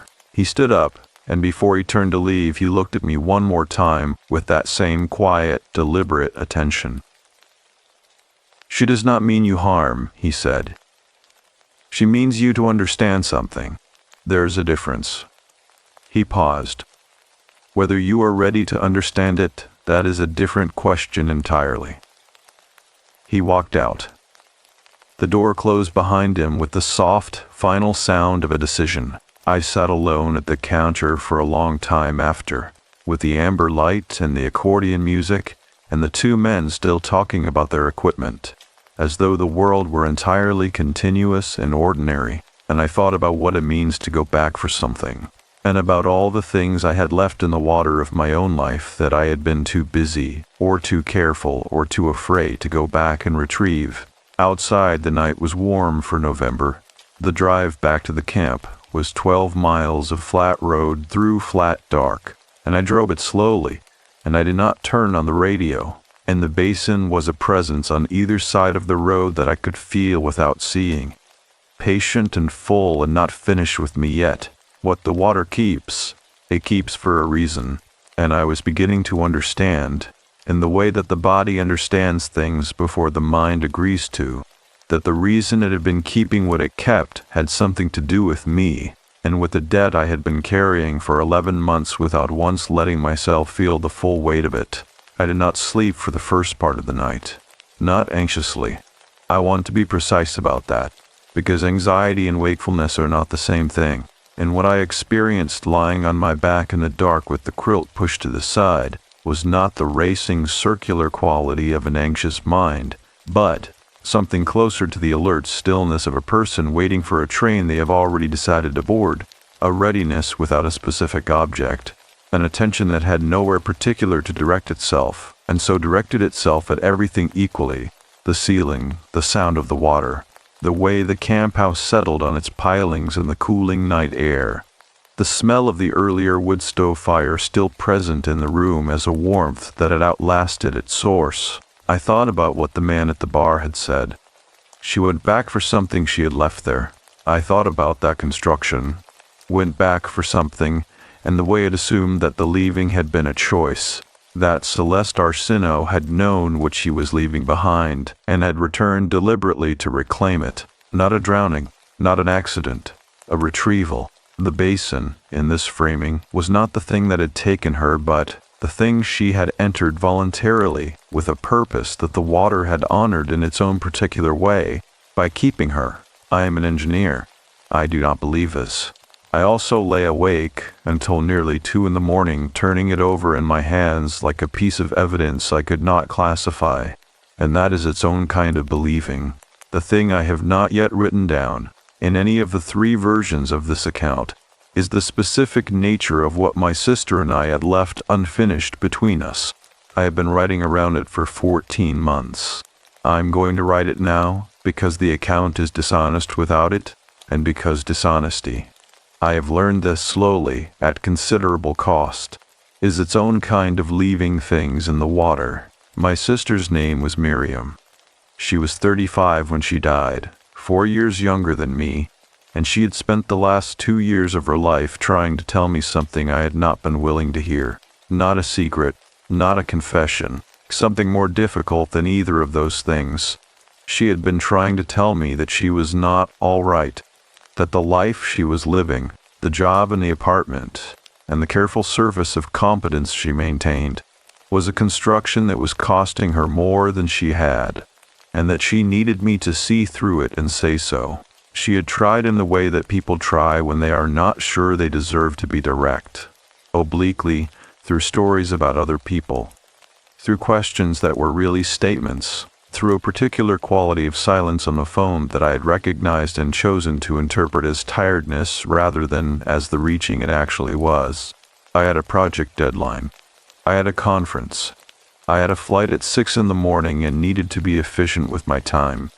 She had stopped trying, toward the end, not because she had given up, but because she had run out of the particular energy that reaching across a distance requires when the person on the other side does not move toward you. She died of a pulmonary embolism, sudden, physiological, in no way connected to anything I have just described.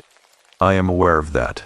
The body's failures are not metaphors, but the thing I had not let myself feel, in 11 months of efficient box packing and project completing and hotel room report finishing, was the specific grief of knowing that she had needed me to see her, and I had looked directly at her and seen my own convenience instead. And now there was no version of events in which I got to tell her that I had finally understood what she was asking. That is the thing I left in the water.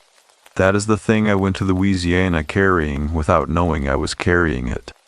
I was outside before I had made a conscious decision to be outside. That is the honest description of what happened at approximately 2:30 in the morning on the 5th day of my stay at the Thibodeau camp. I was lying in bed, and then I was standing on the porch in my bare feet, with the night air against my arms, and the boards cold and slightly damp beneath me, and the basin spread out beyond the dock in a darkness that was not absolute. The sky had cleared of fog, and the stars were present in the particular density that open, flat country away from city light allows, and the water held their reflection in a long, trembling strip that moved and shifted as the surface moved. The light was there, closer than the first night, perhaps 30 feet from the end of the dock rather than 60, sitting above the water with its soft gas flame quality, its color the particular pale blue-green of something burning that is not quite fire, cooler than fire, more patient than fire, with a stillness at its center that the slight movement of its outer edges only emphasized. I stood on the porch and looked at it. I did not tell myself it was swamp gas. The light did not approach the dock. It did not retreat. It held its position above the dark water with the quality of a person who has been waiting long enough that waiting has become simply the condition of their existence, neither painful nor impatient, just present. Just there, just continuing. My feet were cold. I noticed this the way you notice something irrelevant, when the relevant thing is too large to look at directly. A cognitive retreat into the physical, the specific sensation of cold planks against bare skin functioning as an anchor to the ordinary world, while the rest of me stood at the edge of something I had no professional framework for. I thought very briefly about whether I had left the propane burner valve fully closed after dinner. I had. I was certain of it. I stepped off the porch. The grass between the camp and the dock was wet with dew and cold against my feet, and I filled each step with a clarity that the rest of the night lacked, the physical sensation sharp and particular and real in a way that everything visual was not quite managing to be. I reached the dock and walked its length slowly, and the light remained where it was, 30 feet out over the dark water. And when I reached the end of the dock and stopped, I was close enough to see that it did not cast a reflection on the water's surface beneath it. A light above water casts a reflection. This is physics. This is not a matter of belief. The light casts no reflection. I stood at the end of the dock and looked at the place on the water's surface where the reflection should have been, and the water there was dark and unbroken, and the light above it continued its patient hovering, and I felt something move through me that I'm going to describe as accurately as I can, which means I am going to use the word grief, not because it is the most traumatic word available, but because it is the correct one. Grief moved through me, not my grief. Not the specific, culpable, 11-month grief I had been carrying like a project file I had not yet found the right folder for. Something older and larger than mine. A grief that had been in this water for a very long time, sitting in the dark at the bottom of it the way the anchor slab sat, heavy and still and waiting for someone to push a pole down and find the edge of it. I understood, standing at the end of that dock with my bare feet on the cold, wet wood, that the light was not frightening me. It was showing me something, not about Celeste Arseno, or not only about her, about the specific shape of what it means to leave something unfinished in a person you loved, and to have the water of time close over it, and to go on living on the surface of that water as though nothing of importance lay beneath it. The light shifted, not toward me, sideways, slightly, in the direction of the western shallows, toward the coordinates where I had found the anchor slab that afternoon. A gesture, if a light can gesture. A direction. I stood there until I was shaking with cold. Then I went inside and sat on the edge of the bed in the dark and did something I had not done since the hospital hallway in Baton Rouge. I let the grief be what it was, fully, without managing it or organizing it or giving it a deadline. I let it fill the room and I sat in it, and the camp house held its walls around me, and the ceiling fan turned slowly in the dark above me, and outside the frogs continued their long, patient conversation with the water, indifferent and constant and strangely comforting in the way that the indifference of the natural world is sometimes comforting. It does not require anything of you. It does not grade your performance. It simply continues. I sat there until the shaking stopped. Then I lay back on the bed and pulled the quilt up to my chin and felt its cedar warmth settle over me. And I said my sister's name aloud in the dark room for the first time since her funeral. I said it twice. The camp house was quiet around the sound of it. The basin was quiet. The frogs held one of their occasional, inexplicable silences, the kind that lasts only a few seconds but feels structural, a pause in the ongoing business of the world, a moment of actual attention from something vast and unhurried and not unkind.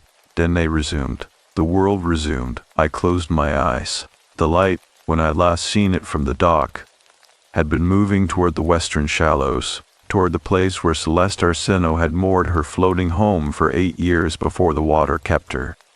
And I had the specific, unambiguous, professionally unreasonable certainty that it had been pointing me somewhere, that there was something in that direction I had not yet found, something that the basin had been holding since 1946, patient and cold, and waiting for a person willing to feel the full weight of their own unfinished things before they went looking for someone else's. I did not know yet what I would find there. I knew that I was going to go. The stars held their positions over the basin as they always do, indifferent to everything below them, and the water held its own dark counsel. And I lay in the cedar-smelling dark and felt, for the first time in 11 months, not lighter.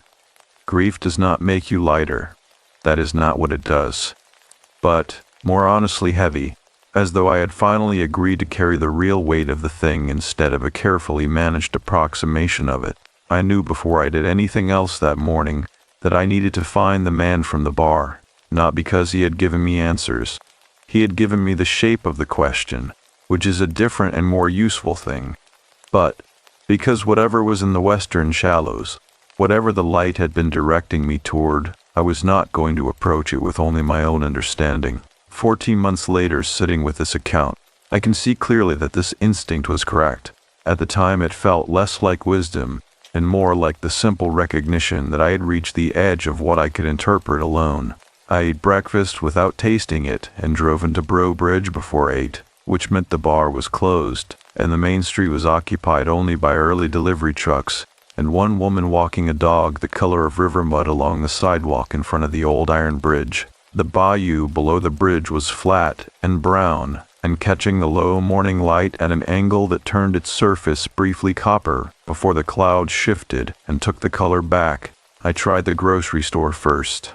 The silver-haired woman was not yet in, or was in the back, and the young man at the register did not know who I was describing. I tried the diner 2 doors down. where a woman refilling coffee carafes behind the counter listened to my description of the man. Late 60s, weathered, ordered coffee at the bar at 8 in the evening, and looked at me with the particular expression of someone deciding how much to say. "That sounds like it could be Emile Fontenot," she said, and she gave me a road. The road she described was not on my rental map.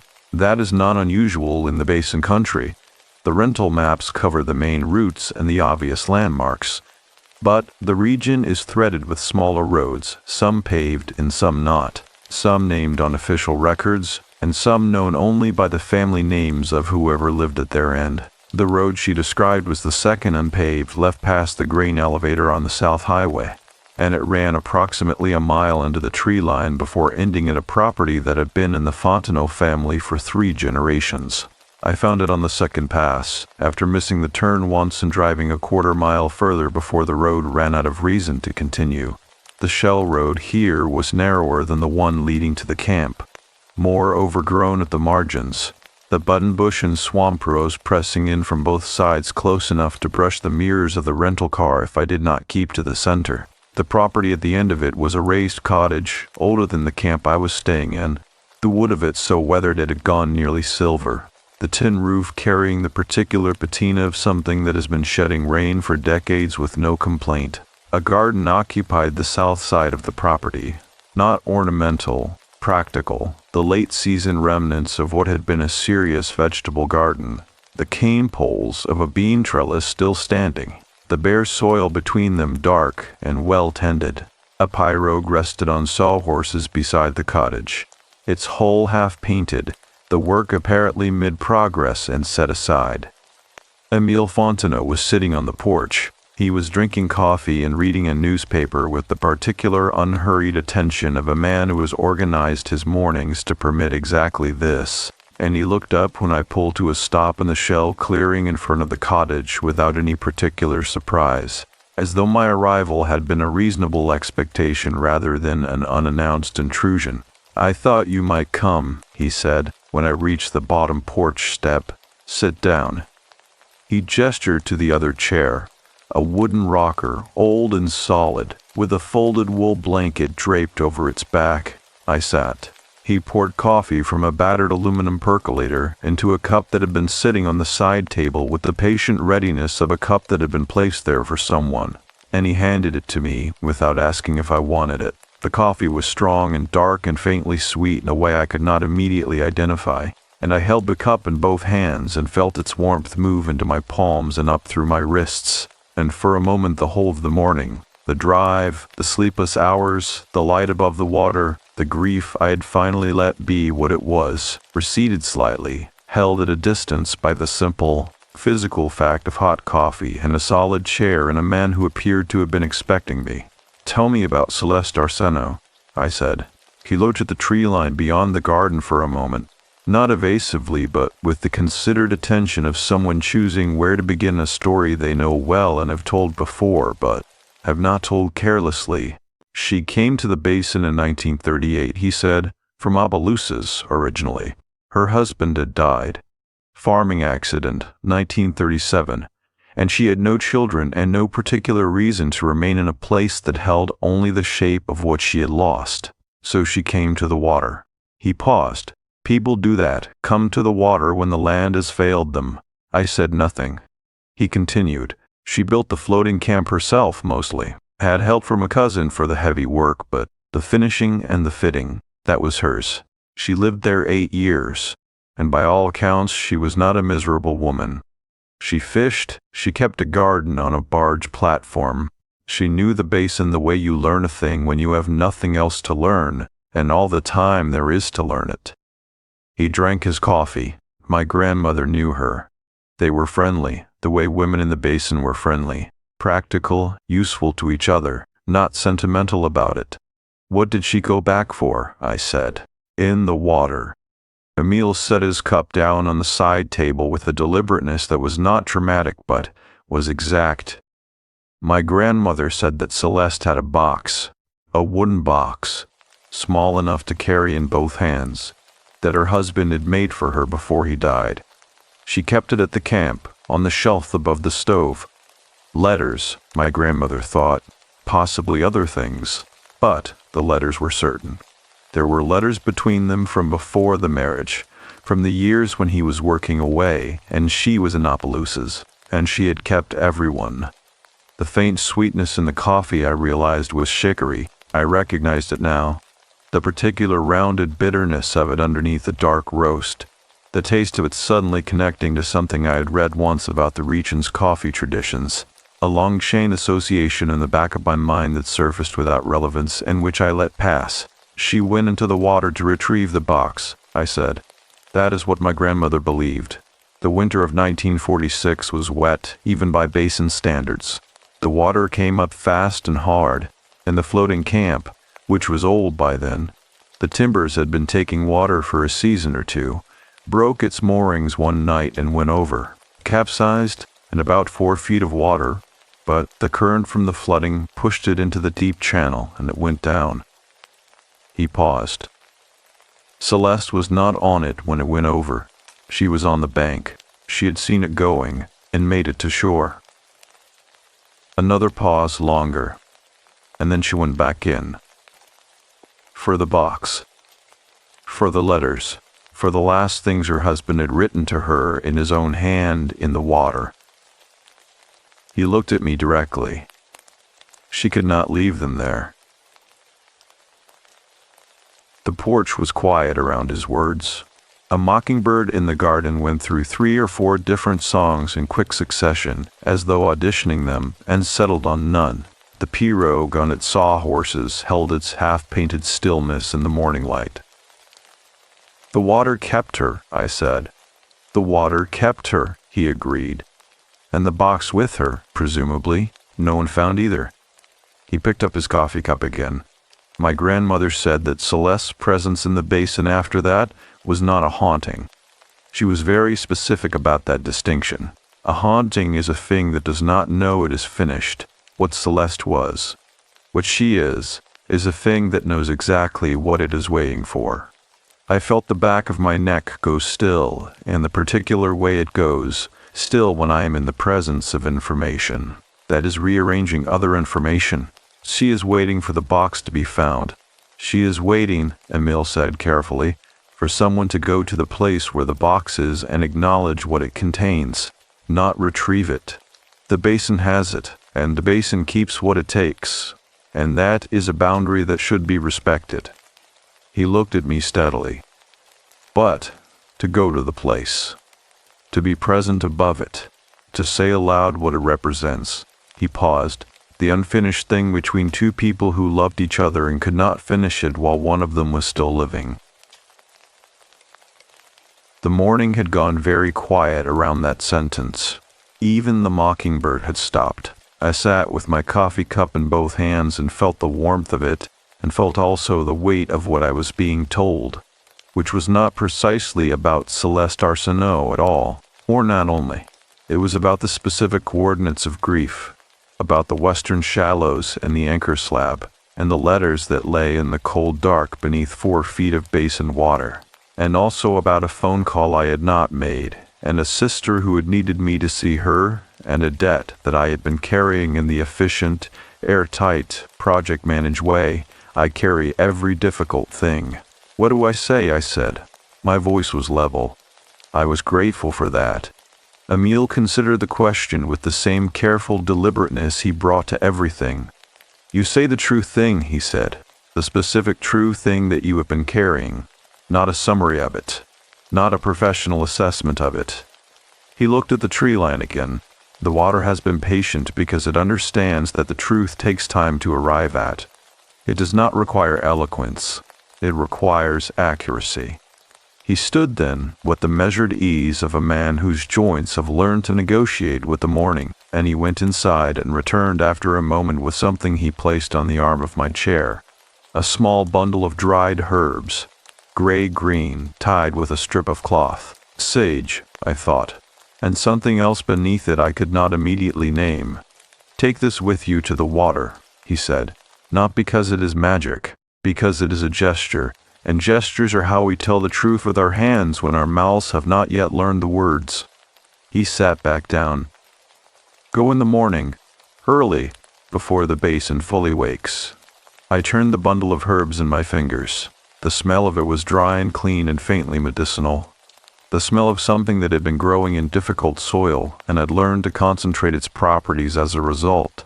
"She will not harm you," Emile said. "She has not been trying to frighten you." "I know," I said. And I did know. I had known it since the first night on the porch, watching the light over the water, had known it and filed it under inexplicable and moved on, the way I move on from everything I cannot immediately classify. "She has been trying to show me something." "She has been trying to show you," Emile said quietly, "that going back for what you left in the water is not weakness. It is the only honest thing." He paused. "The only thing that lets the water release what it is holding." I drove back to the camp in the mid-morning, with the herb bundle on the passenger seat and Emile Fontenot's words moving through me in the slow, settling way of something that has found its level. The basin on either side of the road was bright in the intermittent sunlight, the water visible between the trees in long silver-brown flashes, and I watched it with an openness I had not brought to it before. Not the professional's eye, not the grieving man's deflection, but something more honest than either, something that understood, finally, that the water had been trying to tell me something since the first night, and that I had almost been ready to hear it, and that tomorrow morning I would go to the western shallows and stand above the place where Celeste Orsino had left the last words of her husband in the dark, and I would say the specific true thing I had been carrying. I would say it to the water. I would say it to my sister. There is no difference, I was beginning to understand, between those two things. The herb bundle sat on the passenger seat the whole drive back, its dry, concentrated smell filling the car with something that was neither comfort nor warning but was precisely itself. A small, specific, handmade thing carrying the intention of a person who had spent a lifetime learning the difference between what the basin takes and what it is merely holding until someone comes back for it. I was on the water before the light was fully decided. That is the only way I can describe the quality of the sky at that hour in the basin in November. Not dark, not light, but genuinely undecided. The gray above the cypress canopy holding equal parts of both, without committing to either. The water below it taking on the same ambivalence and making it dimensional, so that the surface of the basin looked less like water and more like the space between two skies, and the boat moving through it felt less like transit and more like suspension. I had the herb bundle in the front pocket of my field jacket. I had my push-pole. I had no other equipment, no field camera, no depth sensors, no logging laptop. I had left all of it on the kitchen table deliberately, and with the specific awareness that I was leaving it, because what I was doing this morning was not survey work, and I did not want the tools of survey work in my hands when I did it. The absence of equipment felt strange for approximately the first 10 minutes on the water, the way the absence of a habitual weight feels strange, and then it felt correct. The motor ran at its lowest speed, a quiet, steady pulse behind me, and the boat moved southwest through the marked channel with the unhurried purpose of something that knows where it is going. The basin was not silent at this hour, but it was interior. The sounds of it turned inward, closer to the surface, as though the night creatures were finishing their work and the day creatures had not yet committed to beginning. A barred owl called from the cypress stand to my north, the sound of it traveling across the water with the particular clarity that cold air and flat water give to sound, arriving sharp and whole rather than dispersed. Then nothing. Then the motor. Then the water against the hull in its small, constant conversation. I cut the motor when the coordinates matched. The push-pole found the bottom at 28 inches, slightly shallower than the previous day's reading, the water level having dropped a fraction overnight. I worked the pole slowly and found the edge of the anchor slab within the first few pushes, its flat concrete surface as solid and unambiguous as the previous afternoon, and I positioned the boat above its center and let the pole hold me there with a steady, slight pressure.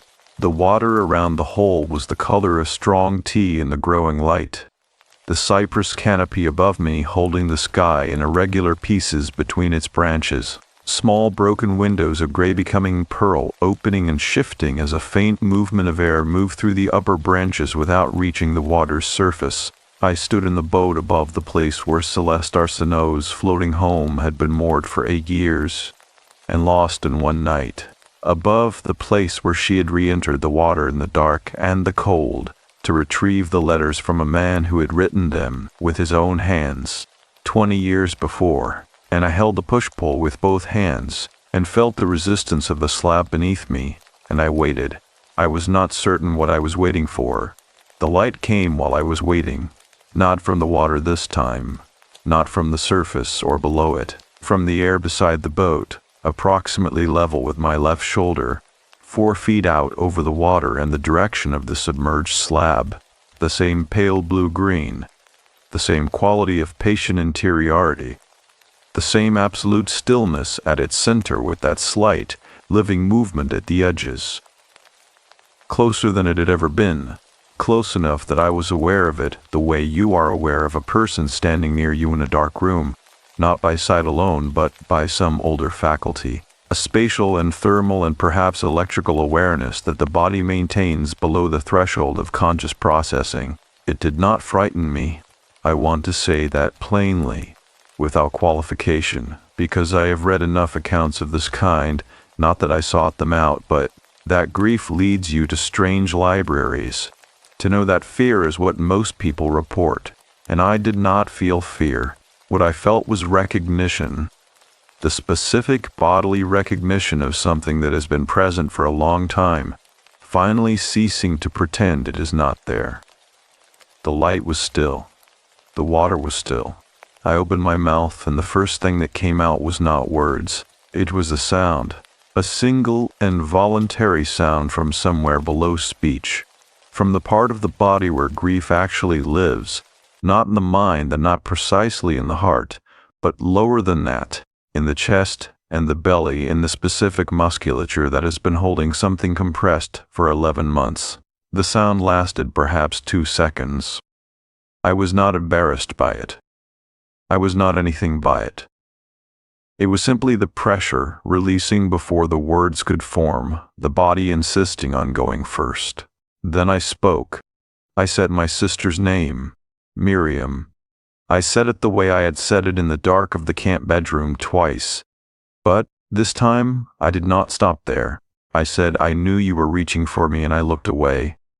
I said I told myself I was busy and I was, but busy was a choice and I kept making it. I said I knew the calls were getting shorter and I told myself you were tired and you were tired, but that was not why the calls were getting shorter.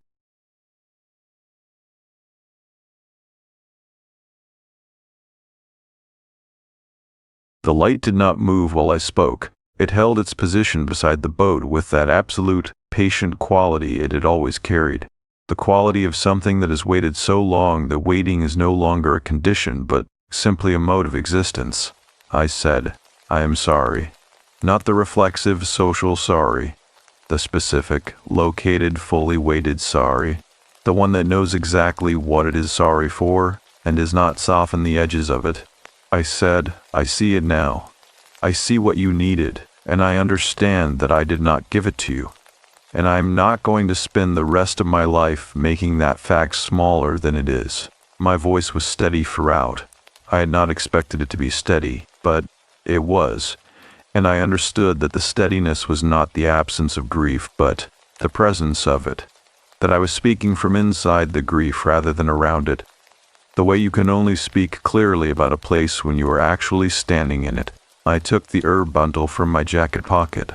I held it over the water for a moment, over the place above the anchor slab, above the submerged concrete and the dark silt and whatever lay below that in the cold. In the permanent basin dark where Celeste Arsenault's box of letters had been sitting since 1946. I thought about her letters. I thought about my phone calls.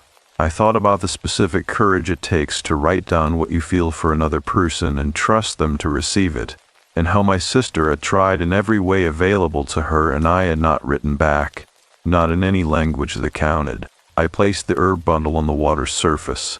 It did not sink immediately. It rested there.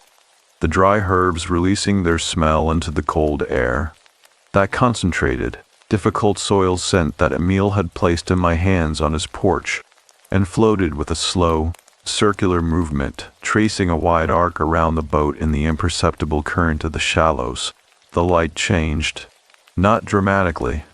Nothing in this account has been dramatic, and I am grateful for that, because drama would have made it smaller. The light simply deepened for a moment, its pale blue-green intensifying slightly towards something warmer at its center, the interior stillness of it shifting almost imperceptibly towards something that carried a different quality.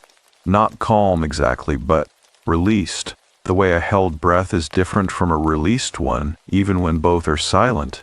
Then it began to move away from the boat, slowly, at the same unhurried pace it had always moved, southwest through the cypress stand, following no channel I had mapped, moving just above the water's surface between the tree roots and the hanging moss and the gray pre-dawn light, growing smaller as it moved until it was a point of pale color in the middle distance, and then a suggestion of a point, and then simply gone, absorbed into the basin the way the basin absorbs everything eventually on its own timeline without announcement. I stood in the boat with the push-pole in both hands, and the herb bundle still tracing its slow circle in the water beside me, and the sky above the cypress canopy was beginning, finally, to decide in favor of morning, the gray softening toward a pearl white that would become gold if the clouds permitted, the birds beginning their commentary in the upper branches, the water around the boat returning to its ordinary color and its ordinary opacity as the light increased. The barred owl called once more from the north, distant now, settling into wherever it settled at the end of night. I stood there for a long time, not out of ceremony and not out of expectation. There was nothing left to wait for, I understood that clearly, but because the moment had a quality of completion that I did not want to abbreviate by moving too quickly back into the practical world. The basin around me was entirely ordinary, entirely itself, the water in the trees and the cold November air, doing what they always do without reference to what had just happened above the surface of the shallows. A great egret landed on a cypress knee 40 feet away, and folded its wings with the precise economy of something that has been landing on cypress knees its entire life and finds nothing remarkable about it. I found that I did not either. I found that the weight I had been carrying, which I had believed was a fixed and permanent feature of my interior landscape, had shifted, not lifted. I want to be honest about this, because accounts that describe grief as a thing that can be resolved in a single transcendent moment do a disservice to everyone who has carried grief and knows how it actually works. The weight had not lifted, but it had changed its character. It had moved from the compressed, managed, airtight container I had kept it in to something more like the basin itself, present, substantial, a feature of the landscape rather than a concealed object beneath it. I could feel the full weight of it now, and the full weight was survivable. I pushed off the slab with the pole and turned the boat back toward the camp, and the motor started on the first pull, and the water parted before the hull in its ordinary way, and I moved through the basin in the early morning light with my hands on the tiller and my face toward the east, and something in my chest that was not happiness, precisely, and was not peace, precisely, but was the specific quality of a person who has finally agreed to be where they are. The herb bundle had drifted out of sight behind me. I did not look back for it. The morning came in fully as I came into the dock, the gold finally arriving as the clouds shifted east, and the basin went briefly, brilliantly copper in that first direct light, and I tied the bowline to the cleat and sat in the boat for one more moment with the motor off and the silence of a completed thing around me, and I thought of my sister, and the thought did not close like a door this time. It opened, gently, like a window that has been painted shut for years and has finally been worked free. I did not go back out on the water that day, not out of reluctance. I want to be clear about that, because there's a version of this account in which the morning in the western shallows left me fragile or hollowed or unable to function, and that version would be inaccurate. What I felt walking back to the camp house with the motor's warmth still in my hands was not fragility, but the specific tiredness of a person who has done a difficult and necessary thing, and whose body now requires ordinary time in which to absorb it. The kind of tired that is not depletion, but completion. I made a full breakfast for the first time since arriving.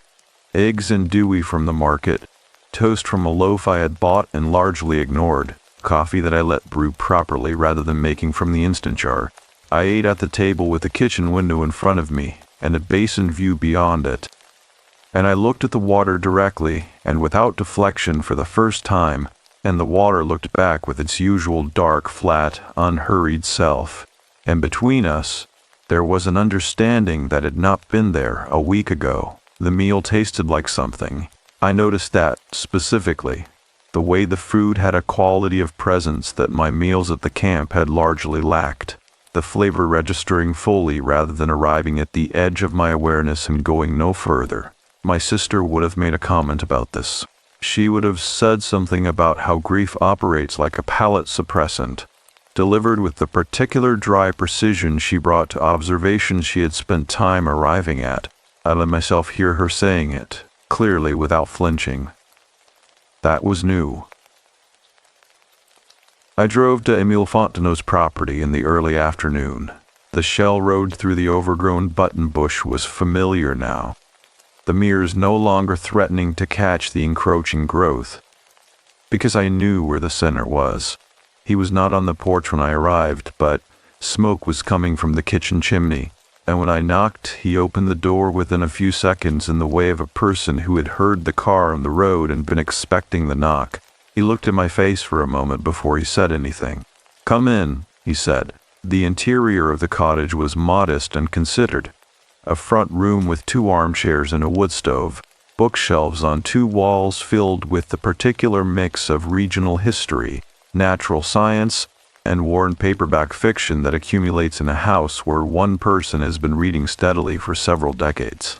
A large topographical map of the basin hung on the wall opposite the door, covered in small penciled annotations, channel changes, flood marks, notations in French that I could not read but whose density suggested a lifetime of careful observation. He brought coffee again, the same dark, chicory sweet blend, and we sat in the armchairs with the wood stove putting out its cedar warmth between us, and I told him what had happened on the water that morning, not in the abbreviated, professionally neutral language I use for field reports, in the full, accurate, specific language of what it had actually been. He listened without interrupting. This is rarer than it sounds. The ability to receive an account without inserting yourself into it, without nodding in ways that redirect, without the small sounds of agreement or surprise that are really the listener reminding you they are present. He simply listened, his coffee cup held in both hands, his eyes on the wood stove. And when I finished, he was quiet for a moment before he spoke. "She is at rest," he said, not as a question. "I believe so," I said. The light moved away. It moved as though it had somewhere to go. He nodded once, the nod of a person receiving information that confirms rather than surprises. My grandmother said that Celeste always knew where she was going, even at the end. He paused. The basin did not take her against her will. That is what most people misunderstand about the Fufallet. They assume the light is trapped. It is not trapped, it is unfinished. There is a difference. He set his cup down and stood and went to the bookshelf on the south wall, and after a brief search removed a small object and brought it back to his chair. He held it for a moment before extending it toward me. It was a glass jar, perhaps 4 inches tall, with a fitted lid sealed with wax. Inside the jar was what appeared to be dark water, basin water by the color of it. That particular tannin-stained brown-black that I'd been looking at for a week, and suspended in it, barely visible, a small folded piece of paper. "My grandmother kept this," Emile said. "She took a jar of water from the basin the spring after Celeste disappeared, from the section of the western shallows where the camp had been. She put it on her shelf, and she kept it there until she died, and then my mother kept it, and then I kept it." He paused, She said it was a way of keeping company with something that could not be kept any other way. I held the jar carefully. The water inside it moved with the slight disturbance of being handled, the small folded paper shifting in the current I had created, and I watched it settle back to stillness and thought about what it meant to carry something in a container. To acknowledge its weight and its presence without pretending it was gone, without sealing it away so completely that you forgot what you were carrying. "I want you to have it," Emil said. I looked up at him. "Not as a relic," he said, with a slight emphasis that indicated he had given thought to how this might be received. "As a practice. Something to place somewhere in your home and look at occasionally, the way my grandmother looked at it. Not to mourn, but to remember that the water holds things, and that being held is not the same as being lost." I turned the jar in my hands. The paper inside it was small and square, and had been in the water long enough that its edges had gone soft, its surface illegible even if the light had been better for reading it. Whatever was written on it, if anything remained of what had been written on it, was between that paper and the water now, permanently. "What is written on the paper?" I said. "My grandmother never said," Emil replied. "I never asked. Some things are not ours to read." I wrapped the jar in the wool blanket he offered and placed it on the passenger seat of the car with the same care I had given the herb bundle the previous day, and I drove back to the camp in a late afternoon light with it beside me, and I did not unwrap it until I was inside. I placed it on the kitchen windowsill above the basin view, where the light would reach it in the morning. That evening I called my mother. This requires some explanation, because my mother and I speak infrequently and with the particular careful efficiency of two people who love each other and have very little idea how to say so, and the calls we exchange are generally brief and informational. Logistics, health updates, the occasional forwarded family news, and I had not called her since Miriam's funeral, where we had stood next to each other and held each other's hands, and not spoken about anything that mattered because neither of us knew how to begin. She answered on the third ring with a slightly cautious note she brings to unexpected calls. A register that said, "I am glad you called and I am also bracing slightly." I said her name and then I said, "I have been thinking about Miriam." The silence that followed was 4 or 5 seconds long and contained more information than most conversations. Then she said, "So have I, every day." We talked for an hour and 40 minutes. I know the exact duration because my phone showed it afterward, and I looked at that number with a specific quality of attention, as though the length of it were itself a kind of evidence. We talked about Miriam the way I had not allowed myself to talk about her, not about the logistics of her death, not about the estate or the storage unit with a death certificate and its several required copies, but about her, specifically and with full attention, the way she laughed. The way she used the word interested about water and rivers and lakes with the devotion of someone who had arrived at a private theology. The food analogy she had for everything, the dry precision of her observations about grief and palate suppression, which I shared with my mother, who laughed in a way I had not heard from her in at least 2 years. At one point my mother said, she tried to tell me she was struggling. I did not know what to do with it. I said, neither did I. We held that between us on the phone line for a moment, which is not silence but is the closest thing to it. Then my mother said, I think she knew we loved her even when we did not know what to do. I looked at the jar on the windowsill. The basin light was gone by then, the window dark, the jar catching the light from inside the room and holding it in the dark water as a small diffuse warmth. I said, I think so too. The remaining days of my contracted survey work passed with the ordinary texture of field work. Early mornings on the water, data collection, equipment checks, field logs accumulating their clean lines of measured information. I ran the southern markers I had postponed. I completed the channel depth assessment. I filed my preliminary findings with my supervisor in Houston and received a reply that described the data as thorough and asked when I planned to return. I extended my rental by 4 days, not for work. The work was complete. I extended it because the camp had become, in the week since the morning in the western shallows, a place I was not yet ready to leave, not out of avoidance or reluctance to return to ordinary life, but out of a specific recognition that I was doing something here that I had not done in 11 months, which was living in a place that required me to be present in it, and that the return to Houston and its hotel rooms and its project deadlines would happen soon enough, and would require a version of me that I wanted to be more solid before I inhabited again. On my second to last day, I drove into Breaux Bridge and went to the grocery store, and the silver-haired woman was at the register. She looked at my face when I set my items on the counter, and the looking was different from the first time. Less assessing, more settled, the appraisal of a person who has received an answer to the question they asked. She packed my bag without speaking, and then she said, "You look different." I said, "I feel different." She handed me the bag. She held my eyes for a moment with the same directness she had shown the first time, but without the careful measuring quality of it, just a plain, unhurried acknowledgement between two people who both understand what has happened without requiring it to be explained. "Good," she said. That was all. I drove back to the camp with the groceries and the jar on the passenger seat.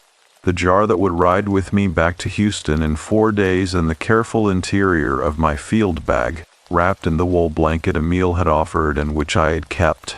And I thought about where I would place it in my apartment, which was a space I had designed for efficiency and solitude, and which did not, I realized, contain a single object that had been given to me by another person with deliberate intention. The windowsill above the kitchen sink, I thought, where the morning light would reach it.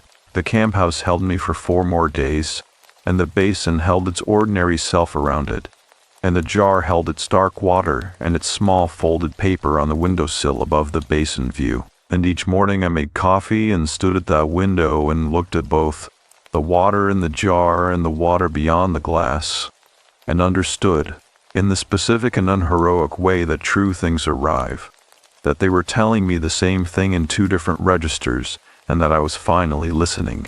I want to describe what the return was like, because accounts of transformation that skip the return are accounts that have avoided the most difficult part. Houston in November is not cold in any way the basin would recognize as cold. It is merely less warm, a modulation rather than a change. The sky above the highway interchange of flat, hazy gray that carries none of the intentionality of the basin sky, none of its proximity to the water beneath it. I drove the last 40 minutes on familiar roads with the jar and my field bag on the back seat and the wool blanket folded over it, and I noticed that I was watching the city the way you watch a place you have returned to after an absence long enough to have changed your prescription. The same shapes, a slightly different resolution. My apartment was exactly as I had left it. This should not have been surprising, and yet the exactness of it had a quality I had not anticipated. The project files on the desk, the half-empty coffee cup I had rinsed and left on the drying rack, the particular quality of stale air that accumulates in a closed space during a 2.5-week absence, everything in its assigned position, everything efficient and solitary, and without a single object that had been placed there by anyone other than myself, for any reason other than function. I set my bags down and stood in the middle of the main room for a long moment. Then I went to the kitchen, unwrapped the jar from the wool blanket with the same care I had been giving it since Emile placed it in my hands, and I put it on the windowsill above the sink, where the morning light would come through the east-facing glass and reach it before it reached anything else in the apartment. I stepped back and looked at it. The dark water inside it was still. The small folded paper had settled to the bottom during the drive, resting against the glass with a stillness that seemed permanent and was not uncomfortable to look at. The jar was entirely ordinary, a plain glass container with a wax-sealed lid, the kind of thing you would pass without attention in any kitchen. On my windowsill, it was the only object in the apartment that had not been chosen for function, and its presence there changed the quality of the room in a way that was small and specific, and, I found, necessary. I made tea rather than coffee because I was not trying to be awake, and I sat at the desk, not to work but simply to sit. and I let the apartment settle around me the way the camp house had settled around the first night's wood stove warmth, and I thought about what it meant to be back. The changes that followed were not dramatic. I want to be precise about this, because I am aware that accounts of this kind, accounts of grief and water and something experienced in a Louisiana basin that I still do not have a fully satisfying professional framework for, tend toward the dramatic in their descriptions of aftermath. The person returns transformed, their life reorganized, the wound healed cleanly and completely. I do not recognize that description. What I recognize is smaller and more honest than that. I called my mother every Sunday. Not long calls, always, sometimes 20 minutes, sometimes an hour, calibrated to what the conversation needed rather than to what efficiency permitted. We talked about Miriam when we needed to, and about other things when we needed to, and the specific careful efficiency that had characterized our previous calls gradually loosened, the way a muscle loosens when it is used regularly rather than held in permanent tension against anticipated demand. I cleared the storage unit. This took 3 Saturdays across November and December, and it was not easy. And I am not going to describe it as cathartic, because cathartic is a word that has been used so many times for experiences that are actually just difficult, that it has lost most of its usefulness. It was difficult. I held each of Miriam's things with full attention and made decisions about them honestly, and I kept the things that were hers in the way that mattered. A particular coffee mug, a scarf, 3 books with her margin notes in them, a small watercolor painting she had made of a river in Arkansas and never framed, which I framed and hung in my living room where I could see it from the desk. The river in the painting was the one where she had asked me if I ever felt like water was trying to tell you something. I had said no. I had framed the painting and put it on the wall as a form of amended answer. I also threw things away. I want to include that, because grief literature tends to focus on the keeping and to make the discarding sound like loss, when often it is the opposite, releasing the things that were only ever containers for a feeling you have now found a better way to carry.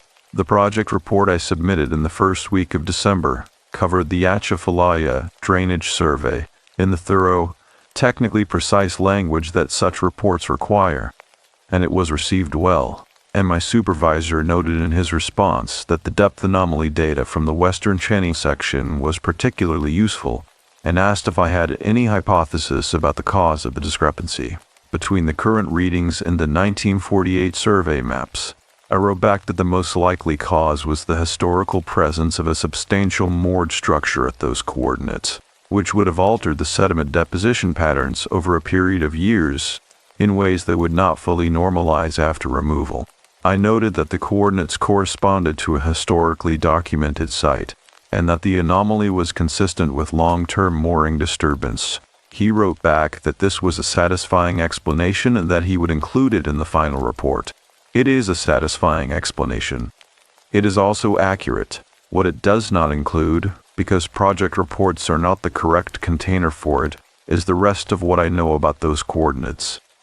The anchor slab and the dark water above it, the light that held its patient position in the pre-dawn cold, the herb bundle tracing its slow circle on the surface of the shallows, the thing I said aloud to the water and to my sister simultaneously. That is what this account is for. I started writing it in January, approximately 6 weeks after I returned from Louisiana. The first version was 15 pages and almost entirely factual. Dates, coordinates, documented observations, the regional history of the Fufallet, the parish records on Celeste Arsenault. It read like a survey report written by a person who had recently had an experience they were not yet willing to fully inhabit on the page. The second version was longer and angrier. Angry at myself, I think, for the 11 months of efficient avoidance that preceded the trip, for the phone calls not made and the boxes efficiently packed and the reports finished in hotel rooms while my sister reached for me from a distance I had chosen not to close. This third version is the one I am deciding to leave as it is. The jar is still on the kitchen windowsill. I look at it every morning when I make coffee, which I am back to making properly rather than from the instant jar, and the looking takes approximately 3 seconds and contains, in those 3 seconds, the full complexity of what I am looking at. The dark water and the small paper and the wax-sealed lid and the weight of what is held inside it, and what it means that Emile Fontenot's grandmother stood at the western shallows in the spring of 1947 with this jar in her hands, and decided that some things could not be kept any other way. The morning light hits it at an angle that varies with the season. In January it comes through low and direct, and turns the dark water briefly amber, and the small paper inside moves slightly in the warmth of it as though it is breathing. And I find that I can look at this without flinching. That is the change that is most difficult to describe and most important to try. Not that the grief is gone. It is not gone, and I do not expect it to become gone, and I have stopped waiting for it to become gone, which is itself a form of change. But the grief has acquired a quality of companionship that it did not have before. It is present the way the jar is present. Not hidden, not managed, not assigned to a project file in a closed folder, but simply there on the windowsill, in the morning light, holding what it holds. My sister loved water. She spent her adult life moving toward it, finding it, standing beside it and feeling whatever it was she felt when she stood beside it. She tried to share this with me and I was too busy, and then she was gone. And then I went to a Louisiana basin for a drainage survey, and the water told me what she had been trying to tell me all along, which is that there is no efficiency available for the things that matter most, and that the only honest response to love is full presence, and that going back for what you left in the water is not weakness. It is the only honest thing. I finished this account on a Tuesday evening in February, with the jar on the windowsill and the watercolor painting visible from where I was sitting, and the river and the painting catching the lamplight in the particular way that Miriam had rendered it, with a quality of attention and affection that made the water in it look less like paint, and more like the thing itself. She always could do that, render a thing so that it looked like itself. The title arrived the same evening, after I put the final period at the end of the previous sentence and read the whole account back from the beginning for the first time. It arrived the way true titles arrive, not chosen, but recognized, already present in the material, waiting only for the writer to stop proposing alternatives and acknowledge what the story had been called all along. I wrote it at the top of the document. Then I closed the laptop and looked at the jar for a moment, and then at the painting, and then out the window at the city night, which was full of its own kind of water. The reflected light in the rain-wet streets, the mist around the street lamps, the slow accumulation of winter humidity against the glass. Water everywhere. My sister had known this. Now I was beginning to understand it. I am going back to the basin in the spring, not for survey work, though I have arranged work there as a practical container for the trip, because I am still, in the end, a person who needs practical containers for things, and I am going because there is a stretch of water in the western shallows above an anchor slab that I have been thinking about since November, and because the thinking has the quality not of dread, but of something unfinished, and because I have learned, finally, the difference between leaving something behind and leaving it at rest, and the only way I know to tell which one this is to go back and find out. I drove south on a Thursday in late March, and this time I did not stop at the truck stop in Beaumont. I stopped instead at a pull-off on the Sabine River Bridge, just inside the Louisiana state line, and I got out of the car and stood at the railing and looked at the river for a few minutes without doing anything else. The Sabine here is not a dramatic river. It is brown and wide and moving with the particular unhurried confidence of water that has a long way to go and knows it. And I looked at it the way I had been practicing looking at water since November, which is to say directly, without the professional filtering that turns a body of water into a set of measurements, and without the avoidance that turns it into something you look past rather than at. The river looked back in the way the water looks back, which is to say it reflected what was above it, and moved through what was beside it, and continued regardless, and that was sufficient.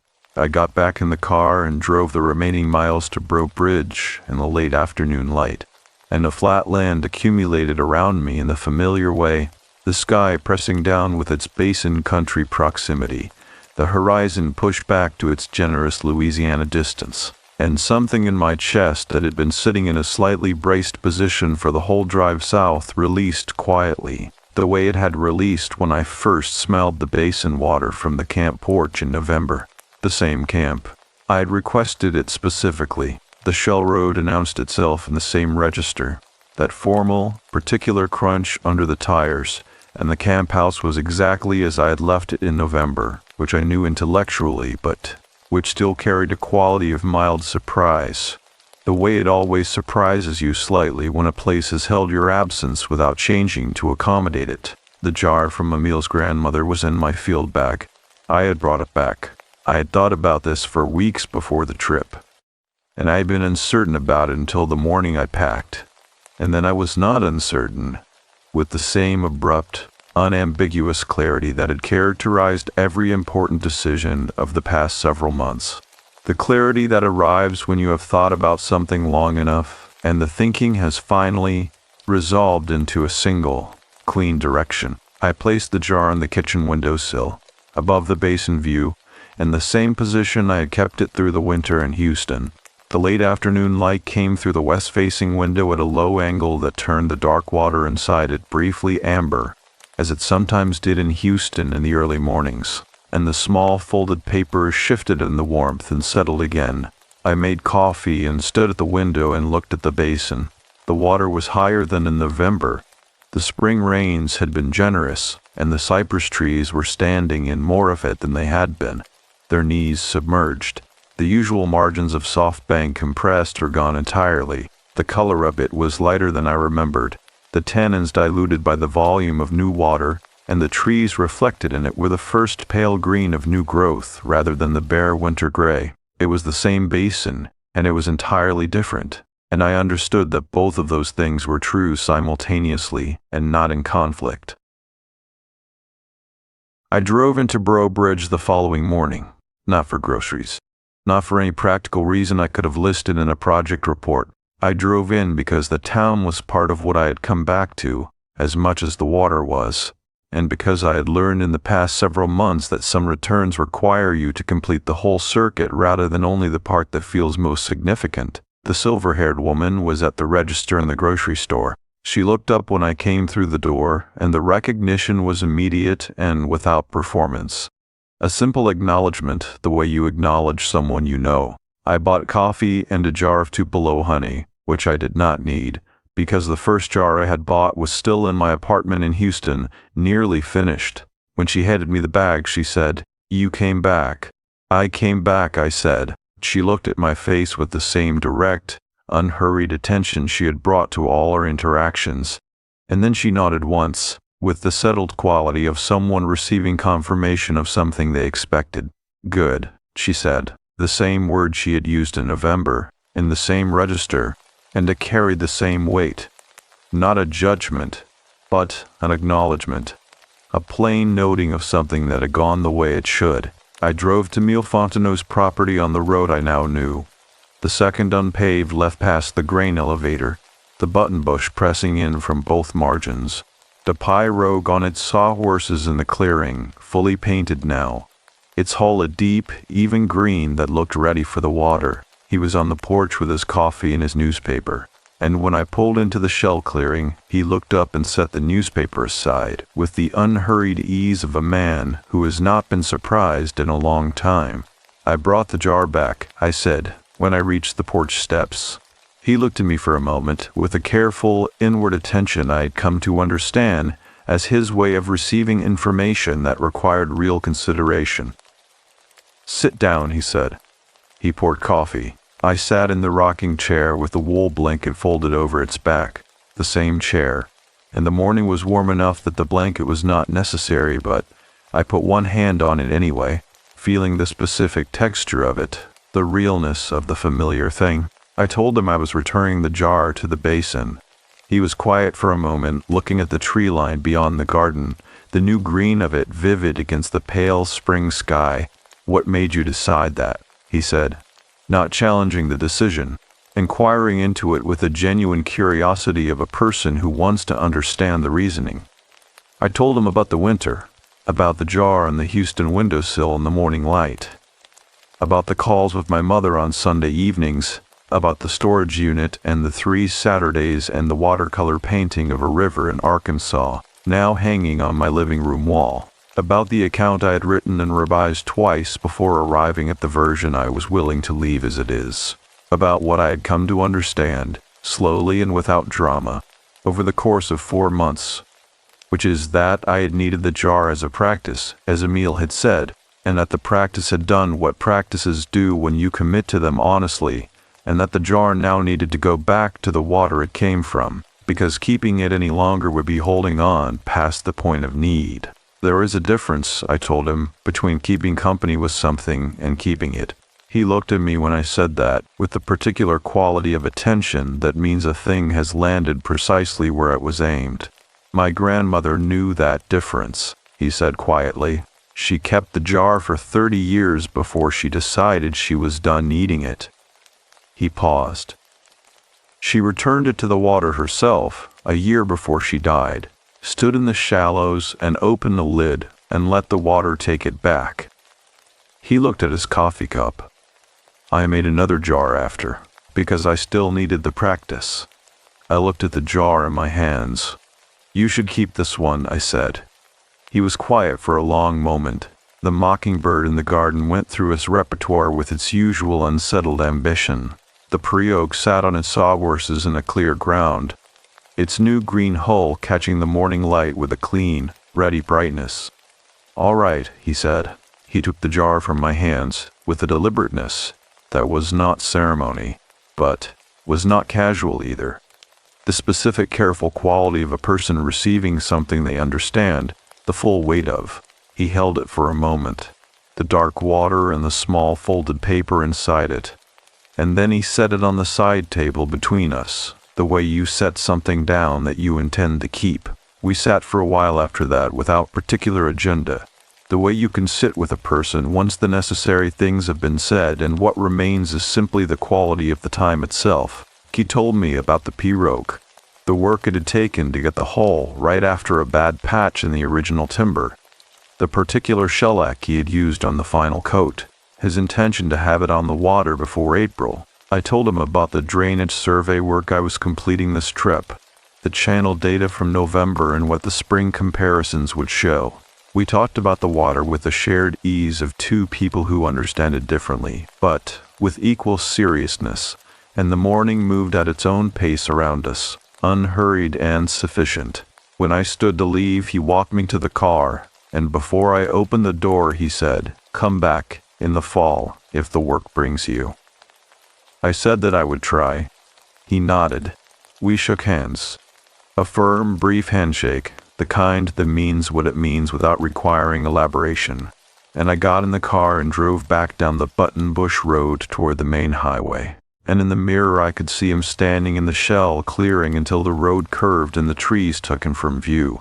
I went to the western shallows on my last morning, not at pre-dawn this time. I waited until the sun was fully up and the basin had committed entirely to the day, the water bright and moving in the spring wind, the cypress trees loud with birds that had not been there in November, warblers working through the new growth, a pair of wood ducks moving low over the surface with the specific urgency of birds that know where they are going. I took the flatboat out and cut the motor at the coordinates, and let the boat drift the last 20 feet, and the push-pull found the anchor slab with the same solid, unambiguous resistance it had found in November, and I stood above it in the warm spring light and looked down at the water. The basin was clear enough in this light to see further into it than in November, and I could see the edge of the slab below, its concrete surface softened with a winter's worth of new algae, the corroded iron ring at its center still patient and still. I stayed there for a while, not waiting for anything, not performing anything, simply present above the place where a woman had entered the water for the last time, 79 years ago, carrying the specific courage it takes to go back for what you love when the going back costs everything, and understanding, in the plain and unheroic way I have come to understand most true things, that she had known what she was doing and that the water had known what it was keeping, and that what had passed between them in that cold November water in 1946 was not a tragedy, exactly, though it was certainly a loss. It was a completion on the only terms available. I thought about Miriam, not with the compressed, airtight efficiency of grief managed and contained, with the full, open, basin-wide quality of grief that has been allowed to find its actual dimensions, which are, as it turns out, not the crushing, airless dimensions of avoidance, but something closer to the dimensions of love itself, which is to say large enough to hold everything and still have room for the morning light and the sound of warblers in new cypress growth, and the particular satisfaction of a push-pole finding solid ground beneath uncertain water. I let the boat drift. The spring wind moved across the shallows and along, slow paths that bent the surface grasses at the basin's edge and carried the smell of new growth and dark water and something faintly floral that I could not immediately identify. Wisteria, I thought, from somewhere along the bank, early and extravagant in the warm March air. There was no light above the water. There had been no light since the morning in November when it moved away through the cypress trees, patient and unhurried, in the direction of wherever unfinished things go when they are finally finished. I had not expected to see it again. I did not need to see it again. The basin held its ordinary morning self around the boat, alive and indifferent and entirely sufficient. And I stood in it with my hands on the push-pole and my face in the warm spring light. And I was, without qualification or management, where I was. I pushed off the slab and turned the boat toward home. The motor started on the first pole, and the water parted before the hull, and the basin opened ahead of me in the morning light, and I moved through it at a speed that was neither hurrying nor lingering, but simply moving, which is what it means to be on the other side of something. Not that the water is behind you, but that you're moving through it honestly, at last, in the right direction, with nothing hidden and nothing left on the bottom that belongs to you. The wisteria smell followed me a long way down the channel before the wind shifted and took it somewhere else.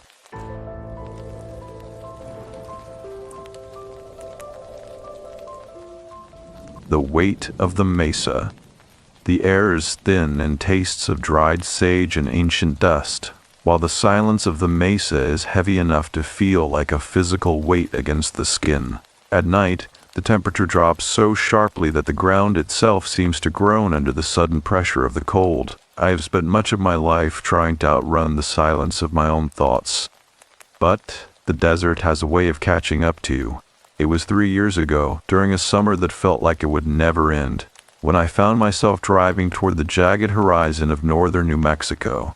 My father had taken a position as a caretaker for a dormant industrial site, a stone-crushing factory that sat like a rib cage on the edge of a barren village. We had moved from the humid, crowded streets of the city to a place where the sky felt too big for the earth beneath it. I remember the way the heat shimmered off the asphalt, making the road ahead look like a river that was always receding, always just out of reach.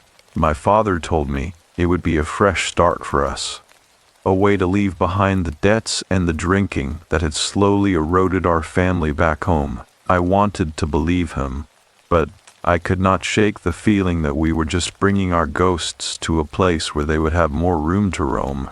The village was little more than a collection of low, adobe houses and rusted-out trucks that looked like they had been abandoned mid-sentence. There were no streetlights, no sidewalks, and no signs of life beyond the occasional drift of smoke from a distant chimney. When we first arrived, the stillness was so absolute that I could hear the blood rushing in my own ears. It was a heavy, expectant kind of quiet, the sort that makes you feel like you are being watched by something that has all the time in the world. I spent my first few days sitting on the porch of our small house, watching the shadows of the clouds crawl across the mesa. I missed the noise of the city, the constant hum of life that meant you were never truly alone. Here, the isolation was a physical presence, a cold hand resting on the back of my neck. I was 14 then, an age where you are too old to be a child. but too young to be anything else. I felt like a stranger in my own skin, constantly trying to prove that I was tougher than I actually was. My father was always gone, working long shifts at the factory or drinking quietly in the kitchen until the early hours of the morning. I found myself wandering further and further from the house, drawn to the only other people I could find. There were 4 other boys, all of them a few years older than me, who spent their days grazing goats in the scrubland near the factory. They were lean and sun-darkened, with eyes that seemed to see things I was still blind to. They called me the city boy, but they let me follow them, mostly because I had a bike and I did not complain when the thorns tore at my legs. We would walk for miles, the goats bleating and kicking up clouds of fine red dust that tasted like copper on my tongue. The factory was always there, looming in the distance like a warning. It was a massive skeletal structure of corrugated metal and gray stone, half collapsed and surrounded by piles of jagged rocks. The boys told me that no one went inside, not even the animals. They said the ground there was sour, and that the factory had been built on a place that did not want to be occupied. I remember looking at the dark windows of the upper floor and feeling a sudden, sharp chill, despite the 100-degree heat. I told myself it was just the wind whistling through the metal, a thought I clung to like a shield. One afternoon, as the sun was beginning to dip behind the mountains, one of the older boys, Ramu, pointed toward the factory gate. He told us that a new guard had started the night shift, a man they called Bana. Bana was a local, a man with a scarred face and a habit of sharing stories that no one really wanted to hear. Ramu said that Bana had invited us to come by the factory that Friday night for a party. He said Bana would have a fire going and that we could sit inside the main manufacturing room where it was cool. The idea of it made my stomach tighten, a nervous flutter that I tried to ignore. I wanted to say no, to tell them that my father would be angry, but I did not want to be the coward. I wanted to belong, and in that moment, belonging felt more important than safety. I spent the rest of the week in a state of quiet agitation, noticing details that I had previously overlooked. I noticed the way the dogs in the village would stop barking all at once, as if listening for a sound that only they could hear. I noticed the way the old woman across the street would mark her door with a circle of white ash every evening at dusk. When I asked my father about the factory, he just shrugged and told me to stay away from the machinery. He did not mention the stories, or the way the locals crossed themselves when they passed the gates. I found myself checking the lock on my bedroom door every night, even though I knew a simple bolt would not stop the things I was starting to imagine. I was looking for a reason to stay home, but the silence of the house was its own kind of threat. Friday arrived with a heavy, bruised sky that promised a storm. The air was thick and smelled of ozone and wet earth, the kind of atmosphere that makes your skin feel too tight for your body. I told my father I was staying at a friend's house, a lie that felt heavy in my mouth. I met the other boys at the edge of the village, and we walked toward the factory in silence. The darkness was different out there, away from the houses. It was deep and velvety, like being underwater. As we approached the gate, the first few drops of rain began to fall, hitting the dry ground with a sound like soft footsteps. Bana was waiting for us, a silhouette against the flickering light of a small stove he had lit inside the main hall. The factory felt even larger from the inside, a cavernous space filled with the smell of grease and old stone. The light from Bana's stove only reached a few feet, leaving the corners of the room in absolute shadow. We sat around the fire, the orange light dancing on the boys' faces and making them look like strangers. Bana was cooking a pot of lentils, the steam rising in thick, fragrant clouds that momentarily masked the scent of decay. Outside, the storm broke, and the rain began to lash against the corrugated metal roof with a deafening roar. It felt like we were in the belly of a great, iron beast, safe from the elements, but trapped nonetheless. Bana reached into his bag and pulled out a small wooden carving of a coyote. He began to turn it over in his hands, his eyes fixed on the fire. He told us that the factory was built on a path, a trail used by things that were here long before the stone was ever cut. He spoke in a low, gravelly voice that was nearly lost in the sound of the rain. He said that on nights like this, when the air is thick and the light is thin, the boundaries between worlds start to fray. I felt a drop of cold sweat slide down my spine, but I did not move. I looked at Ramu, hoping to see a smile or a look of disbelief, but his eyes were wide and focused on the shadows behind Bana. The fire crackled, and for a second, the light flared bright enough to illuminate the far wall. I saw a row of heavy iron chains hanging from a beam, swaying gently in a draft I could not feel. I reached into my pocket and touched the cold metal of my house key, a mundane detail that helped me feel grounded. It was just an old factory, I told myself. It was just a man telling stories to scare a group of boys. But then Bana stopped talking, and in the sudden silence, I heard something else. It was a faint scratching sound, coming from somewhere deep within the machinery, a sound that was rhythmic and patient, like something waiting to be let in. I realized then that we were far from the village, and that the rain had turned the road into a river of mud. We were not just guests at a party. We were isolated in a place that had its own rules and its own hunger.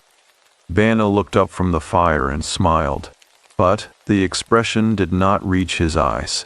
He told us that he had forgotten the most important part of the evening, and as he spoke, he looked directly at me.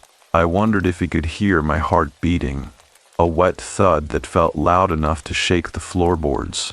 He said we needed something to keep the chill away, something that required someone to go back out into the dark. The rain continued to hammer against the metal, a relentless, punishing sound that made it impossible to think. I looked at the dark maw of the factory entrance and felt a sudden, overwhelming urge to run, to disappear into the storm and never look back. But the door was so far away and the shadows were so very deep. I sat there, frozen in the orange glow of the stove, realizing that the night had only just begun. The mesa was waiting for us, and the factory was finally starting to breathe. I wonder if my father is still awake, waiting for a son who is never coming home. The heavy iron stove emitted a dry, metallic heat that seemed to suck the remaining moisture from the floorboards, making the ancient wood groan under our weight.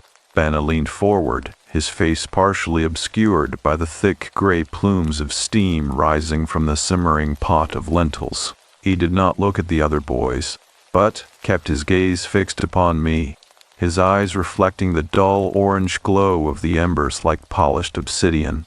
The air within the manufacturing hall grew dense, carrying the heavy scent of wet wool and the bitter alkaline tang of the stone dust that coated every horizontal surface. I felt the familiar rhythmic throb of a tension headache beginning to pulse behind my left eye, a sensation that always reminded me of the long, silent car ride across the state line.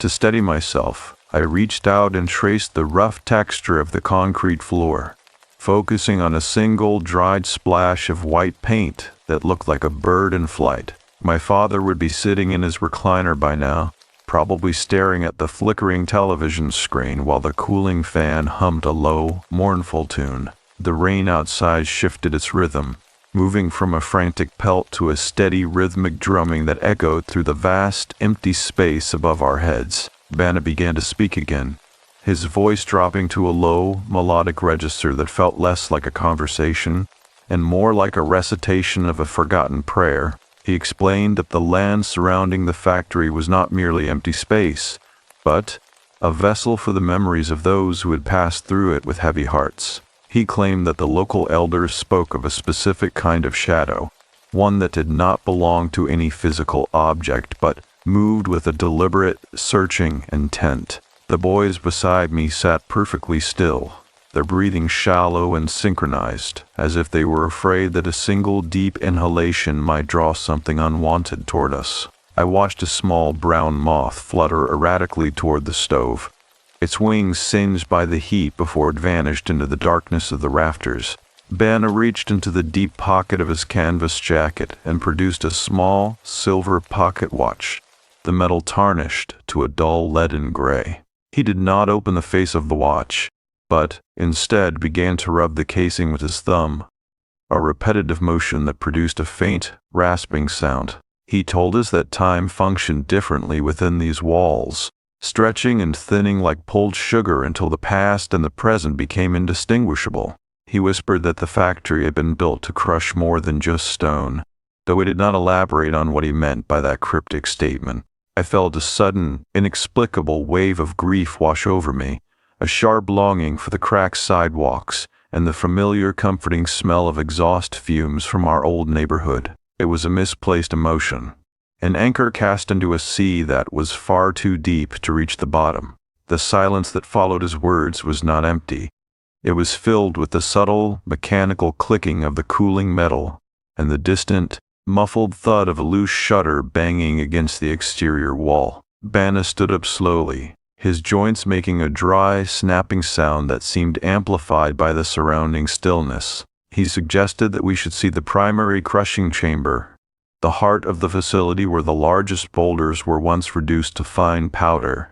He moved toward the back of the hall, his silhouette expanding and contracting against the corrugated walls as he passed the flickering stove. The darkness beyond the circle of light felt thick and viscous, like a physical barrier that we would have to push our way through. I stood up, my legs feeling heavy and unresponsive, and followed the others into the deepening gloom of the corridor. As we walked, the floor transitioned from smooth concrete to uneven, rusted steel plating that rang out with a hollow, mournful tone under our boots. The air grew significantly cooler, carrying a sharp, mineral scent that reminded me of the basement in my grandmother's house after a heavy spring thaw. We passed rows of silent, dormant machinery, their iron arms frozen in mid-gesture like the limbs of petrified giants. Banna stopped before a heavy sliding door that was secured with a thick iron bolt, his hand resting lightly on the cold metal. He turned back to look at us, his expression unreadable in the low light, and asked if we could hear the sound of the mesa breathing through the vents. I strained my ears, hearing only the distant, lonely wail of the wind as it navigated the jagged peaks outside. He slid the bolt back with a slow, deliberate pressure. The screech of metal against metal set my teeth on edge and vibrated through the bones of my skull. The door moved with a surprising lack of resistance, revealing a cavernous room that seemed to swallow the meager light from Banna's handheld lantern. Within the center of the chamber sat the primary crusher, a massive funnel-shaped apparatus that disappeared into a lightless pit in the center of the floor. The smell here was different, more organic and damper, like the scent of a cellar that had remained unopened for decades. I found myself counting the number of rivets on the nearest support beam. 42, 43, 44, trying to ignore the sensation of being watched from the shadows above. Banna stepped toward the edge of the pit and beckoned for us to come closer, his voice a mere thread of sound in the vast echoing space. The lantern light did not descend into the pit, but seemed to be swallowed by a thick, velvety vacuum that occupied the lower reaches of the machine. I gripped the edge of the cold, oily railing, my knuckles turning the color of bleached bone against the dark metal. Banna gestured toward the void with a slow, sweeping motion of his arm, his fingers elongated and spindly in the shifting shadows. He claimed that the machinery had not been used for decades, yet the air rising from the depths felt unnaturally warm, like the humid breath of a large animal. A faint, rhythmic thumping began to vibrate through the soles of my shoes, a mechanical heartbeat that seemed to originate from the very foundation of the building. I thought of the small blue marble I had left on my bedside table back in the city, wondering if it had rolled under the radiator by now. The small, domestic concern acted as a temporary anchor against the growing tide of unease that threatened to pull me under. The other boys huddled together, their shoulders touching as they stared into the lightless maw of the stone crusher. Ramu reached out and tentatively touched a heavy iron lever that emerged from the floor like a rusty limb. Banna did not stop him, but instead watched with an expression of detached curiosity, his lips curled into a thin, enigmatic line. The silence within the chamber was profound, broken only by the sound of our own labored breathing and the distant, muffled howl of the desert wind. I noticed a series of dark, irregular stains on the inner wall of the funnel, their shapes reminiscent of clutching hands or weeping faces. These marks appeared to be fresh, the liquid still glistening with a dull, oily sheen under the lantern's weak glow. My father often spoke of the importance of maintaining one's tools, but these machines felt beyond the reach of any human care. Vanna leaned closer to me, his presence smelling of dry earth and something sharp, like crushed pine needles. He whispered that the factory was not just a place of industry, but a gateway for things that required the weight of the earth to keep them grounded. He spoke of a figure that walked the perimeter of the mesa during the new moon, a creature that could mimic the voices of the lost to lure the unwary into the scrubland. I felt a sharp, stinging sensation in my palms and realized I was pressing my fingernails into my skin with enough force to draw blood.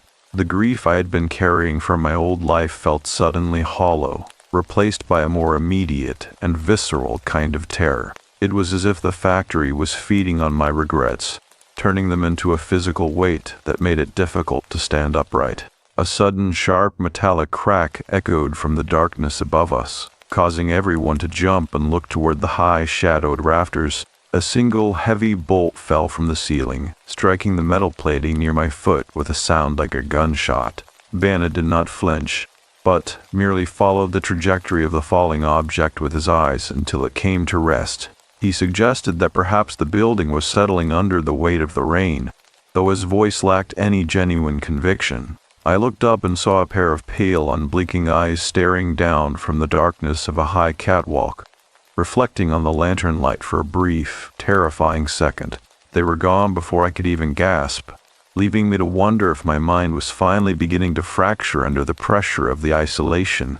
The heat rising from the pit intensified, carrying with it a faint, sickly sweet odor that reminded me of overripe fruit left in the sun. Vanna began to walk around the circumference of the machine, his shadow stretching across the walls like a dark, predatory bird. He told us that we were the first visitors the factory had hosted in many years, and that the shadows were grateful for the company. I felt a desperate need to turn and run back toward the entrance, but my legs felt as though they were made of lead, rooted to the spot by a force I could not name. The lantern light flickered and dimmed, the flame struggling to survive in the stagnant, heavy atmosphere of the chamber. We stood in the gathering gloom, 5 boys and a man, surrounded by the silent, judging presence of the abandoned machinery. Vanna stopped his pacing and looked toward the heavy, sliding door we had entered through, which was now vibrating gently within its frame. He reached out and extinguished the lantern with a sharp, practiced motion of his fingers, plunging us into a darkness so absolutely it felt like a physical weight. In the silence that followed, I heard a voice calling my name from the corridor. A voice that sounded exactly like my father's, but twisted with a high, unnatural pitch. It was a sound that did not belong in the world of the living, a summons from the heart of the mesa that I knew I should not answer. The total absence of light caused the boundaries of the room to dissolve, leaving me suspended in a thick, sightless void. I could no longer see the other boys, yet the sound of their shallow, panicked inhalations served as a map of our shared terror. That voice, the one that carried the exact cadence of my father's evening greeting, seemed to originate from the very center of my chest. It was a perfect mimicry of his voice from the years before the drinking had hollowed out his throat, clear and vibrantly warm. I found myself thinking about the specific way he used to tie his work boots, pulling the yellow laces tight with 2 short, sharp tugs. This mundane memory felt like a brittle glass shield, the only thing preventing the darkness from flooding into my lungs. The silence that followed the voice was not empty, for it was heavy with the expectation of a response.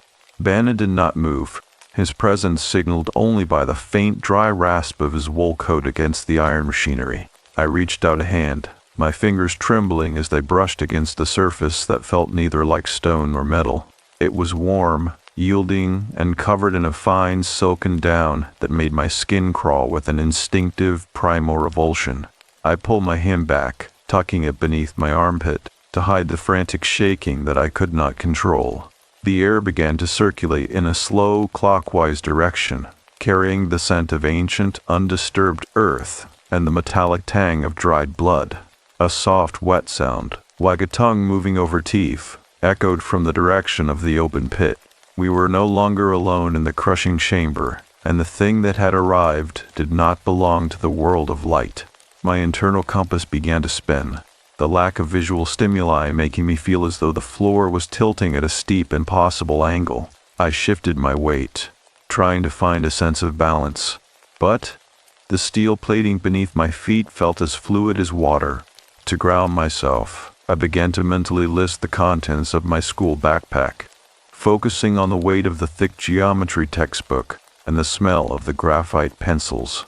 These objects belonged to a reality that felt increasingly like a fading dream, a colorful lie told to children to keep them from the truth. The voice called out again, this time closer, whispering a nickname that only my father used during the rare moments when he was sober and kind. It was a cruel lure, a hook cast into the deepest part of my loneliness, and I felt myself leaning toward the sound despite the screaming alarms in my brain. A hand suddenly clamped over my mouth, the skin feeling like dry parchment and smelling of wood smoke and old stone. I nearly choked on a sob of terror until I realized the fingers were thin and calloused, belonging to the guard who had brought us here. Bonaline, his head close to mine, his breath cold and smelling of the bitter herbs he had been brewing earlier that evening. He whispered into my ear, his words so soft they were barely more than a vibration against my skin, telling me not to answer the call. He said that the thing in the darkness was not looking for a conversation, but was seeking a shape to inhabit so it could walk beyond the factory gates. I felt a cold liquid dread settles in my stomach, a weight that made every movement feel like an act of immense physical labor. From the darkness across the room, I heard the sound of a zipper being slowly opened, the tiny metal teeth clicking with a rhythmic, agonizing deliberation. It was the sound of one of the boys' jackets, but it was being manipulated by fingers that did not seem to understand how the mechanism worked. A low, guttural chattering broke out, a sound that resembled a human laugh played backward and slowed to a crawl. The temperature in the room plummeted, the moisture in my breath turning to a fine mist that I could feel settling on my eyelashes. I closed my eyes tight, as if the extra layer of darkness could provide a sanctuary that the room denied me. We were being studied, measured by a presence that viewed our fear as a source of nourishment. Banna's grip on my mouth tightened for a second before he slowly withdrew his hand, signaling for me to remain absolutely still. The rhythmic thumping from the bowels of the machine grew louder, shaking the very bones of the building until the rivets in the walls began to hum.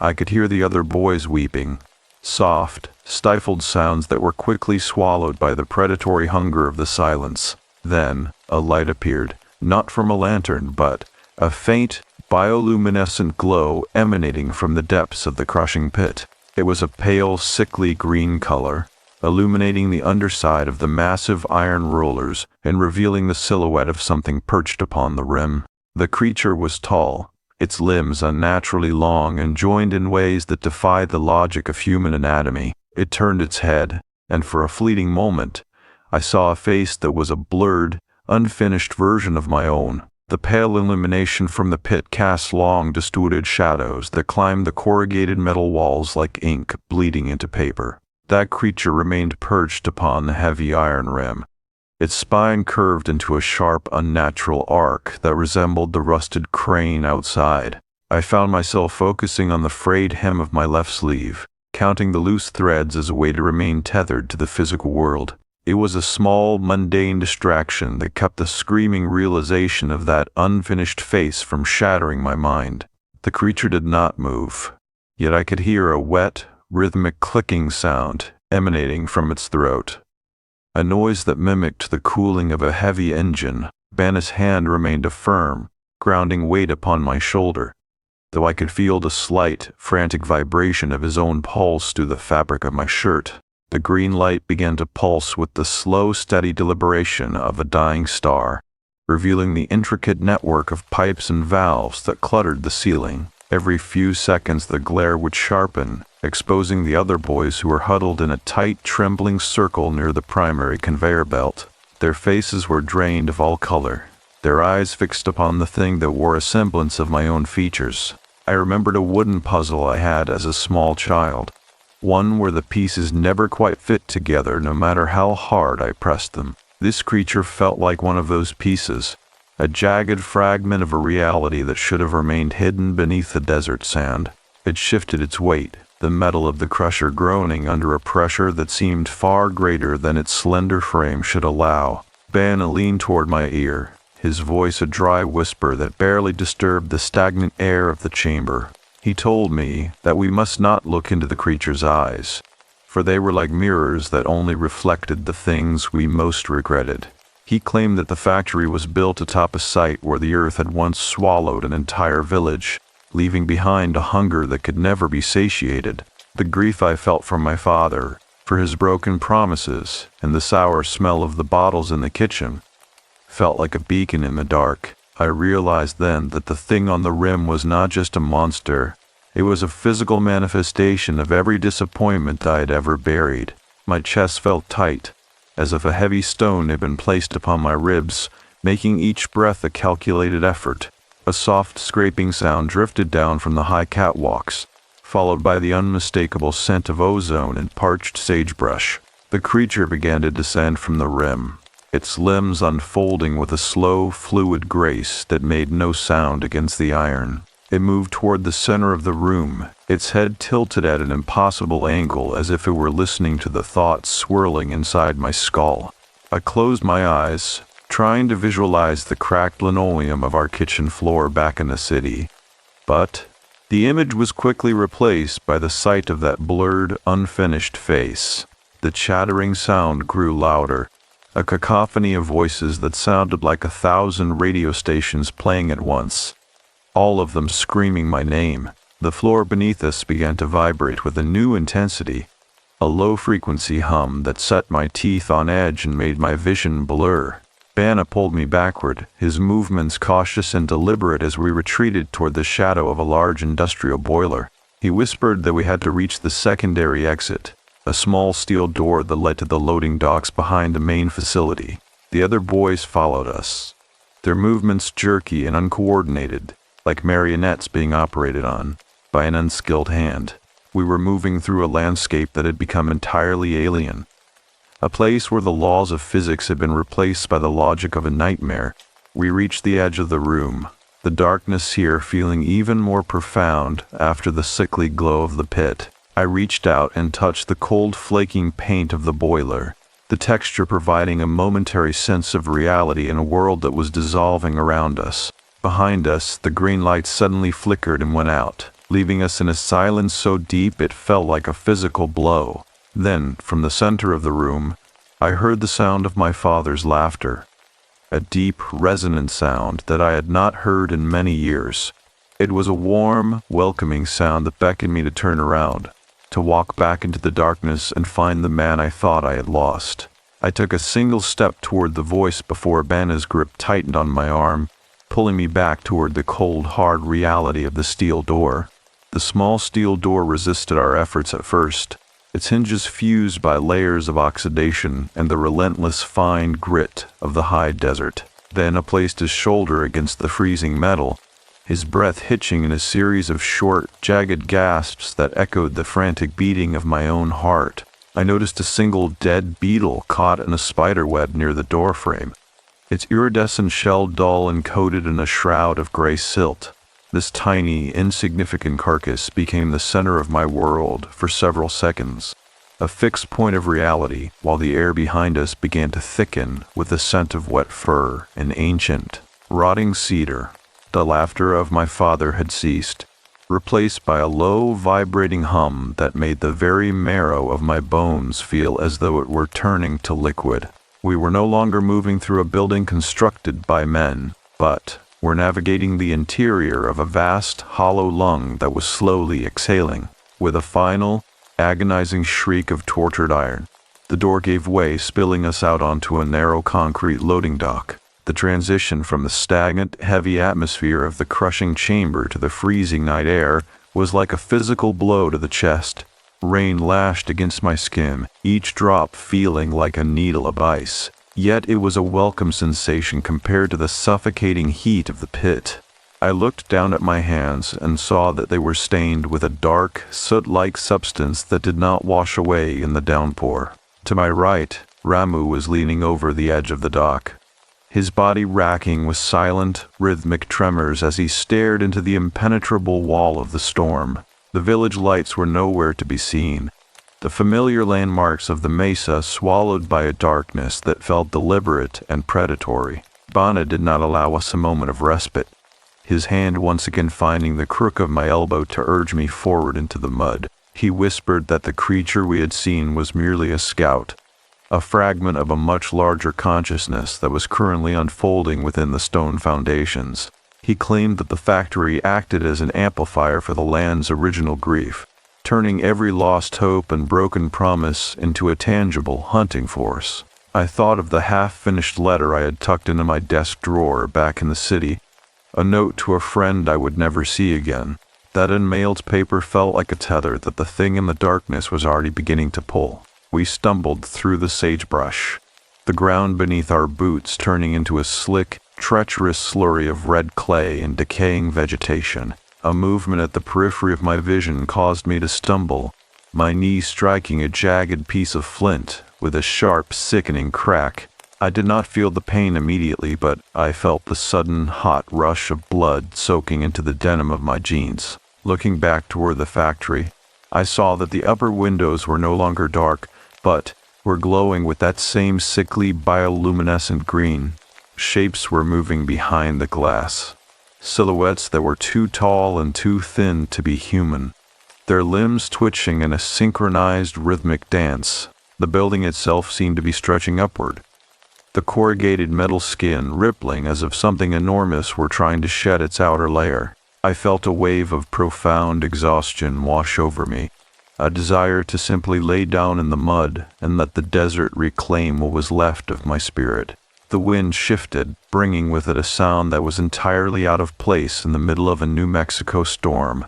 It was the sound of a carousel, the faint, tinny music of a calliope drifting across the mesa from the direction of the abandoned village. There was a melody from my childhood, a cheerful, repetitive tune that felt like a mockery of our current desperation.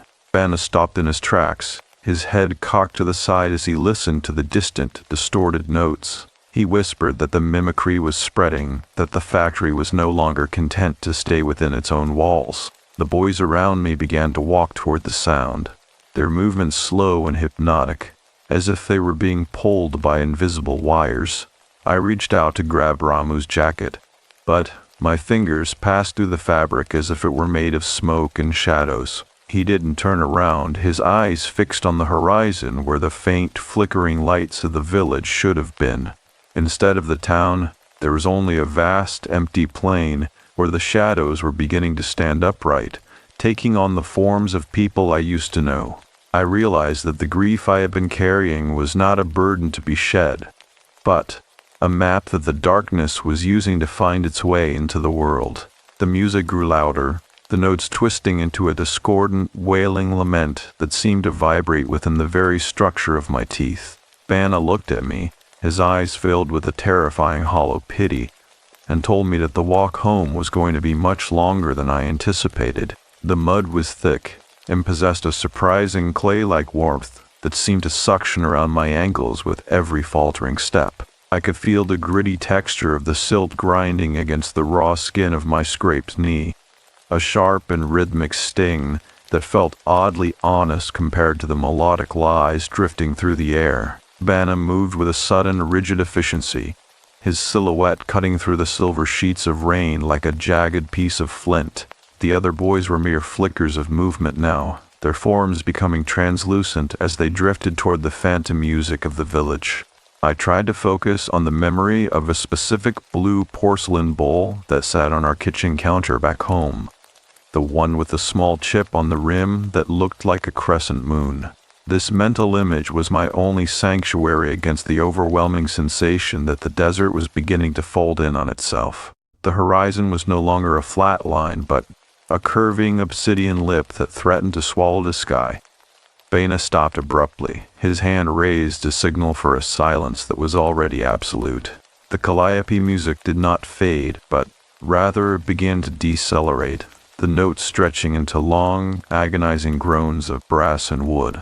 He reached into his pocket and pulled out a handful of coarse white salt, scattering it in a wide protective arc across the sodden earth.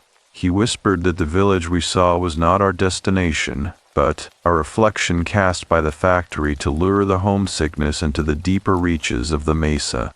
I watched as the salt hit the mud and began to hiss, the white grains glowing with a faint, internal heat that carved a temporary boundary against the dark. My father's voice returned, but it was no longer calling my name from a distance. It was a soft, wet mumble coming from the empty air right beside my ear. It spoke of the things he had hidden in the cellar of our old house, the secrets that had turned his breath into a weapon of silence. The ground beneath the salt circle began to heave, the red clay bulging upward as if something immense were trying to draw breath from deep within the strata.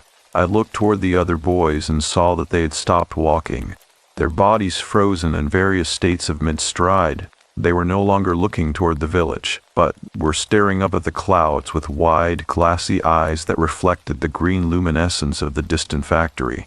A single heavy drop of something dark and viscous landed on the back of my hand, smelling of ancient copper and stagnant well water. I did not wipe it away, for my muscles felt as though they had been replaced by heavy, unyielding lead. To ground my sanity, I began to recite the names of the streets in my old neighborhood, focusing on the order of the houses and the specific color of the hydrants. This list felt like a fraying rope, the only thing keeping me from drifting into the gray expanse of the creature's mind. Ben had turned to me, his face appearing older and more weathered than it had only an hour before, the lines around his mouth deep enough to hold shadows. He told me that the factory required a witness to remain behind, a vessel to carry the weight of its silence back into the world of men. He claimed that the other boys had already been claimed by the mesa, their spirits woven into the root systems of the sagebrush and the stone. I felt a sharp, hollow ache in my chest, a grief so profound that it made the physical cold of the rain seem trivial. It was the realization that I was becoming a ghost while still inhabiting a body that could feel pain. The green light from the factory windows suddenly surged, casting a brilliant, sickly emerald glare across the entire valley. Within that flash of light, I saw the true shape of the factory, stripped of its corrugated metal and iron beams. It was a skeletal, organic structure of calcified bone and pulsing veins, a cathedral of sorrow built by hands that were never human. The creature with my face was standing on the highest peak of the structure, its arms outstretched as if to embrace the gathering storm. It was singing, a sound that bypassed my ears and resonated directly within the fluid of my spine. The music was no longer a calliope tune, but a vast orchestral arrangement of every sob and scream that had ever echoed across this barren land. I realized then that the factory was not crushing stone, but was refining human misery into something that could survive the heat of the sun. Banna grabbed my shoulders, his grip so tight that I could feel his thumb pressing into the soft tissue above my collarbone. He told me that I had to run toward the one place the shadows could not follow, the high ridge where the ancient stone circles guarded the pass. He whispered that I must not look back, even if I heard the voice of my mother, or the sound of the city, or the promise of a life where the bottles were always empty. I felt a sudden, desperate surge of adrenaline, a heat that burned through the lethargy in my limbs. I turned and began to scramble up the slippery, rock-strewn slope, my breath coming in jagged, burning gasps. Behind me, the sound of singing grew louder, a wall of noise that threatened to shatter the very foundations of my soul. The slope was a jagged staircase of loose shale and ancient petrified wood that crumbled under the desperate pressure of my fingertips. I focused entirely on the physical sensation of a small, smooth pebble that had become lodged inside my left boot, the sharp jab against my heel serving as a tether to my own existence. This minor, nagging discomfort was the only thing that felt real, while the world behind me dissolved into a kaleidoscope of emerald light and discordant sound. My father had always warned me that the desert was a mirror, and now I understood that the reflection it cast was one of absolute, unvarnished truth. I reached for a thick, twisted root of a juniper tree, its bark feeling like the cold, dry skin of a lizard beneath my sweating palms. The village was gone, replaced by a churning sea of black vapor that seemed to pulse with a low-frequency vibration that rattled the very enamel of my teeth. Bana had remained below, his form becoming a small, dark smudge against the brilliant, sickening glow of the factory floor. I wanted to call out to him, to ask if the salt circle would hold against the rising tide of the mesa, but my throat felt as though it had been lined with crushed glass. The wind began to scream through the narrow canyons, a sound that carried the distinct, unmistakable timbre of my mother's humming from the years before she left us. It was a gentle, repetitive melody that she would use to lull me to sleep when the city noise became too loud for my young ears. Hearing it now in this God-forsaken place felt like a deliberate violation of my most sacred memories, a hook intended to pull me back into the abyss. I squeezed my eyes shut for a 3 count, visualizing the exact pattern of the cracks in the ceiling of my old bedroom, refusing to let the desert claim my past. The summit of the ridge was marked by a circle of weathered sandstone pillars, their surfaces etched with symbols that seemed to shift and writhe under the flickering light of the storm. I collapsed into the center of the ring, the ground here feeling strangely solid and indifferent to the chaos unfolding in the valley below. The air within the stone circle was preternaturally still, carrying a faint, dusty scent of dried corn and ancient smoke that calmed the frantic racing of my heart. Looking down at my hands, I saw that the dark, soot-like stains had begun to fade, leaving behind a faint, silvery luminescence that shimmered like fish scales. I felt a profound sense of loss, a hollow ache where my connection to the other boys had once been, as if a limb had been cleanly removed without my noticing. They were part of the factory now, their grief processed and refined into the emerald light that continued to bathe the horizon in a sickly, unnatural hue.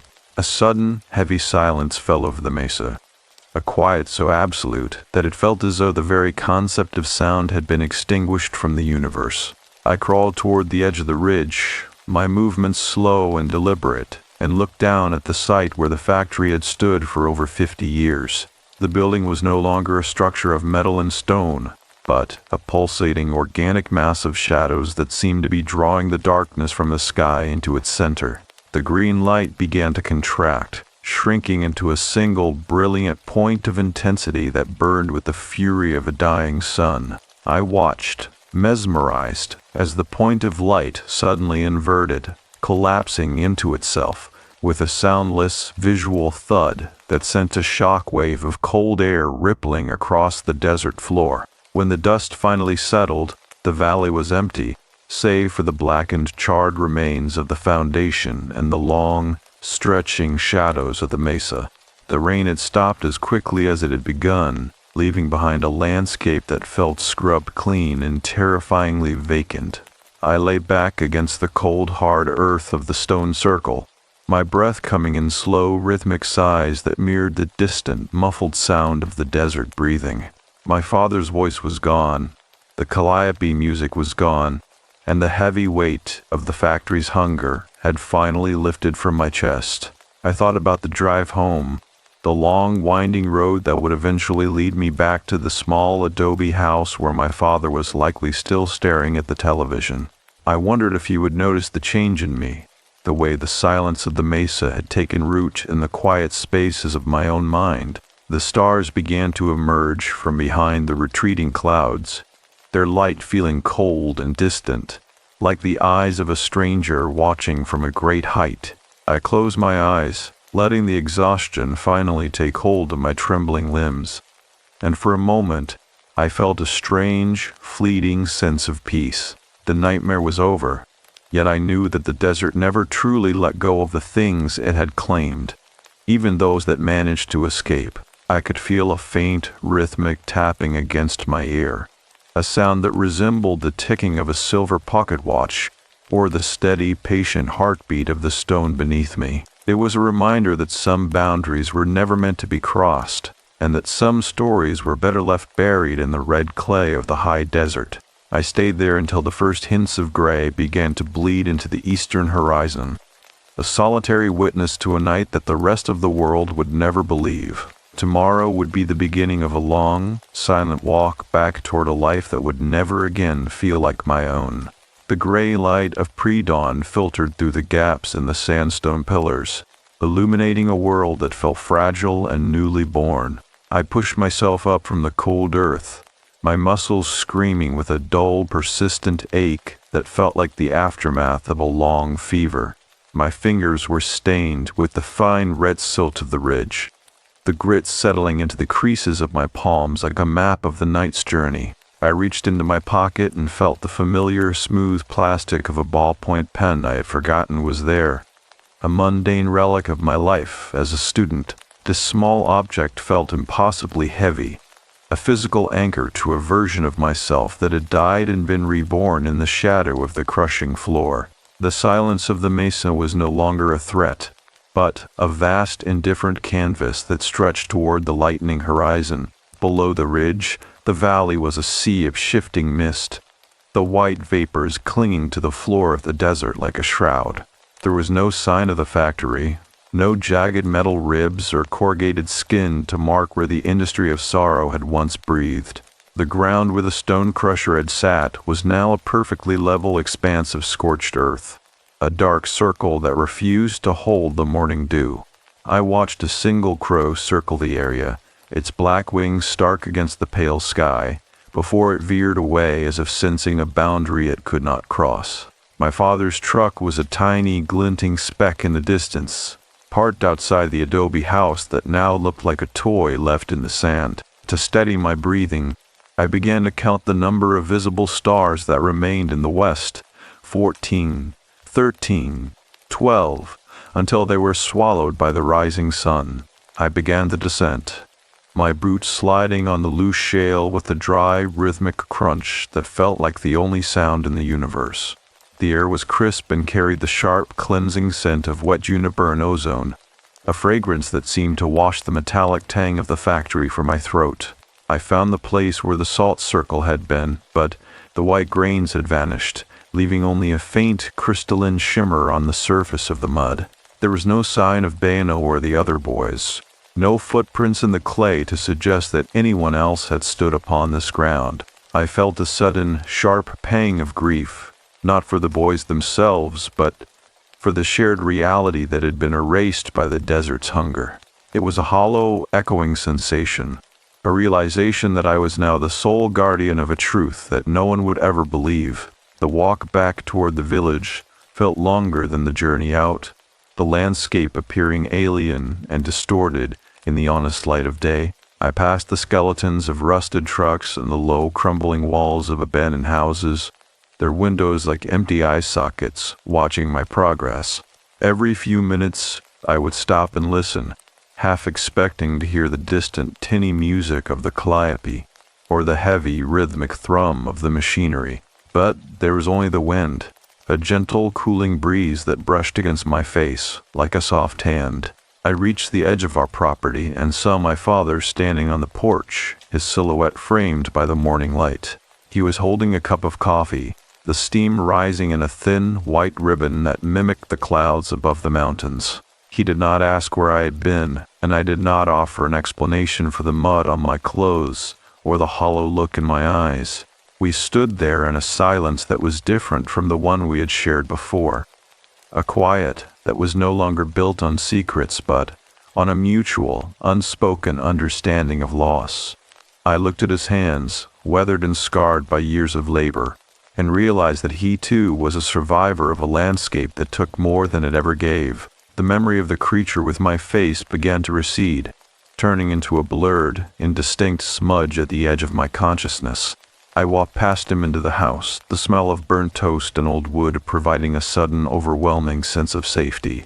I sat at the small kitchen table, tracing the wood grain with my thumb, feeling the steady, reliable pulse of my own heart. The world outside the window was vast and terrifying, but the walls of the house felt solid and real. A temporary fortress against the shadows. I knew that the mesa would always be there, waiting for the light to fail and the boundaries to fray once again. Yet, for the first time since we'd arrived in this barren place, I felt a sense of resolve, a quiet strength that had been forged in the dark. I closed my eyes and let the warmth of the kitchen wrap around me, a gentle segue into a sleep that I hoped would be free of emerald light. Tomorrow we would begin the process of leaving, moving toward a future that was no longer defined by the weight of the stone. The morning sun finally crested the jagged peaks of the Sangre de Cristo Mountains, spilling a warm, honey-colored light across the kitchen table. I watched a single dust mote dance within a sunbeam, its aimless, drifting path providing a strange sense of comfort. My father moved quietly behind me, the soft clinking of a metal spoon against a ceramic mug serving as the only melody in the room. This mundane, domestic sound felt like a profound gift, a signal that the heavy, rhythmic thrumming of the factory had finally been silenced. I reached out and touched the cool, smooth surface of a porcelain sugar bowl, focusing on the way the light reflected off its glazed curve. The terror of the emerald light felt like a story told by someone else, a distant memory that was already beginning to lose its sharp edges. We sat together in the growing warmth, two survivors of a storm that had left no physical wreckage behind. My father eventually sat down across from me, his eyes meeting mine with a softness I had not seen since we left the city. He did not speak of the night, nor did he ask why my boots were caked in the red clay of the high ridge. Instead, he reached out and placed his hand over mine, his skin feeling rough and warm, a solid anchor to the present moment. I felt the last of the cold, metallic dread evaporate from my chest, replaced by a slow, spreading heat that made my breathing deep and easy. To steady my mind, I thought about the box of old comic books I had packed away in the garage, imagining the smell of the yellowed paper and the bright, primary colors of the covers. This small childhood treasure felt like a bridge back to a world where the shadows remained fixed and the silence was merely quiet. The grief that had hollowed out our home for so long seemed to have been drawn out by the mesa, leaving behind a hollow space that was now being filled with peace. The village outside began to stir, the distant sound of a tractor engine and the occasional bleat of a goat signaling the start of a normal day. These sounds did not carry the discordant, predatory quality of the night before, but were instead the humble vibrations of a life that endured. I looked out the window at the distant horizon, where the sky was now a brilliant, clear turquoise that looked deep enough to swim in. There was no sign of the factory, no trace of the green glow, and no lingering sense of being watched by something with my own face. I realized that while the desert would always keep its secrets, it had finished with us, allowing us to carry our lives forward into a different kind of quiet. My father stood up and walked to the door, pausing for a moment to look out at the vast open landscape before turning back to smile at me. We spent the afternoon loading the truck, the physical labor of lifting boxes and securing ropes providing a satisfying rhythmic release for the remaining tension in my limbs. Every object we packed felt like a reclaimed piece of our identity, a fragment of a future that we were finally allowed to claim for ourselves. I found a small, smooth stone in my pocket, the one that had jabbed into my heel during the climb, and I gently placed it on the porch railing as a final offering to the mesa. It was a silent acknowledgement of the night that had changed everything, a way of leaving the weight behind without forgetting the lesson it had taught us. The drive away from the village was slow and steady, the road stretching out before us like a promise that was finally being kept. I watched the adobe houses fade into the distance, their brown walls blending into the earth until they were indistinguishable from the hills. As the sun began to set on our journey, casting long purple shadows across the highway, I felt a deep and settling sense of resolution. The windows were rolled down, and the air that rushed into the cab was sweet and cool, carrying the scent of rain-washed sage and open space.